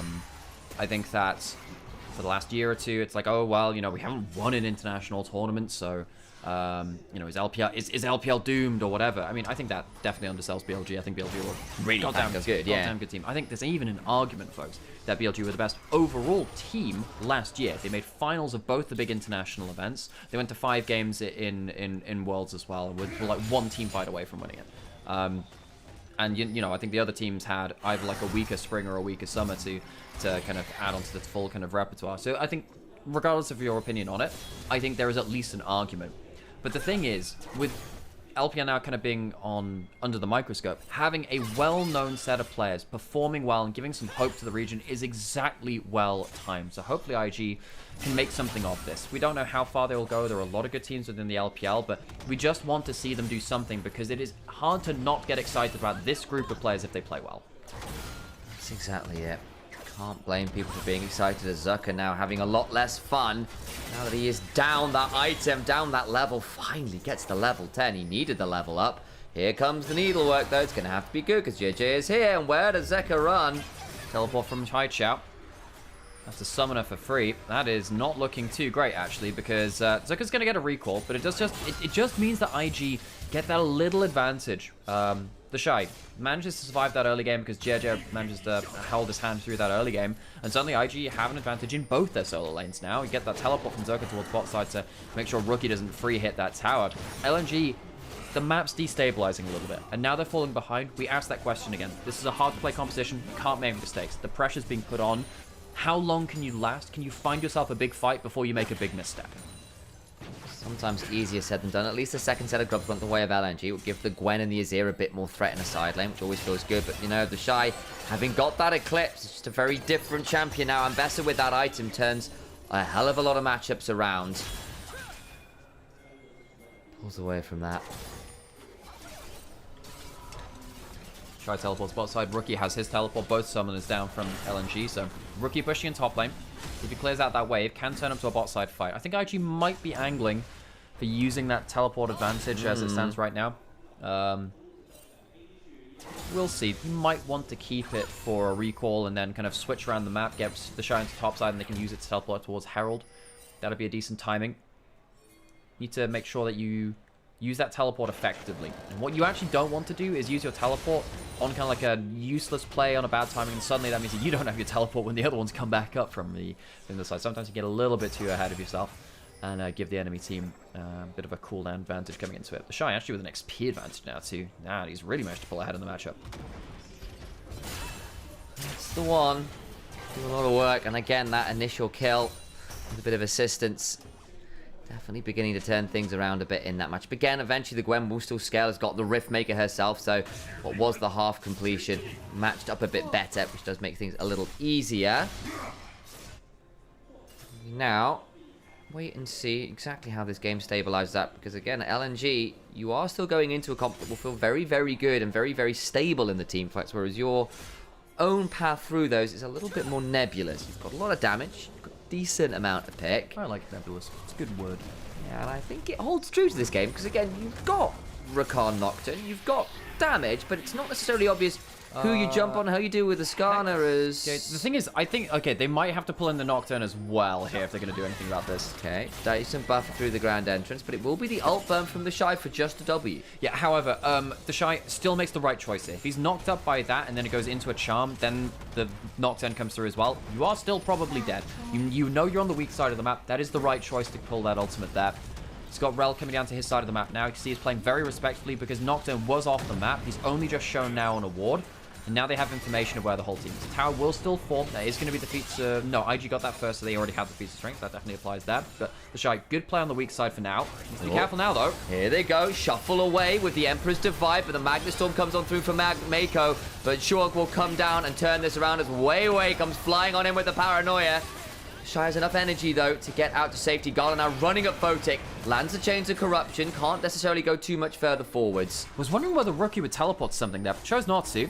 Still has his teleport available. I mean, there's some blue pings on what I believe is a ward. Yeah, I was wondering if it's a blue trinket or whether it's... yeah, I think it's a blue trinket, sadly, in the enemy blue side jungle. But I was wondering whether Rookie could make himself known there. Doesn't have a Seraph's completion, but still level 12 Orianna. Can get himself a lot of value there. Dragon spawned, IG choosing to save their powder for this instead. That they will. Again, turret was taken by LNG, but it was second to Invictus Gaming. You now have the feats of strength because they got the feat of martial mastery earlier as well with those first 3 kills. It's only been 3 kills to 2. It's been a relatively quiet game, all things said and done. That's the most action we've seen in a hot minute. Have a look at this replay because Mako thinks he's seen as an angle here. Misses the shattering strike, which gives Haichao the ability to shuffle. Yeah, it means that the damage just can't quite come through. It slows the play down. Even if that does hit, I don't actually think it makes that much of a difference. I think they still end up losing that play. Herald has been started now. Dragon was taken by IG. Are we going to get ourselves a first big fight? We haven't really seen a 5v5 yet. X-Gate's being used. Jejo over the wall. You can start crossing it with that Excel's impact. There we can as Shy goes in, gets himself a repudiation. And of course, the Eclipse shields. Wei forced to wear him, but doesn't quite have the ability to do it for knowledge. Rookie self shockwaves onto Haichao, but now Rookie in an especially dangerous spot. Zucker in the middle of everyone. Flashes to try and get something, can't do it. And Rookie brings them down with a command attack distance. IG get themselves the objective. They'll get themselves a kill. And LNG can't make the team fight work. They never really found the targets they were wanting to. It's a bit of a vague term, but the shape of the team fight wasn't good for LNG. Zucker couldn't get his needles through everyone in a line. You couldn't get Haichao blocking one single entrance. You couldn't get Dwo getting into the backline in the right kind of spacing. Mako needs to be a little bit careful now. Caught by the Marisol. Gonna try and drag the Nocturne miles over. They do get the kill. All the way in the backline. Gala trying to get onto Photic. Can look for the auto. Gets it. Makes it the 1-for-1. JJ will use that upheaval to get the slowdown. Look for the Seismic Bastion to try and get a bit more value there. Won't go too much further. Ends up being support for AD carry, and Rookie's in mid lane shoving already. I've been so impressed by Gala today. Gala's games have been so good, and immediately just jumps towards there. One of my favorite things about the LPL, this is a perfect example of it. LPL has a way of team fighting, which I call full contact team fighting. There's an ult from Rookie if he wants to pull it, chooses not to. Full contact team fighting is as such. Your teammate is picked off. What do? Do you peel backwards, try and play a front to back? If you play something like Corki, like Gala does there, your answer is, I'm jumping at you instead, because you actually need to deal damage to finish off this pick. Gala jumps at the enemy AD carry and says, I'm going to tackle you full on. And he gets a great value out of it, finds that 1-for-1. Now they get the Herald to go in towards this mid lane and get good value. They do. Tier 1 falls and into things like the Varus. That can be a big deal because what LNG do have a lot of is wave clear. Hell, even the Nocturne with his Q brings a certain amount. So you're at this point where actually using things like the Herald can be pretty valuable for getting siege opportunities, because otherwise LNG just sit there and clear waves from miles away. Yeah, it's not the best siege ever from IG. They do have decent ability with using that ball, just kind of putting it under the tower and saying, all right, walk up into a shockwave, and of course having some limited poke options from Corki as well, despite it not being as powerful as in the past. LNG, they're in some struggle streets now because they've lost a lot of map pressure. Now, that's not going to be something that they can get back easily. They've lost. They're on the wrong side of town. Struggle streets are here. This is not West Side. Came in the wrong part of this town ain't big enough for the both of us. Which was big enough for Just Invictus Gaming. They're looking pretty spicy for just this group. They're looking for the whole of China. Know their name by the time they're done. Out of all the mid lanes in all the town, they had to walk into this one. Did push that one up. Man, I would totally do like a parody noir series. I already did like one skit on LEC. It was great. I loved it. Although the mustache was very itchy, I would not do that again. Shy might end up looking for a play onto the high chair. We'll see if he trades ult for ult. He'll walk over to this side. Mako is, but he chooses not to pull it off. Maybe worried that someone was hanging out in the shadows. Just a cunning swipe instead, Alex. That's what he uses. And a sundering slam. Oh, that's very cool. Cunning strike. I didn't realize. It's cunning swipe. That's Q1, and the big sort of line one after is a sundering slam. Oh, that's cool. I like that. And lacerates the E. That's the double dash with the circles. Yeah, I think that if you kill the same person enough in one game, you should qualify as such a good hater that your Drake Hound stat becomes a K-dot stat. Beautiful. Hey, Zucker, I heard you like them turrets. Still not good enough to stop these fist slap bullets. Presses ult. Hey, I want to play their favorite song. Oh no, he's really gonna do it. Man, that was one of the greatest moments of TV It was I have so ever good. witnessed. It was a good time, and I'm not even like that invested. That little grin. That little grin. We all know which one it was. Stuff. Anyway, back out onto the map. IG significant gold advantage. Soul point with 30 seconds on a Hex Tech Dragon. They have taken the dragon as the Atacon is. No, the Atacon hasn't been taken as the J version. It's on the top side. But LNG needs to defend this dragon. They cannot give over an early Hex Tech Soul. Hex Tech is too much. Be pretty tricky to deal with. You've already struggled. Adding extra slows into a comp that wants to run at you quite a lot, really, with a Skarner and Mbessa, held the Rel and the Corki. Yeah, not fun. And just as he comes out of base, the Shy gets Shojin. Boy. That is terrifying. 2 items on that is absolutely incredible. Jeja is very, very tanky. You can't just poke him out with that poke Varus. They're going to struggle to kill that Skarner. That is actually a problem. Haven't talked about that yet. What does Photic do in this kind of team comp? Mako is on a flank. It's going to be warded off by said Varus. Actually gets a decent chunk. That's half the HP down on the Shy. Shy's off vision. He's completely off vision. What happens if he hits an ult onto an important target? That could just be the end of it. Here comes the Noxon ult. Wait. Not pulled. Now goes. Look at the Shy. Still on the flank. Shockwave available. Could do so much work in the moment of high chow. Desperately tries to stay alive and can't. Rookie running away. Publicly executed is the Emperor. Turns out Mbessa was French all along. Eat a guillotine courtesy of Noxus. Gala with 6,000 damage in the team fight helps clean up the pieces. Rookie baits the engage. Zhonya's does die, but he's done his job. LNG, they are not afforded mistakes in this composition. They are not allowed to make mistakes very easily.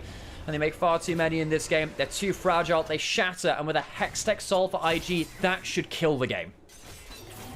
Look where all the gold's gone. It's in Ambessa's hands. It's in Gala's hands. Hell, Rookie's up 1,000 gold as well. It's not getting easy. So look at this team fight again. Because look, Rookie has Zhonya's, and even though they pull all these cooldowns, it just doesn't matter. Yeah, they go onto the Orianna, but as everyone jumps forward, goes towards that, and they take so many cooldowns to kill the Orianna. There's nothing left for the Corki. There's nothing left for them. Zuka has to chase him down with the last couple of needleworks. And that means that the fight is completely happening in the wrong place. You're not doing damage to the people who can actually clean up the fight. The pocket Photic thought he was in, it actually ends up being really dangerous because it was a shockwave that came out later. Rookie held his cooldown for such a long time. The moment they think they have the moment, it's Varus who ends up eating it and then goes down afterwards. Highchamp needs to shuffle away, hit by that upheaval. A little bit scared of that Hextech Soul as well. I actually saw that. I was like, that's bigger slow than I'm normally used to with that one. Atacon going to get started up, of course. Baron up in 40 seconds, and Highchamp having to put up his passive already. Taking a lot of damage. Doesn't have a teleport to get back to the play. You know what would be really sucky for LNG to deal with as Baron spawns? An extra GA for every member of Invictus Gaming. Well, thank God they don't have that though. Oh, no! Oh, no! Well, hang on, what's this? Is that Voracious Atacon with a steel chair? But here comes Weiwei looking to turn it around with some paranoia. Can try and get in. Teleport's now flying. Not pulled the trigger as yet. Weiwei eats a big cube. Slow from Jorah, but he's just going to die. Tries to find an angle and buy space. Rookie in a 1v2 on the other side. Ignores one of the needleworks, but there's still going to be a Q3 available for some people. Corki gets a triple.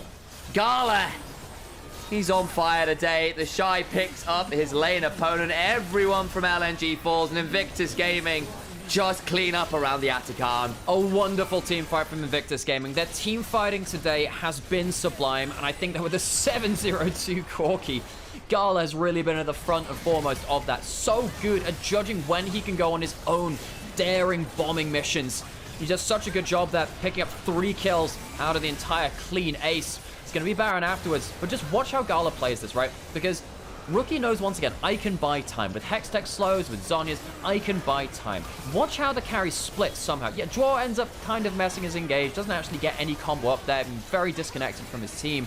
But look at this, the Shy gets onto one player. Gala goes jumping forwards after the Shy's done the work there, and the Shy realizes, look, I can back off. Gala's got the rest of this done at that point. Rookie's buying time on the other side from the one real threat, I suppose, the Gwen in a team fight. But Zucker's not able to get AoE damage for days and days at this point. Doesn't have the gold. And LNG, they fall apart once again. Baron and Atacon combined is a hell of a deal. Withdrawals mean you can be so aggressive on these shoves, and you won't even lose the buff doing it.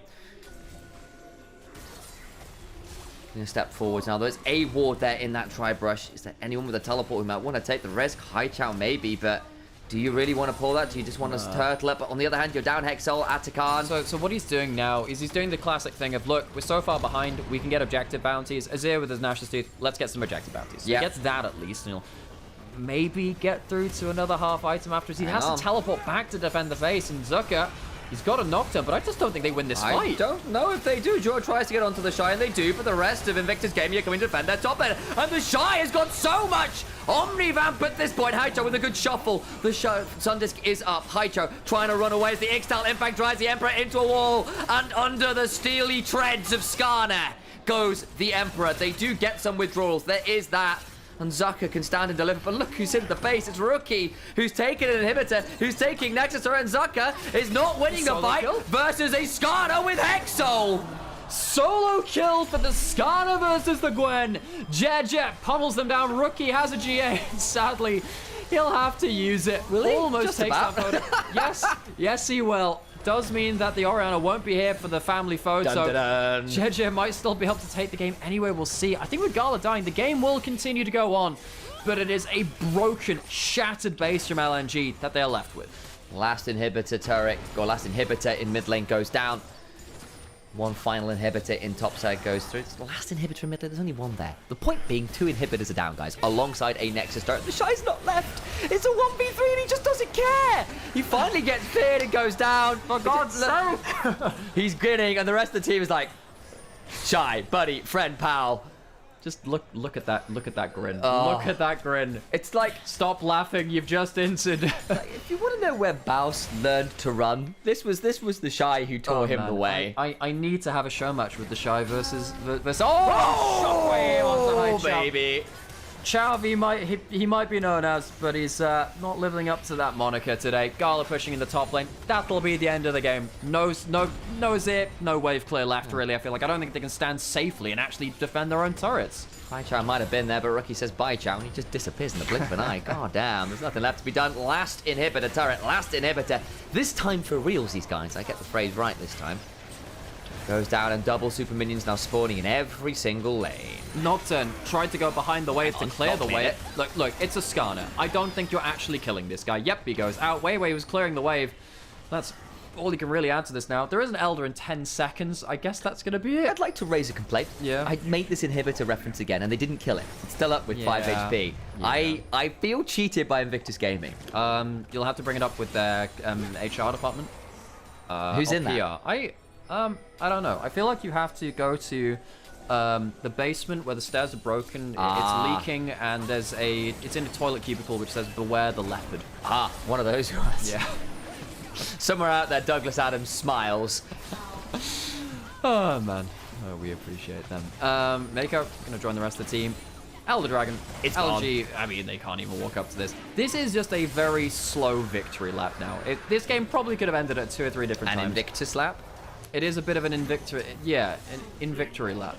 Yeah. Yeah. Invictus kind of means victorious, doesn't it, in Latin? Something like that. So, I think Invictus is more like... It's like victorious. I thought it was more like conviction.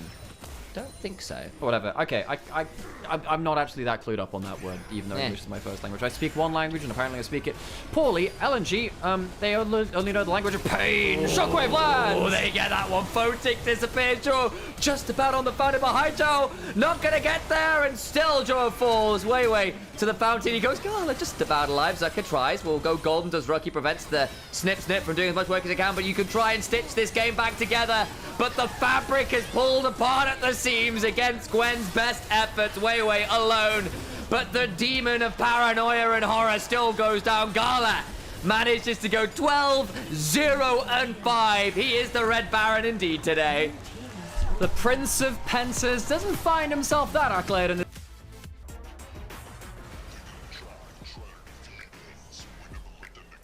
I think for this game, it has to be Gala. There's no way you vote for anyone else. I mean, JJ had a great day. I think you can argue JJ. I think you can. I think for this one, it's wrong. I think game 2 probably was JJ for me. That was such a big jungle difference.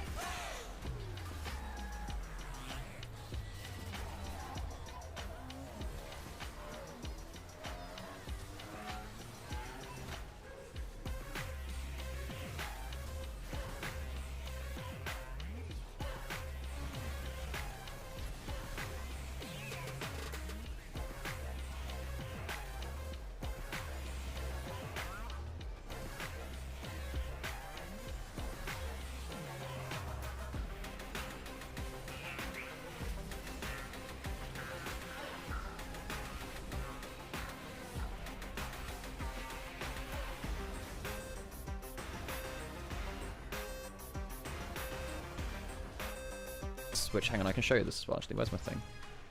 Is this the thing? 好的，欢迎来到我们的赛后采访环节，我是主持 Wait, 人 one thing, 小 I'll 叶，恭喜 show IG this 赢下了 one. 第3场比赛的 Yeah, 胜利。 I do a podcast with Rich and Kira over on Rich's Wrath. You can see that. If you're not watching YouTube, watch that. You can watch me wash down Red Bull with coffee on that podcast quite commonly. Anyway, that's just a podcast. If you like watching LCK or LPL or LEC, you can watch that podcast. Also, Sam and I do an LPL podcast every so often as well. I'll leave it to the two for a bit. Yeah, it is kind of a habit now. 可能是我们第一赛段就是结果都不是特别的完美嘛，然后也不是很美好，但是因为很多那种就是版本的特点嘛，就像换线这种版本，感觉我们还没完全适应。那这个版本的话，我们也没有换线，就是会专注对线的情况下，感觉我们打得比较轻松一点嘛。然后最近不管是训练赛，不管是在就调整的过程中，感觉我们得到那种很多怎么样才能赢下场比赛的感觉吧。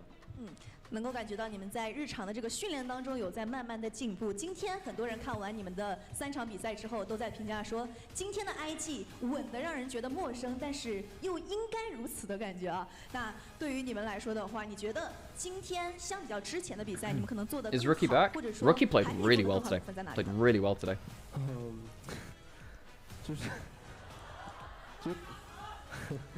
Stop laughing, Rookie. Gotta. 状态也不是也可以不能说完美嘛，所以我们不管在训练赛就是优势的情况下，很容易把优势给送出去，因为我们确实打得比较激进，就包括比赛也是，今天也能看得出来。然后就是这种情况下，我们就是找到完美状态之前，就是至少就是另一个人不要去送，就尽量稳下来，对，这样就打法比较好。就5个人都要稳稳的去赢下来比赛。那最后一个问题，其实下一轮的话，对于你们来说也是还有几天的准备时间嘛。目前是3比0，有一个不错的顺位。对于下一轮有什么期待呢？今天也算是就运气比较好，能拿下3比0的这个成果。然后后面的话，希望也是拿到在3比0吧，然后等6比0。Rookie just called out the Shies in. That's great. That's so funny. 我们赛后采访的环节，接下来让我们稍事休息，精彩比赛马上回来。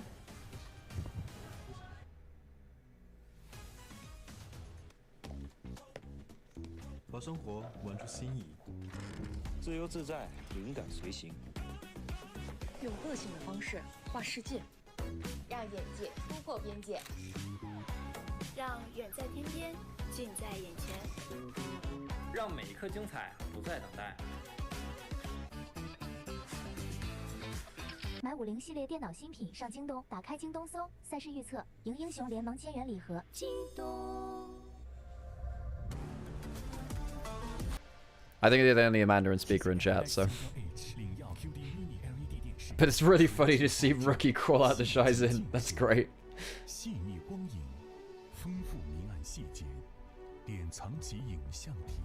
I feel like calling out the int might be a bad thing for IG. It's not like the Shy mind's being called out, but what if he keeps inting so the interviews always feature a segment on him? Oh my god, you found out that you found the flaw in the plan.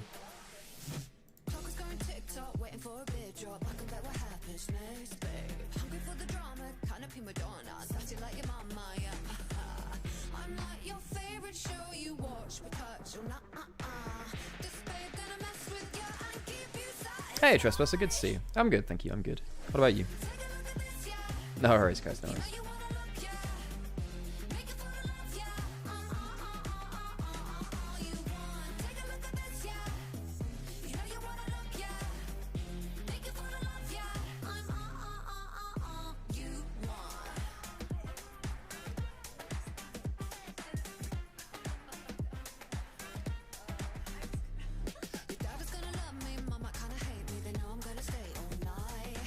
This song's kind of a bop.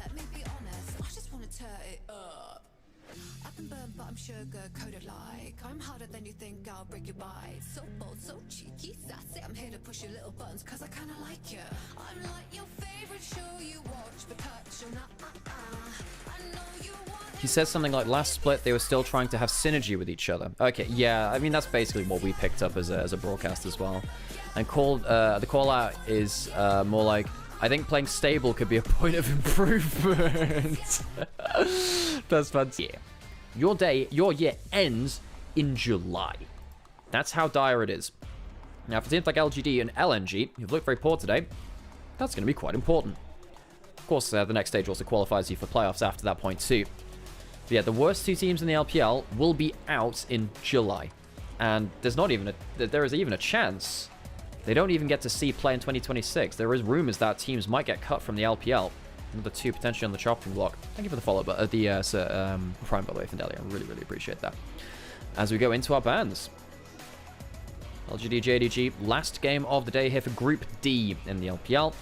Ambessa still available with the J-Span, means that Ambessa likely first picked, but with the amount of Gwen that we've seen, we might just see the Ambessa-Gwen trade again. We've seen a lot of Gwen today, comparative to a very long time before. The changes to the champion seem to have really ratcheted up the priority. Skarner, Kalista, Rumble, they are the red side bans. We've seen a couple of that shifted around depending on some different gambits.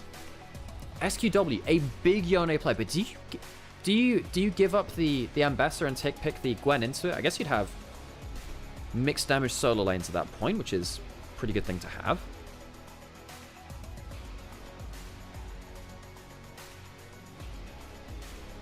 Alright. Yone comes in. Ah, so that's the gambit. They don't want to give Yone Gwen, so they pick up the Gwen Vi instead because they want the winning top lane matchup. So now, do you pick the Ambassador at all? I mean, Gwen is... Does Gwen win every lane right now? Surely that feels a bit rough. The Renekton's gone, so you can't pick the Renekton as the Gwen, which has typically been a good matchup into it. Like, Gwen's early game is really good again right now.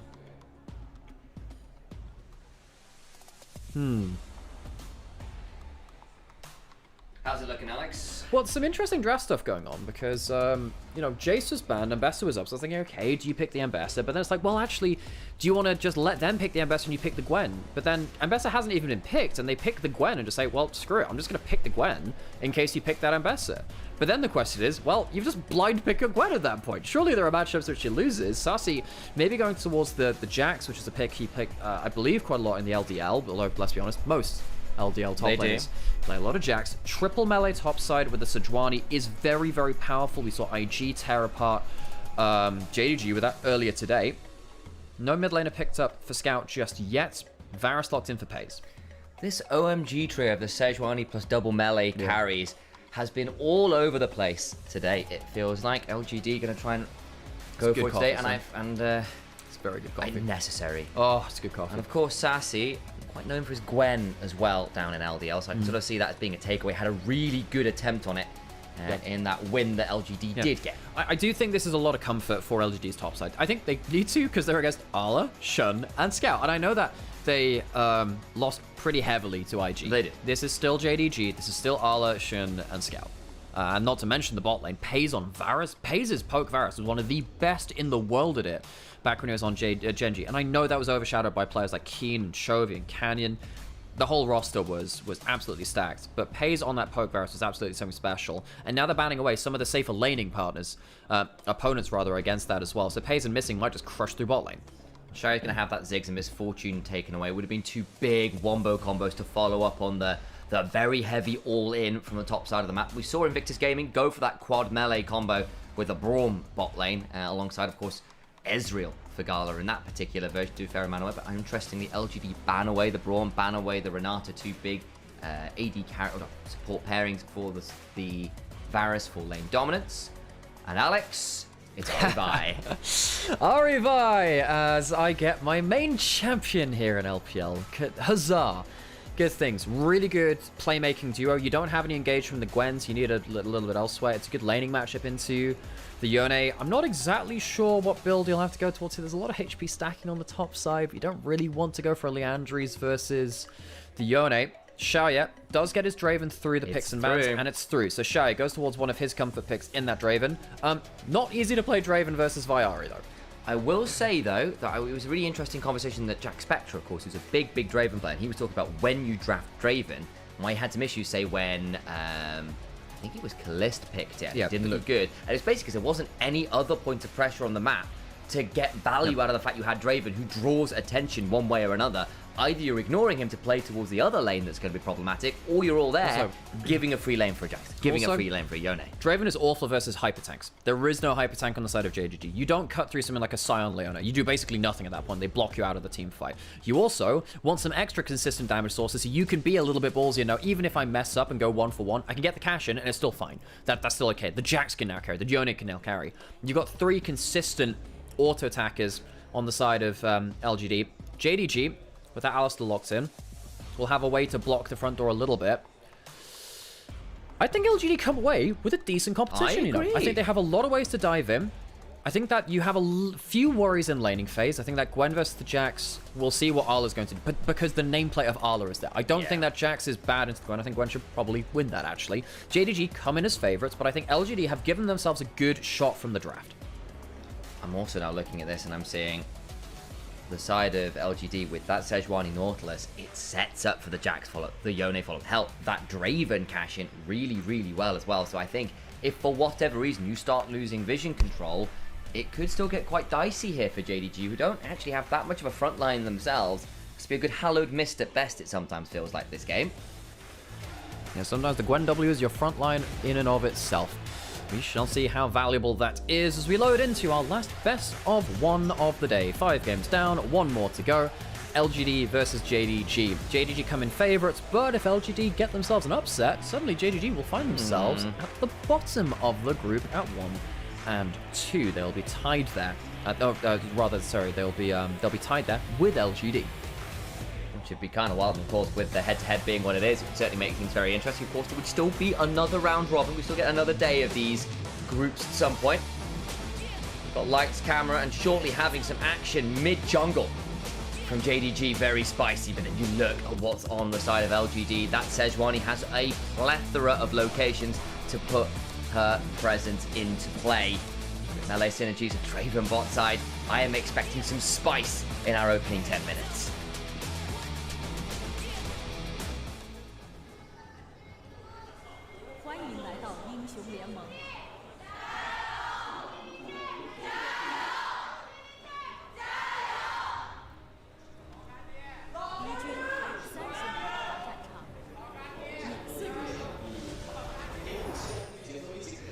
The LGD chants there, but a little bit uncoordinated. Trying to get those Lagandia chants out. That's how it's pronounced over there. They don't do LGD. They go for the old school name that it was named after. Same with the Jingdong. Or, I mean, somebody is sometimes, it depends where they are. When they're in Beijing, their crowd leader says, JDG. Yeah. But then when they're elsewhere in Shanghai, I think it's Jingdong. Jingdong, yeah. So it depends. It depends on who's leading the chant. There's a rift in the fan base. I think it's one of my favorite moments I had casting LPL back on the official broadcast was with Munchables. And there was just the Jingdong Beijing kind of the crowd leader was absolutely pipes of steel. Yeah. So we just like, God, he sounds like an Elden Ring PC because it just the Shadow of the Hood Tree just came out. Yeah. It's like a curse you, Bale. Oh, God, still one of my favorite moments for you two. It's fantastic. Folks, I'm just going to point this out as well. There is the Ignite on Arla's Gwen. Now, this is different than the Mbessa matchup. Really needs just that extra kind of stand and fight potential. We do have the lethal tempo, though, from Jackson, not the grasp. So very different runes and summoner spells. Arla going for the E as well, actually, not going for the Q. Looking to get that extra mobility and also the ability to potentially engage and disengage. So very different start. Arla's showing that he knows the matchup. Arla was always good for own play. He's always been a good carry player. Gets caught by the counter-strike. Not the best trade from that. Sassy needs to hold his own in his lane phase. Needs to get, honestly, an advantage here because that Gwen for Arla could be so dangerous. I think when you're going into the counter-strike level 1, that ability to dodge out of it before Jax gets to leap strike can be pretty valuable. Bot side, though. Let's see Draven Nautilus winning that race to level 2. Not always easy into the Varus as we've seen, but hey, you're also an Alistair at level 1. Yes, you can body block a Nautilus, but not that easy to put down threat. Climber, gonna start going towards the other side of the map. Has gone Raptors, Krugs, red to keep that red running as long as possible. Now we're gonna go over towards his boost, jungle. Jumping in again, Sassy getting the early clear and the early push, which does help. Mid lane haven't had to focus on there again. I apologize so profusely what's going to happen. Because, yeah, whenever Ari's in the game, I'm kind of obligated to talk about the champion I have 2 million points on. And there were actually some years of my life, I probably spent more time playing Ari than I did seeing my parents. That's quite scary. That was when I was at uni and I just spammed that champion for a long time. Yeah. And we'll see what Scout can do. He's been a very good playmaker on the champion. He wasn't historically a player I viewed for Ari, but over the last year or two, he's really gained my respect. YCX doing a good job of just holding the bush right there. Nice hop forward from Sassy, gets inside the Hallowed Mist, but the Hallowed Mist did come down to give a bit of those extra resists. Nice stand aside, forces missing to flash out. Good combo from the bot lane of LGD. Yeah, Shoya's had his Draven banned away from him in both his other games today. Now, I haven't really seen his Draven achieve things at an LPL level, but the threat is still there and the respect is still there. He is very comfortable on the champion. I think sometimes we've seen some overstep from him in mid-game. Charm was great. Flash from Shun. Doesn't quite land with the Vault Breaker. Good flash from XQW. Could have been huge. Now suddenly under turret. If they can get the cash in here, that could be huge. She takes the aggro. Oh, that Nautilus hook goes wide. Trying to get one back. They want this cash in so badly. It succeeds, but Varus takes 2. It ends up as a wash. They're both even in gold. And Shaya only gets an extra 173 gold. He only gets 173. It's not a load of axes caught. Feels like a big mistake there. As Pace cleanses and goes away from that. 2 kills on the Pace. You'll absolutely take that. He is down flash cleanser, so if you can repeat that, maybe you can get some value back. And again, it's not like the Varus now has a gold lead or anything. It's just going to be even Stevens here. Again, not like that CS discrepancy that was there, now going to be evened out. If you're Paige, you take that every day of the week. I think now with LGD say, okay, we've burned the summoners, this has to be better the next time. We'll have a look at the replay, because it was messy. So, Shia, of course, gets all of his spinning axes up, and then YCX tries to get himself the flash auto into the hook, but the cleanse, the flash away on the other side of the turret is huge. This could be big, though. Gonna try and get another cash in, looking for the last auto. Succeed. Shia with another. It's only like an extra 90 gold again, but hey, sure, you'll take an extra cannon minion worth of gold. Shia starting to get some gold. The dive under the turret, that wasn't good. This time, though, this is clean, and it means that now Paze is just kind of stuck wave clearing for himself here, and Shia starting to take off. JDG not in the best position now, are they? No, they're not, and again, Paze without the flash, without the cleanse, has to be very careful about how he fights now, because the Draven will still kill him. Yes, he survived that first 2v2, but what about second 2v2, Alex? Don't think they have those, Pip. Missing no summoners, does need to be careful. I was worried about the Alistair lock-in for the laning phase. I think the Salted Varus is particularly good. Particularly good. Yes, oh my god. Salted pork. Oh, man. Do I have time to talk about Sir Christopher Lee? Everyone familiar with Sir Christopher Lee? Oh yeah, great friend of him. Big Ahri player, I hear. Great big Ahri player. Yeah, you know, not only was he in like the precursor to the SAS in World War II and betrothed to like the King of Sweden's daughter or something, he also was, yeah, the best Ahri player of all time. So yeah, apparently Peter Jackson said, by the way, when you're acting, then when you're stabbed in the back, you need to act like this. And he said, you don't need to tell me how someone who's stabbed in the back sounds like. And he's like, I feel like this man has had actual experience in this. That's very concerning. Don't ask what Christopher Lee did in the war, apparently, but there we go. No. It was known as the Ministry of Ungentlemanly Warfare. That sounds about right. Which is a hell of a classy title. I think they even made a movie out of that, but I'm not sure exactly what that led to. But anyway, look, apparently it led to a movie. That's what it did. So have some grubs going down on the top side. Turret plates going down, and now you can see JDG are just kind of avoiding the Draven now. They're kind of afraid to walk up to him, which makes a lot of sense. He has the early set of items coming in. Not exactly sure what he's building towards first. Bloodthirster, I'd imagine. I'm trying to remember if that builds out of a pickaxe. It does. Yeah, I forgot. I was pickaxe BF. Dude, yeah. The problem is I play so much Arena, which is just full build items. I don't build components anymore. So it's like, oh, which patch are we on? What does Bloodthirster build anymore? Shun. Good. Level 6. He's level 6, so he's ahead of Climber in terms of XP. Arlo needs to be careful here. He might need to just ult the wave. Yeah, that's what he's doing. Does so. Still gonna have 2 procs for needlework to work with, but they're still gonna get the stand aside. Whirling Death comes flying on through. Cash in for Xiaoye. They'll lose one, but I think that's worth again. Oh my god, and on the top side, Sassy gonna get arrowed down. Close stop. My days. The last auto was still blocked by the counter-strike. That would have killed Sassy. 60-odd HP he gets away with. It would have been about an auto's worth required. So that is another cash in for the Draven now. 1,000 gold ahead. The cross map doesn't come on through. And LGD... This looks competitive. This is the angry charm by Scout there. Scout's always been pretty good at the Ahri to Yone matchup. The last couple of times I've seen it, it's been very good at landing those charms on the right kind of all-ins.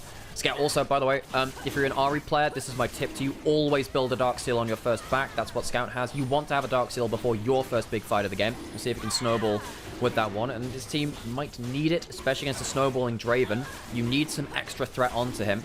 He's just gone back and built that full Bloodthirster. Very, very powerful. Scout and Shun need to have the power to shut down one of these big carries if they step out of position. That they do.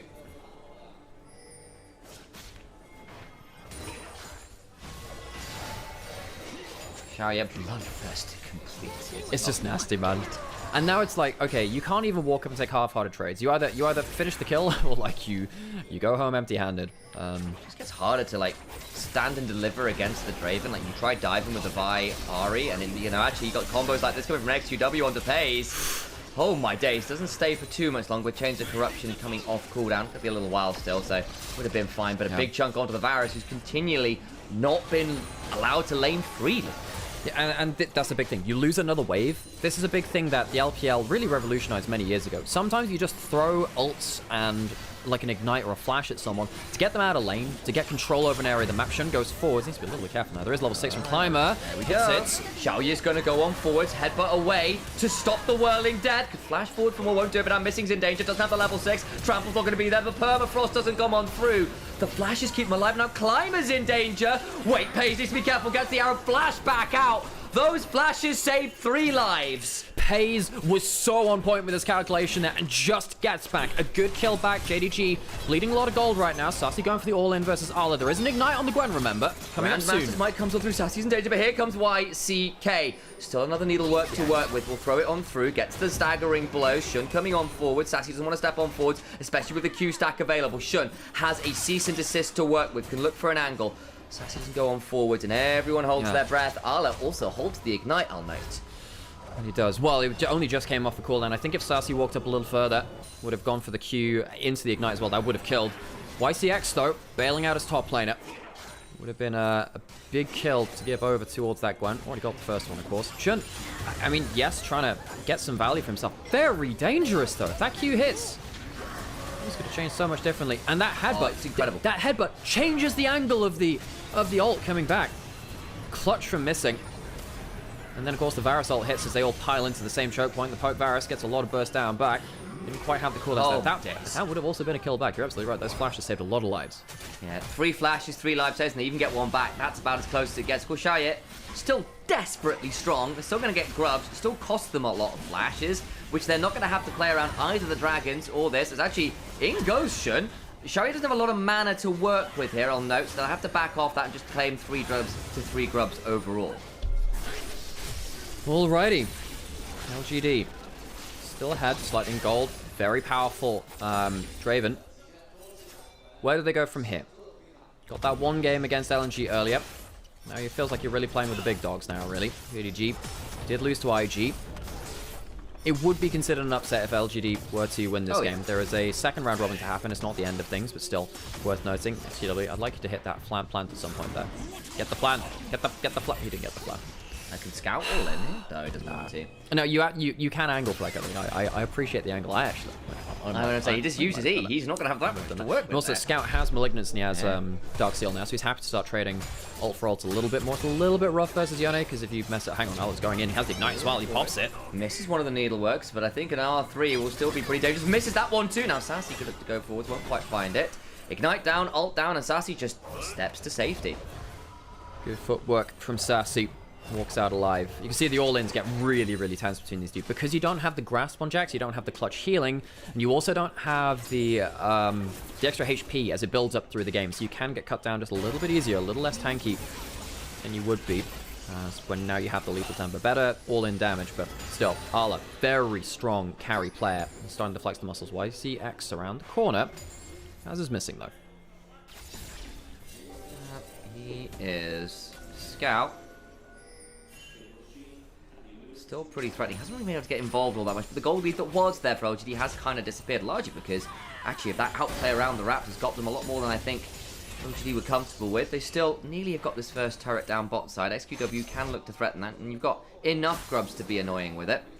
Look at this Draven ahead of curve, but the thing is, Pays now only 500 gold behind. Has actually managed to catch up a lot on those items. It's cheaper as a lethality build anyway, so a bit happier to work with on that front. Still a lot of gold for Xiaoye, but Pays, of course, has picked up a fair amount of his own. This is a very interesting spot. Discrepancy actually beginning to build more towards top side actually as well, where this Gwen has managed to get ahead of Sassy's Jax and Arla, who early rounded that Gwen. Ooh, this so might far be a delivering. Okay. I was wondering if there'd be an ult coming out from Pays. No, I didn't want to trade the ult for the cleanse. Could have done so. Instead, just gets the recall cancel. XQW pushing up bot lane again. He will get himself turret hit. That would be the feats of strength for LGD. It would. And it's very likely to be that first turret coming through. Actually, Ari's going to be there in time. The wave's not coming through. So it won't be on this wave. Especially with Missing on the same side of the map. You can maybe E4s. They have the 3 grubs. Climbers coming down. They'd like to get that. Feats of strength would be nice for the extra stats. So a little more bang for their buck in the early game. That forced Draven to upgrade his boots early. Shock horror. He can sit on 3-ass boots until like 4 True. Yeah, man, I hadn't even considered that. That's actually a very good point. Draven does not like the Feats of Strength, which cover his own bloody region. It's a Noxian thing. Hook onto Missing. Might be forcing an ult here. Not quite. It's going to steal with just the aftershock. I get the permafrost down. So, JDG, are they in position for this dragon? Don't really think so with missing losing so much HP, and the only level 1 of that ultimate one needs to be very careful of that. Oh, is he? Wow, it's a lot of... Wow, he's really going for it.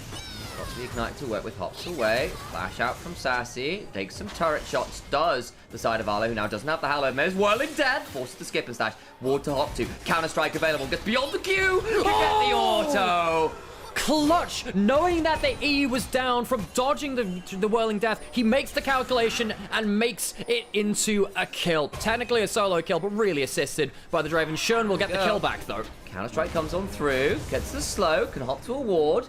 I don't think he's going to have that much further row. Also worth noting, SQW used the ult down bot side to junk out Scout, as Shun does finally secure that kill. Hook now in the mid lane. Fighting everywhere. Headbutts away, stand aside, forces the cow back, pays, eats a big chunk, and Xiaoye decides he's not going to burn the clans, but eats a W-empowered Q on all of those blight stacks to lose about a third of his HP. So fighting coming across everyone now. Pays really good damage.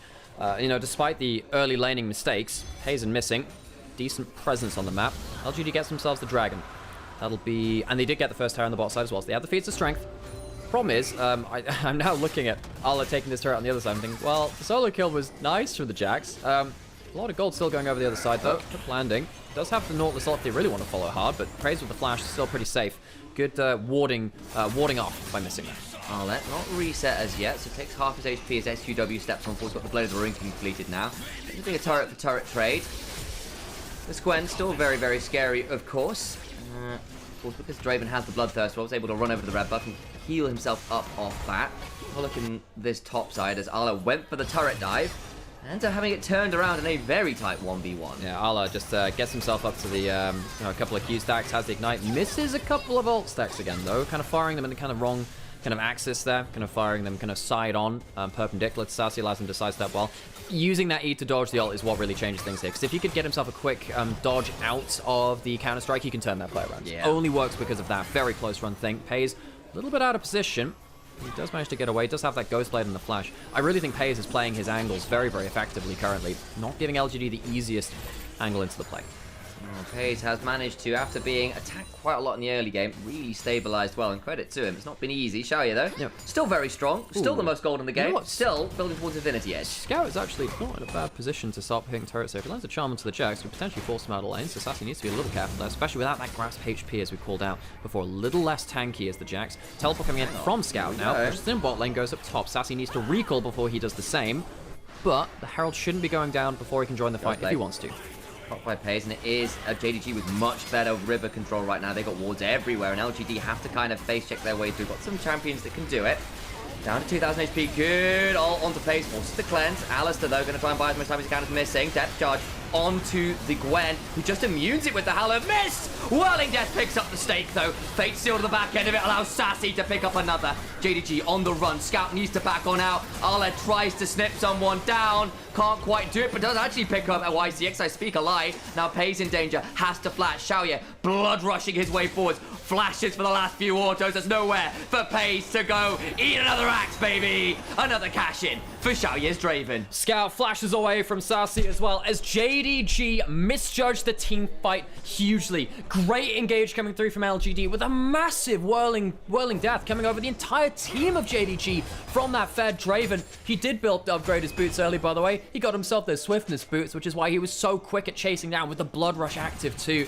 Charm misses early. Missing has to pop his ult quite defensively and not the best spot. You can see that Missing gets a good combo, but this follow-up just isn't there at this point. Even with Ala, getting his ult across multiple people, he doesn't stop the damage coming across the team. That ultimate coming through from Shia was absolutely disgusting, and it feels like the damage is done at that point. Credit as well. What set it up was the Q3 from Yone got 3 people to make sure they just sat there and ate the Whirling Death. That Draven is down 2,000 gold.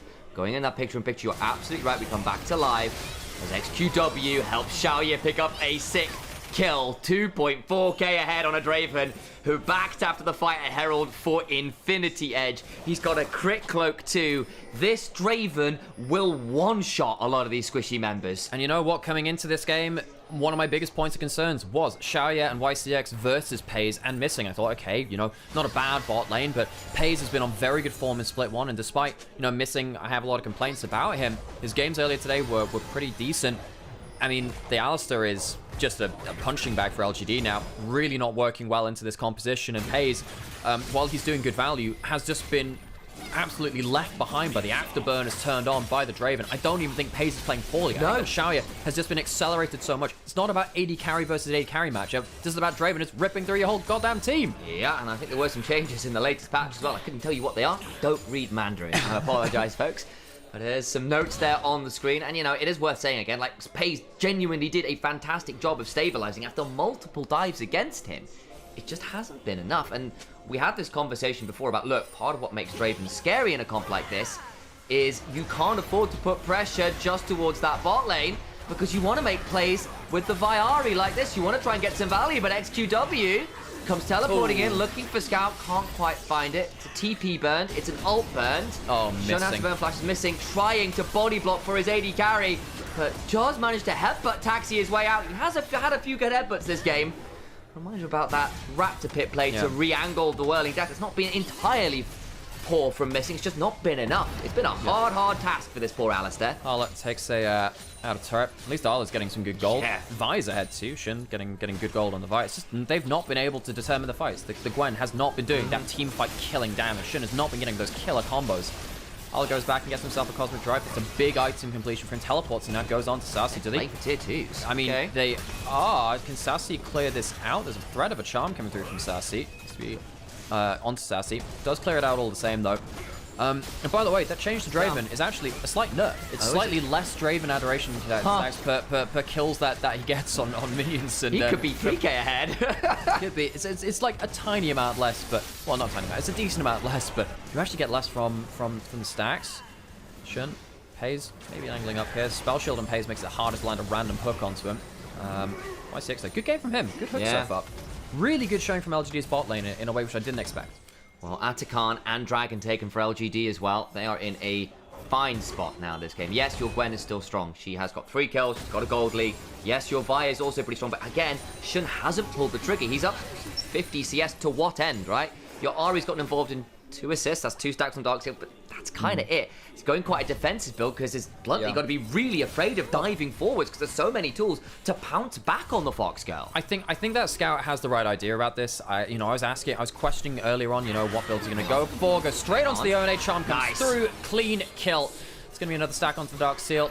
Don't really want to chance that one in terms of giving the full stacks over to Scout because you need that kill to happen quickly. Good kill through that. But they did end up using their ultimates, which means maybe LGD can find themselves a play back.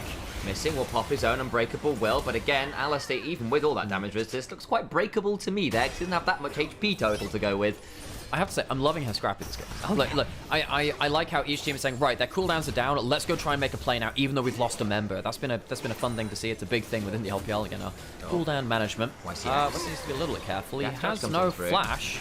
Oh, he has it now. Chains of Corruption land. Flash for the charm! Ensures the Nautilus is sank under. Now looking for a combo. Good stand aside from Xiaoye. Denies the Vault Breaker and turns around with a hell of a lot of damage. Yeah, Xiaoye knew that Shun didn't have flash. Couldn't flash over it. Didn't have his ult to go through it as well. So it's nice stand aside to keep himself safe. Suddenly, Scout gets a couple of big plays back-to-back, comboing up with different members of his team. 5 stacks on the Darkseal. And what I was saying is, I was questioning what item build he'd go towards. I think he realizes he needs to be a playmaker. You can't jump forward into this team without having the stasis, I don't think. So I think that makes a lot of sense to me. He's getting some good value here. So we'll 30 see. CS as well, which is a big deal. Yeah, he's been getting a lot of side lane play, whereas, I think LGD have been snatching and grabbing at plays, trying to use those cooldown gaps from JDG when they find a pick. You can just see that JDG slowly eking ahead now. And they've actually got a gold lead now. In fact, like, the big plays, the flashy plays have been LGD's, but the extended map has been going towards JDG, which has been getting more resources. Look in the jungle, look at the farm lead there. Look in mid lane, look at the farm lead there. Look top lane, and realize this Gwen has been getting more pressure on the towers and has got a few CS to her name as well. Yes, this Draven is still ungodly strong, has 3 items. In the 5v5s, you still have to be desperately terrified of Draven. Scout not going to do the most damage versus the Sejuani, but just nice enough to just potentially combo people into it. Remember, Scout is part damage, part setup really. Wants to be using his HP as a resource. Scout has always been a very good engaged player for his teams, something which our veteran mid laners always do very well. So we'll see how much he can bring to that part of his game. LGD, they see the, blackout jungle. They get some wards back, but JDG getting some good wards in. I'm a little bit worried for LGD now, because it feels like they are falling apart a little bit in those side lanes. Arla, Scout, very good, efficient side laners themselves, as you said. Good CS advantage coming through from Scout before. And we saw this 1v1 just before that, where Yone is forced to ult away from Arla, who's getting a lot of damage at the 2-item spike with the Ignite. Ignite was really valuable into the Yone as well. I can see it stops a lot of his healing and extended plays could be really problematic. Shern, nice Q into the Blast Cone to get out to safety. A minute until Ocean Drake. That will be soul point for LGD, and they've got the Atakan, which would amplify that. Of course, it's the Ruinous variety, so those amps on neutral objectives you picked up. Valuable here as the game goes on. And again, for all we're saying, JDG have done a good job of coming back into the game, but still LGD have got quite a lot to their name still as well. And also, you know, Shire is still 6-1. He's still got a 2.5k gold lead. If you make a mistake and you... Look, JDG are playing around side lanes. They're playing around quick movements around the map trying to get picks. If you make a mistake in that, Shire gets a kill. Or gets an ability to hit you, it's likely a kill, rather. He's got so much strength now, especially with all the... Hang on, this is an important pick, though. Can they close this out in time? Flash over the wall, Whirling Death comes on through. Arla now in danger himself. Glacial Prison's coming on down. He does not have another needlework to work with. And they get a big kill onto the Gwen just ahead of Ocean Drake. That's a big, big mistake to make, because suddenly Alistair's out of position. You don't have the side lane play. You can then suddenly leave your side lanes alone, push up towards this mid lane. Pays would love to wave clear this. He can do, actually. I was wondering whether he'd be under a bit of threat, but that spell shield makes him a lot more safe. LGD, good pill to just buy some pressure on the side lane. SQW leaves the side lane as well, pushes up that bot lane. That will grant them Dragon. Well, still only got one turret in this game, though. JDG, again, Scout on the roster. We're always going to have pretty good pressure in those side lanes, really good wave management. Xiaoye and Y6 don't join for the Dragon. They look to hold on to mid lane. Hook comes on through onto Missing, who aftershocks with the Pulverize himself. Chains of Corruption land. Scout can now lurk. Potentially, Xiaoye. Flash for that headbutt back, but then Nautilus turns around with his own death charge, looking at auto onto Missing, who's got the Z's convergence running. Xiaoye trying to get those autos down to get as much work as he can, but it's not going to be enough. Xiaoye now stepping back, lost 20% of his HP. Sassy looking for an angle, fate sealed, flashed away from, and the ults go wide. JDG stepping well. Xiaoye needs to flash, stays alive. The Orb of Deception doesn't come on through. Oh man, LGD losing a lot of tools there and not finding their mark. That's a big bummer for them. And yeah, I think with that spawn, I think they can go up towards it. I think they can. You know, you have a lot of ability to tank it with the Vi passive shields. LGD, do they have anything to fight this back with? Well, they have a teleport from SQW. They're checking it with a Whirling Death, and they land a Charm. Needs to try and hop out, but there is the cease and desist. And JDG, it looked like in some ways they were on the back foot. They were having to play response game, emergency critical management game, and that's not been what's happened now. They get the one moment, they can't quite go for the Baron, but they get an extra kill. They're now up 1,000 gold. Yes, they're still down so point, but LGD struggling to actually gain and control a lead. Yeah, and JDG, some really good gold going over towards them now. Shun is in an incredible gold lead with that number there is kind of nasty. Also, another thing noting too, Ari's gone back and instead of using that needlessly large rod to upgrade the Seekers into his Onyx, goes straight towards the Shadow Flame. I think that makes a lot of sense. Hasn't had to use the Stasis. Has a lot of damage at this point. Great play from Missing to headbutt YCX back. Bit of a mistake from him to kind of allow him to walk up. I think he actually should just cast the ult and walk away, honestly, before the Alistair can give him that kind of threat. Good early game from YCX, but it hasn't led to the mid and late game that they've needed.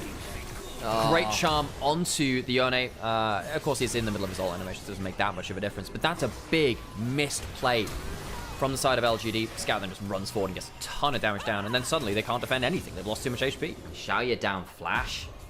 Suddenly a lot more vulnerable. Down this mid lane tier 1, suddenly a lot more vulnerable. There is a lot of dive from JDG when you've got Ari, when you've got Python, hell, when you've got an Alistair.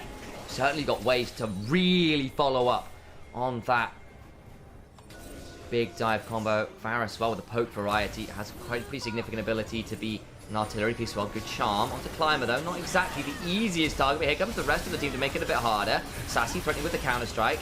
Good ult. The hollow radiance. They're going to try and get him in the background of this. Sorry, hallowed ground. That's the one. Climber in danger. Gets her back away. Stand unite. Stand aside. Stand aside.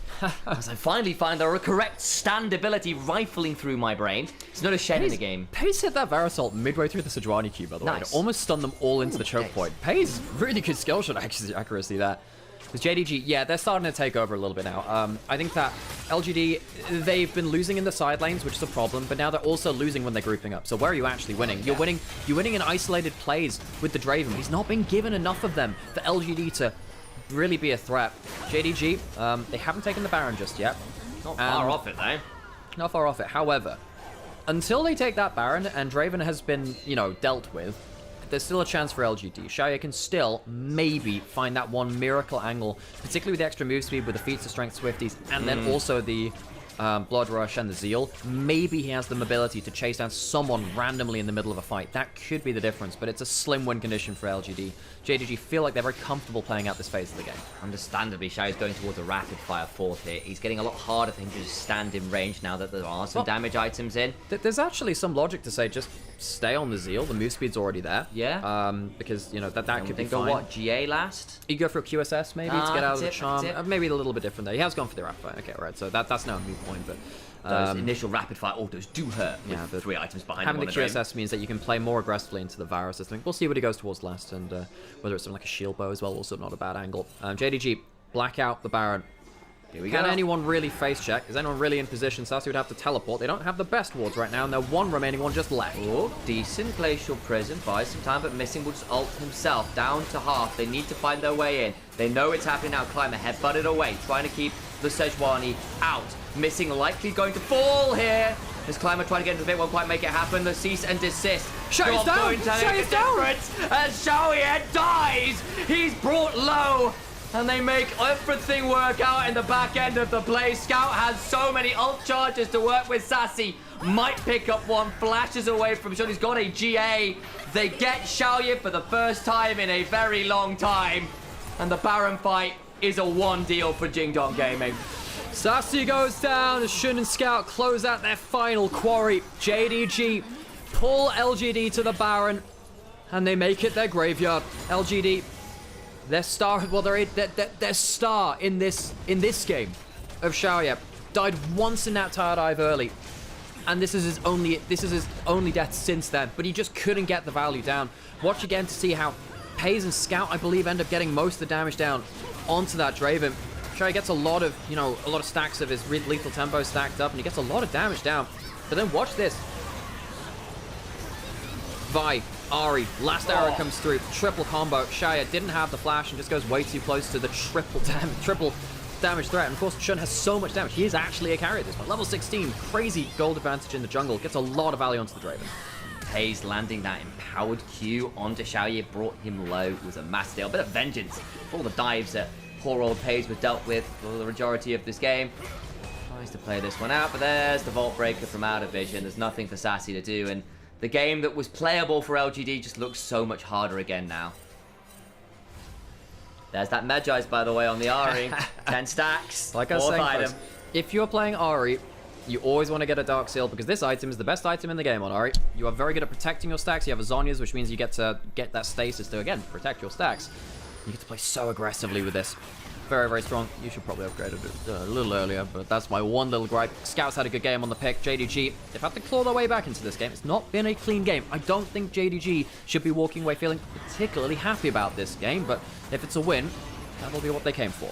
Well, shield down, gonna try and jump onto Pays. Whirling death, fate sealed. Pays is dead. Big moment. Xiaoye now free firing, can look to break the back of this Baron. Shun Q's away, trying to find an angle. Scout goes looking, but just doesn't have that much damage yet. Now Arla has finally turned up, looking to turn it around, and Shun goes diving back in. They've still got a decent amount of knockups. Charlotte trying desperately, cannot do so. Gwen back to doll form, is inanimate. Scout without got a flash, but no ult.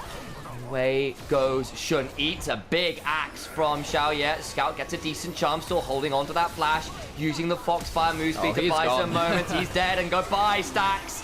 Right back down to nothing on the book. JDG, what did we just say? Well, you know, it's not a game they'll be happy about, but at least it's a win. Well, now they've just lost a big fight. It puts things into question. Again, they overpush. And Pays gets caught out by a great combo from YCX. But the question is, why was he positioned like that in the first place? Pays, a big misstep from him, puts his team into the dumpster around that bot side inhibitor. XQW and YCX do the dirty work. Bad recall from YCX, though. A bit of good, a bit of bad. The Nautilus will go down after all the hard work. One back, and it's Shun who picks it up, who is unstoppable. 6-1 and 5. So look at the replay, because YCX lands this, and Pays thinks he can walk forward because he's got the spell shield. Doesn't stop the depth charge afterwards, does it? That's the thing. If the hook lands, then you're free fire for the ult, and he's within range, and he doesn't flash out of the range of the ult. I wonder whether he had to flash back at that point. Chooses not to, and Arla comes back, and you think, okay, well, you know, Arla started to scale, but he has to use his E very early on because the Nautilus hooked and yeah, Arla gets immediately CC'd. Sejuani Q, Counter-Strike, everything else flying through very, very quickly, and suddenly, there's no way out. You've bought yourself into this fight. Questions about Paze on where he was positioning that. That felt very unnecessary. You can play from a longer range, wait for your next cooldown. No point getting into hook range like that of Nautilus. A reminder, of course, you've got the upgraded boots, and people with Swifties at that point, I mean, you can run down an Ahri, however fast you might be. With that additional move speed on a Fox fight, you're going to be quite as quick as everyone else. And now that is a full build Draven. GA completed. QSS now on XQW with the ONA2, and the game right back to playable. Soul in a minute and a half. Worth noting, it's still near enough a 5,000 gold lead. There is the skill order on the Draven, which is basically what you're expecting. Yeah. Q into W2. Wow, we really learned about that one. This one's more important in terms of the actual items of it. Very, very powerful. GA, yeah, now the problem is your burst combo has to delete Draven twice, potentially. Shouldn't has enough damage to hang around and potentially get a second Q in a fight. 5,000 gold advantage in the jungle with his own GA. That is the gold nice for JDG. It's a huge amount. But the question is, can Shun get enough value onto Shai through the GA at this point? 1 minute until the Dragon. Sassy going in, forces the E out. Missing's ult down 2. Xiaoye cleanses, begins to walk away on the other side. The side of Sassy and FQW have to try and get on out. They do so. Missing's ult down, gonna die to the axis. Another cash in. In goes Sassy, look for the counter strike. Goes Golden himself. Oh, knocked up. Permafrost comes up through, gets his Zhonya's this time, trying to buy some time. Sassy, low, not quite down. Scout gets into the backside, 2 down. Trying to play this one out. Xiaoye is down to his GA, and Scout has so much rushing to do. He's got the spirit. It's cheerleader style Ferrari. That's the spirit. Scout rushes into the backline and reclaims the Death Note stacks he lost in the last play.